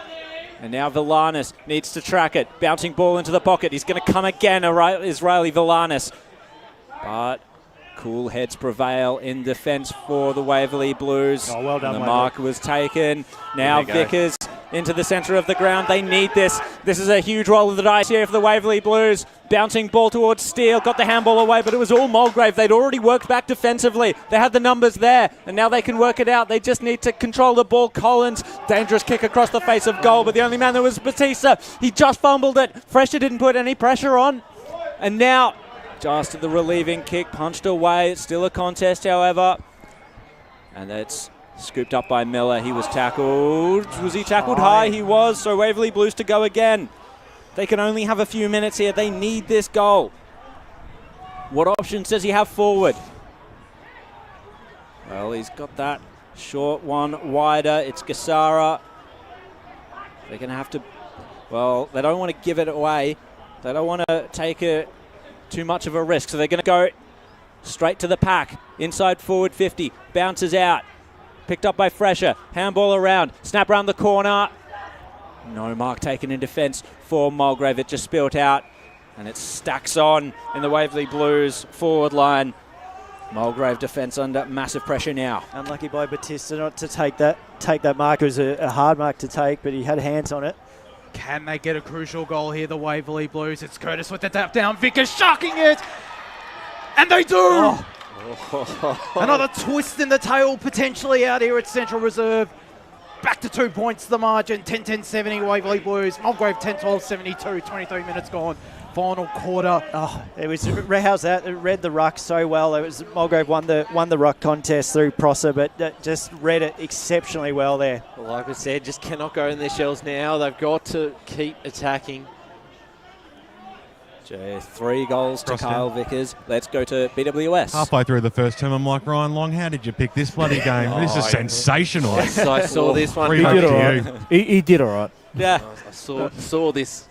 Yeah, you had full faith in Mulgrave at halftime, didn't you, Ryan? Absolutely. I called it. Playstead gets the tap down, trying to bury his head into his opponent was Alex Hardy. It's not going to move from there. 24 minutes gone. 2-point lead for Mulgrave. Division 2 on notice from this second half by Mulgrave. They've looked excellent. Gervasoni, throw going the way of Waverley Blues. They're not going to take advantage. It's going to go back to Ryan McNamara. So he finds Joel Hatch once again trying to build the ball. They're calm, they're cool, they're collective. And up goes... Oh, it was a high ball. It was Jamison that nearly got it. Lin Jong, however, all the class in the world, was able to read it off. But the intercept mark taken. It was Little. He's going to go lateral. There's so many Waverley Blues players on offer, but that means that Mulgrave's defence is stacked behind the ball. So Miller, what's he going to kick it to? The man standing out in the middle of nowhere was Chris Duck at centre half forward. Hands it off. Joel Hatch to put the Waverley Blues back in front. It's just going to fade out towards the right, but the mark's been taken. Daniel Playstead, the experienced Waverley Blues man through and through, has taken the mark to try and save this game from absolute... And before that kick, 0 players in the Mulgrave side of the ground. Playstead to line up. It could have been stolen by Mulgrave in this second half. Playstead to save it. It's a short kick and a tight angle. He's missed it. Oh. He can't have missed it. He liked it off the boot. The umpires are going to talk to one another about this one. It's a behind. It is a behind. Let's watch on the replay. 1 point game. Let's go to BWS to sort this one out. That was a goal. Yeah, I thought so too. I thought that was... Megan calling for a draw here. No. She loves a draw. As Jackson Collins just launches into one. Tilliard out the back. Got two bites at the cherry, but couldn't take the mark. Ball wrapped up. Jeez, that's a... I thought the big fella had done it. Yeah. I thought he did too, but Umpire still didn't pay it. It's Mulgrave with this clearance. Gervasoni to Evan Sarkisian to Riley Valanis. They're moving it through hands. Tyler Valanis now shows some dash. Takes the bounce. Goes for goal. It's what a goal! Tyler Valanis might have just sealed the game for Mulgrave. 11-12-78. 10-11-71. Oh, unbelievable. Tilliard, you had goal of the day until that happened. What a piece of play from Tyler Valanis. And he's bent it like Beckham too. See that? Wow. They came from all corners of the ground to celebrate that one, did Mulgrave. What a 7-goal margin. Seat down here at the dugout, boys.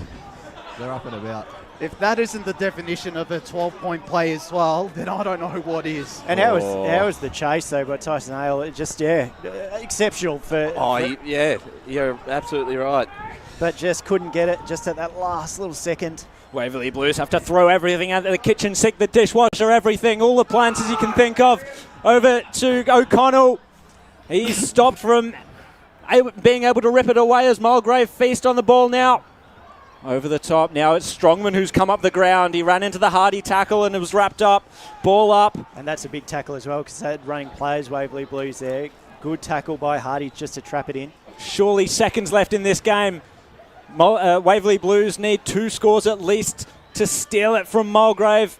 Tell you, we need Wayne Brasher here with the timekeepers. It's going to be close. I'll try my best in impersonation, or not impersonation. I'll try my best, but I'll say 1 or 2 minutes left. Oh, okay. So Lin Jong. Not even. All he needed was a little bit of space to find a kick, and it's Sarkisian who took it. This one's Evan. Short little chip over the top, but it was intercepted by Miller. Takes a bounce. He's going to have to take all the space in front of him before he kicks it. Did so. And now over to Mitchell. Spearing ball forward, but the man in defence on his own there was Fletcher Roberts. He's been swung down there. And now the mark's been taken on the outer side by Alex Hardy. And he's going to just slow it down, kick it backwards. Mulgrave saving the game. That's a great move to put Roberts down back. Back into the pocket now. The Lions happy to sit on this lead. And why not? Surely there's only seconds left. Punch over the boundary line by Gervasoni and Mulgrave. Yeah, we've gone 29 minutes in this last quarter. They have the 7-point lead. It would be a massive upset, especially if you were tipping this game from halftime. When you said 1 to 2 minutes, did you look at the clock just to prove Lee's point wrong? I think it was around 28-minute mark, so might be on here. And there it is! Mulgrave have won the most unlikely win at Central Reserve, upsetting the Waverley Blues and dealing them just their 2nd loss of the year. Division 2 is on notice because the Lions have arrived. Oh, what a performance. That's a season-defining win. Cross down. From 37 points down. We've got BWS on the boundary. Oh, you can go and do what you need to do, mate. We'll just cross back down shortly. But I tell you what, the scenes down here when that last goal was kicked is nothing like you have ever seen. It went absolutely berserk down here. But Matt Richards, wow, what a comeback by you boys. A slow first half, and all of a sudden it just completely turned in that third term. Yeah, absolutely. They had the belief today, the fellas. They are so proud. Waverley are a really strong team once they get going. So to be able to get the composure and resettle and, really proud of them. And, it was exciting, wasn't it? Like that last goal there, really exciting. The scenes like down here were unbelievable, but it shows such growth in the club to be able to have your backs against the wall at halftime and to come out and to lift that work rate, which you really needed to do, and then to go on with it. Sensational effort, and this is really something that can really set you up to go forward now. Oh, for sure. Absolutely. I don't know how the other results will go, but we just had to win a game like this. We've got Baronia next week, so obviously a huge task to come up against them, but to come back from where we were and just keep working and just sticking to our plan, the boys will grow from this. Fantastic. Go and get around it, mate. Congratulations.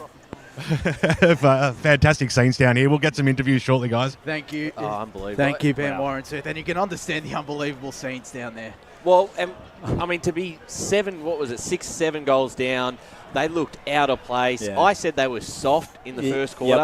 I won't go back on that. I think No. they were in the first quarter, and it was a completely different side in the second half. They looked almost like they'd switched jumpers at halftime. They had suddenly plenty of space, and they were working with it. They took the game on. They were exciting, and that's exactly what Mulgrave fans want to see. And this is why we hold out hope that they can really be a contender come finals time if they can get there, because when they do turn it on and put it on their terms, they're a very exciting side to watch. It's possibly one of the most exciting sides to watch Mulgrave when they're at their best. So is same as Waverley Blues, because even though Mulgrave was off that first quarter, they were just absolutely electric from stoppage, the Blues. Yeah, that first half was lightning by Waverley Blues, and probably what we expected to see. We probably expected a little bit more of a response from Mulgrave, and then like I said, it just flipped on its head. They came out obviously from the sheds, had a fair bake at quarter time, and now half time as we go boundary side with Chris Quarters.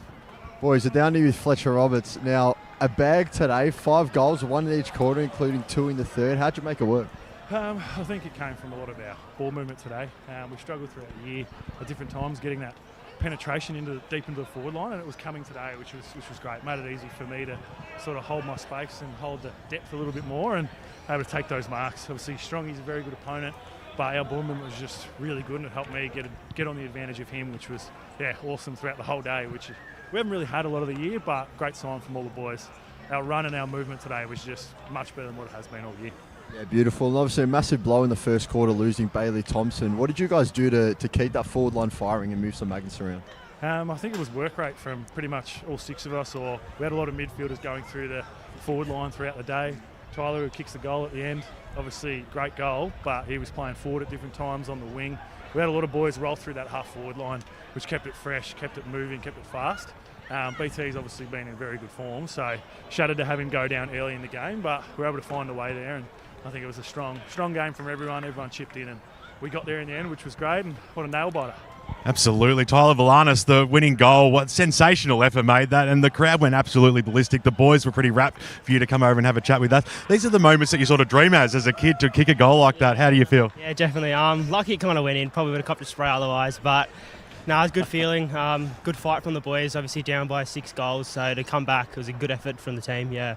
It would have been like the heads were down a bit going into half time, but what was the message in there? Because you came out and that work rate really lifted. You really seemed to be like getting first to the football, working really strongly as a team. The 1%ers lifted. Everything came together. Yeah, obviously that was lacking in the first half. They outworked us the whole game, but the second half we brought the effort, brought the pressure, and that obviously turned the tide, so that was good, yeah. Exciting times. You got anything planned for tonight to celebrate this one? Nah, I'll probably go home, hit the ice bath. Good stuff, mate. Congratulations. Fantastic win. Thank you. Appreciate it. Thank you to Ben Warren Smith and Chris Curtis down there on ground level. And what a goal that was from Tyler. His brother getting around him as well, which is great to see. And what a game Fletcher Roberts had. It's going to be interesting, the vote, seeing if him and John, because I thought they were the 2 standouts for Mulgrave for the entire contest. The Waverley boys had some good players, but that AFL class, that experience was just on display. It's hard to go past them. Absolutely. And we'll get to the votes in shortly, but I would lean towards Jong just because I thought he was the one player that kept him in it early on. His attack on the footy, coming back from a hamstring injury too, you never would have known that he was coming back from an injury. He was red hot right from the first bounce and played a really important role. It is interesting having a look out in the middle. Certainly Scott has held them there for quite a while to have a bit of a chat. They just went into their shell in the Waverley Blues. It was a complete opposite side that we saw in the first half. They were looking like they were going to win this game by 10 goals plus. It was the flattest that I've seen the Waverley Blues in all the times that I've seen them, perhaps. It was really surprising. It's just not the sort of footy that I'm used to seeing them play, and they have the players out there to do it. We obviously saw it during the first half. They were irresistible, but I suppose when Mulgrave turned the taps on, it worked out. And Tom Gladman being chaired off in his 150th game. What a way to celebrate a milestone for a brilliant club man as well. That's wonderful to see. And look at the forlorn faces of the Waverley Blues coming off. They had that one stolen Oh, from them. they were at half time. Sorry.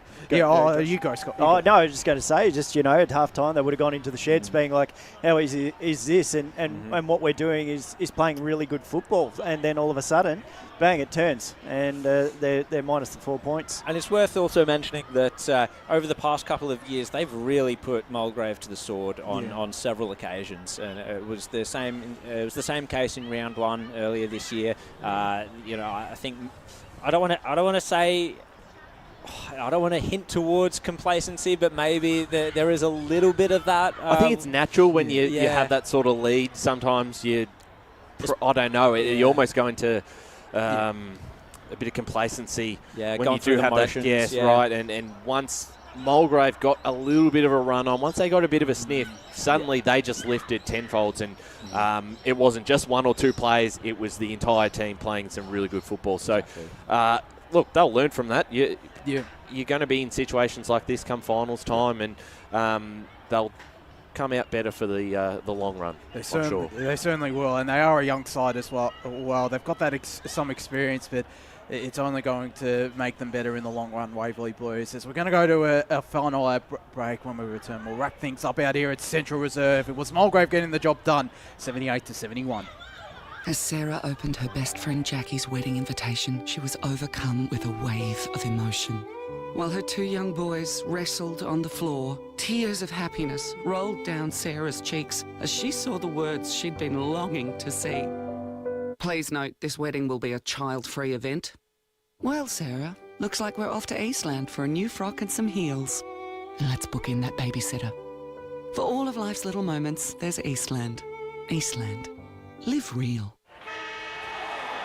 Sprained your ankle, bursting through the banner? Broke a finger, high-fiving the ruckman? Or did you run into the goal post again? For bumps, breaks or bleeds, be seen sooner, close to home at Knox Private 24/7 Emergency Department. The preferred provider of emergency care to the Eastern Football Netball League, you'll generally experience shorter wait times. You don't need private health, but there is an out-of-pocket fee. Be seen sooner, close to home at Knox Private 24/7 Emergency Department, 262 Mountain Highway, Wanturna.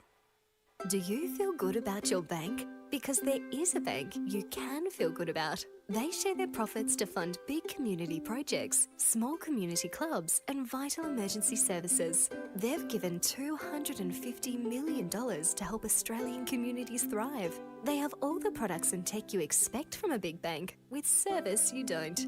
It's Bendigo Bank. Feel good about who you bank with. Try Bendigo.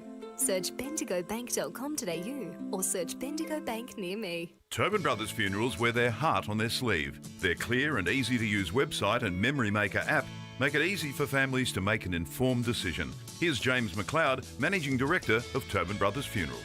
We pride ourselves on being the most transparent funeral company. All pricing on goods and services are available on our website. It's all there for you to see and make very informed decisions when planning a loved one's funeral. Visit tobinbrothers.com.au. Tobin Brothers Funerals, celebrating lives. At Yarra Valley Water, we know reducing your shower time, or show time, to 4 minutes can save you an average of $200 a year on water and energy bills. Shower shorter. Save water. Authorised by the Victorian Government, 1 Treasury Place, Melbourne. Sprained your ankle, bursting through the banner? For bumps, breaks or bleeds, be seen sooner, close to home at Knox Private 24/7 Emergency Department. You'll generally experience shorter wait times. Knox Private 24/7 Emergency, 262 Mountain Highway, Wanturna. You are listening to Radio Eastern FM 98.1. With live and exclusive coverage of the EFNL football season. Bringing you the match of the day with score updates from all divisions. And now we cross to our commentary team for the Radio Eastern 98.1 Match of the Day coverage.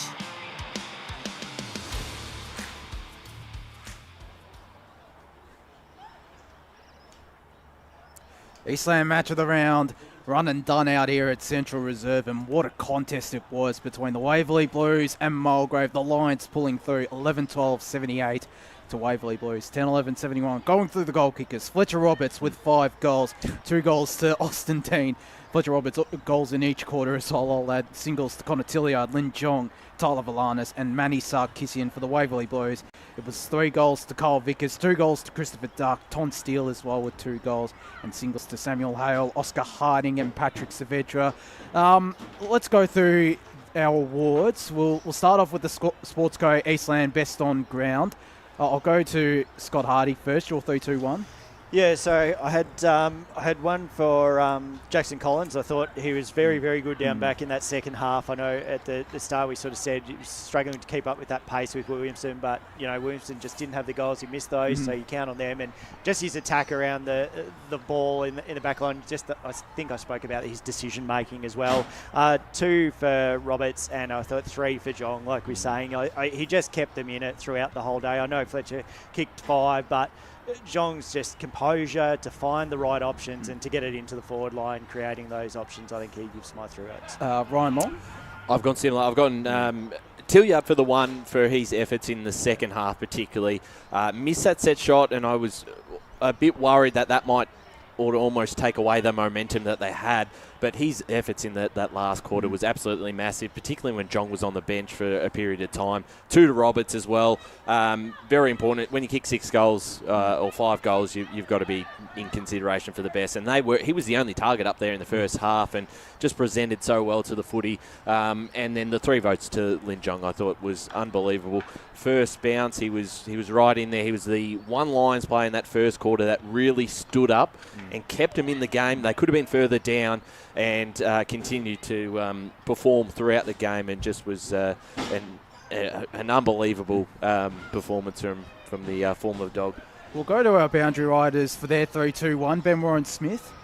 Tough to give a 1 vote today. There were so many players who probably deserved to put their hand up for that 1 vote. What a game that was as well, and a sensational call by you boys. 1 vote I snuck in for Kyle Vickers. He kicked 3 goals. He was there in abouts, and he probably had a chance to kick one late as well, which he would probably be ruining the day that he missed that. I gave 2 votes to John today, and I gave 3 to Roberts. I switched it around. I thought Roberts was the only real shining light up forward for them, and to keep them in the game. And to keep them in the game in the first half, he needed to kick goals, and he did that. It's not often I give a full forward 3 votes, but he gets the chocolates from me today, boys. Chris Curtis.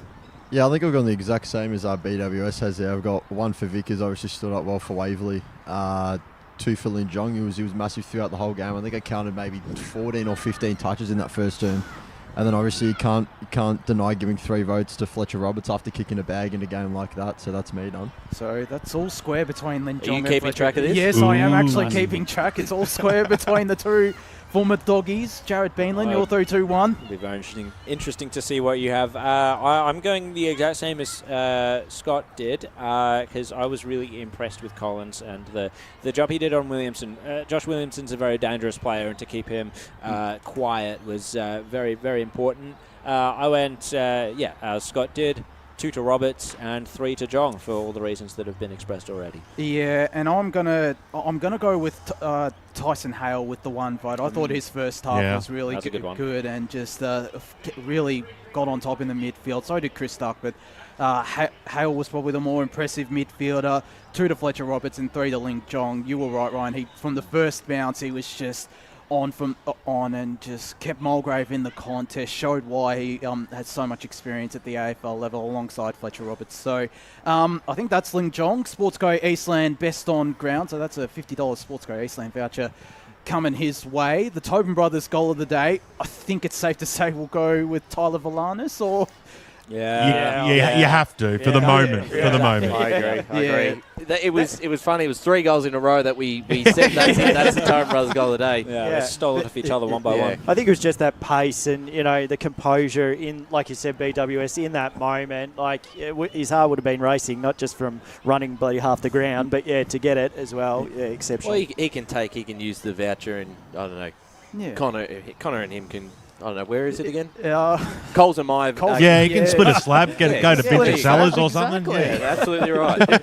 Well, I mean, there were a couple of options. Chris Duck's goal in the final quarter was also impressive, but You've got a little bit of a love association with Duck, don't you? They both do.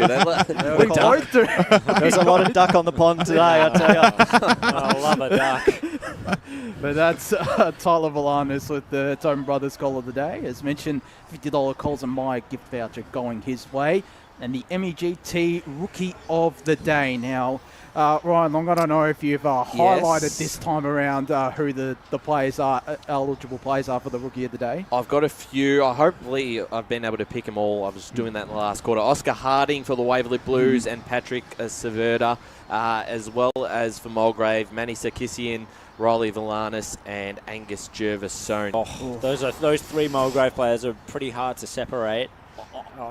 I'm going to put my hand up for Manny Sarkisian. Yeah. I thought he played up on and all Tyler Villanis is also up for the award as well. I think he got the goal, so no, he can. Yeah, that's right. No, you can't have two awards. I agree with you though. I thought Manny was, and alongside his brother as well. They both played really good, strong football. I mentioned earlier, that Evan Sarkisian is the barometer. Sort of just plays right on that line. His brother is just a class player. Composure as well. There was that play towards the end where he sort of just had the right option, kept a clear head, and I think he's a standout performer today. Yeah, so I think all in agreement. Manny Sarkisian, the MEGT Rookie of the Day, a $50 Bunnings voucher going his way. So let's hope he's a tradie as well. Might spend. It doesn't matter. It's Disneyland anyway. It's my men's shed. We've got about 7 minutes left, or 7 or 8 minutes left until we close things out here at Central Reserve for the Eastland match of the round. Ryan Long, do we have any final scores coming through? We do. We sort of put them away in that last quarter because this game was so exciting. Baldwin did get across the line over Blackburn, a 9-point win there, 11-11-77 and 9-14-68. So they remain undefeated with 9 straight wins. Berwick's first win of the season, 9-10-64 to Norwood, 6-10-46. Ray Baird's going to claim that all the way home. He's just because he went out there. down the coast. He's already organised. Packed the board. He was there. He's organised the interview with the senior coach there for tomorrow's podcast. Doncaster East went down to South Croydon by 45 points, 15-12, 102 the Dogs to the Lions, 8-9-57. Rowville held on for a 3-point win.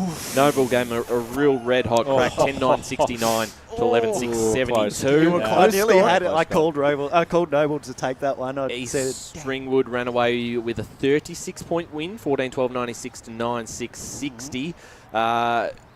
2 results in Division 1 that we heard nothing from during the day. We still have nothing from the South Belgrave Mitcham game and the Wanturna South Beaconsfield game, so we'll wait and hear for that. North Ringwood defeated Bayswater by 40 points, 15-6-96 to Bayswater, 8-8-56. Park Orchard's 101-point win, 16-17, 113 to Mooroolbark, 1-6-12. Montrose, big winners over Doncaster as well, 17-13, 115 8-3-51. Do we have a final score, I think, from Belgrave South Recreation Reserve? South Belgrave 15-10, 100 defeating Mitcham 10-4-64. There you go. That's why I haven't had a message from Daniel Wex, our junior manager. Otherwise, they would have won if that was the case. Let's jump into Division 2. Boronia, search that one up, Josh, for me on Facebook. Final score actually just came through, 105-39 Boronia won. Come on, Hawks, get the scores on Play HQ. That's where they need to be. Lift your game. Absolutely. I'm going back to this game. Basin versus Heathmont. Heathmont ran away with this one, 41 points, 12-12-84 to 6-7-43. Templestowe defeated Ringwood by 37 points, 13-8-86 to 7-7-49. Dockers in good form. Yes, that's 3 in a row now for the Dockers. So 28 points and 28 points for Templestowe and Mulgrave then with those wins. Yes, absolutely. Croydon defeated East Burwood by 5 points, 7-9-51 to 6-10-46. Let's jump into Division 3 now. Having a look at the scores, pretty one-sided across the division. Surrey Park versus Warrandyte, 23-22, 160 to 6-2-38 Warrandyte. I do wonder one thing: how many goals Jake Summers would have kicked, or someone like that. Oh, you'll find out very quickly. Oh yes, I'll be as quick as possible to find that out. After a very good first half from the Cats, they fell away and Knox won by 69 points, 20 goals, 18, 138 to 10-9-69. Yep. Donvale defeated Ferntree Galley by 32 points, 11-9-75 to 6-7-43. Coldstream 60-point winners over Oakley District. Upper Ferntree Galley versus Fair Park there tonight. Someone's got to go out there and cover that game. It won't be me, but we'll see. We'll head out there to Kings Park. Great weather out there tonight, I'm sure. Forest Hill take on Croydon North. Croydon North won by 21 points, 14-7, 91 to 10-10, 70 Forest Hill. That's two out of the last three for the Kangaroos, doing very nicely. Right. And Chirnside Park, 12-22, 94, defeated Nuttawading 10-6, 66. Just waiting on the Scoresby Kilsyth result. That final score just came through the Kilsyth social. Scoresby 11-17, 83, defeating Kilsyth 5-8, 38. Okay. So a big win there for them. And I think they move now a game clear on top of the table, do Scoresby, because Whitehorse did have the bye. And obviously Chirnside won. In fact, it'll be Scoresby and Chirnside Park that'll be equal top now. So, And Forest Hill have lost to both Nunawading and Croydon North. Yeah. That's quite worrying from their perspective. Yeah. You would have placed them ahead of both of those teams pretty comfortably at the start of the year, but I don't know what's going on Transition there. year for them at the moment with the youth, and they did lose Rudd and Rowe and a couple others as well, so that was always going to make it tough. But in Division 2, that means Ringwood now drop out of the top 5. It'll be Templestowe and Mulgrave that I think will be in 4th and 5th place. 2 games behind now. East Burwood, I think they went down to Croydon now to Croydon Noble. So, is that on the stream, Lee? Yes, Are it we was. watching that currently? Can we rewind that, or is it coming up here? Give him a moment. Sorry, it was just Josh Williamson's headbutt of the ball. Whether it was that might have been one of the best. It was intentional. Oh, that's what I said. Here we go. Let's have a look on the It's coming up now here, BWS, and it was. Oh yeah. That or he wanted to leave it to Falcon, the player behind him. That was a brilliant piece of play in the end from Josh Williamson. But, didn't have too much of an impact in the end. 3 behinds in that first quarter. The only other thing which we'll obviously rewatch the footage after this is the shot from Playstead, which would have put them in front, and it was a complete turn around with the final goal for Mulgrave. Very controversial. I saw it back on the stream, boys, and it looks in. It doesn't look great from the umpire there, but my initial thought was maybe it's gone over the goal post, but yeah. I thought it was a goal. I thought it had got through before it sort of then drifted across. I thought it was well behind the goal line when that happened. I just don't think the goal umpire had the best angle to it, because the goal umpire looked like was heading more towards the ball rather than sticking straight. You can't really stick up for a goal umpire in that instance, because they're standing where they're standing. It's a good point. I shouldn't defend the goal umpire, but still, it is definitely going to be a bit of controversy around that. It is what it is. It well, is that's indeed. it. And even then, okay, they get the goal, but they still miss out by a point. So yeah. And then would Tyler Villana's goal have happened still either way? That's the question, though. Yeah, here we go. From that kick in. Oh, is this there we go. We've got it on. If you're listening on radio, you won't be able to see this. I don't think you'll see it. It just goes to the top. You just see where it goes. Yeah. Unfortunately. He loves it off the boot, and they're celebrating. Oh, good on you, Megs. She still did a superb job today, did Megan Green, the best camerawoman in the business. Is the best, number one. And it would be interesting just to see, to watch that again, just to see the where the umpire was actually standing at that time, like whether he or she was too far over to the right. I don't know, but anyway. It also now can't be questioned either. So a hamper coming from Mulgrave to Megan during the week. Yeah, true. Money's on the fridge, as they say. Well, I think it's just about time to wrap we've got Blake Tennant's 21st to get to. Yeah, we need to head off quickly, and we need to get that whispers. And we need to head off. Ringwood being closed off for police operation. Barricaded off. Time we also need to go. If you're in the area, stick away. I can see smoke from here. What's going on? Yeah. Race started early. Brash is egging them on. That'll just about do us in the Eastland match of the round. Ben Warren-Smith, Chris Curtis down on ground level doing a fantastic job. Loved it today, and a fantastic call by everyone in the team. Thank you, fellas. Turned out all right in the end. Ryan Long, Scott Hardy on special comments today. Ryan doing the women's match of the round and the men's match of the round. Scott, great to have you back as well. Thanks, Josh. It was a pleasure being back, and a great game to come back to. Certainly right.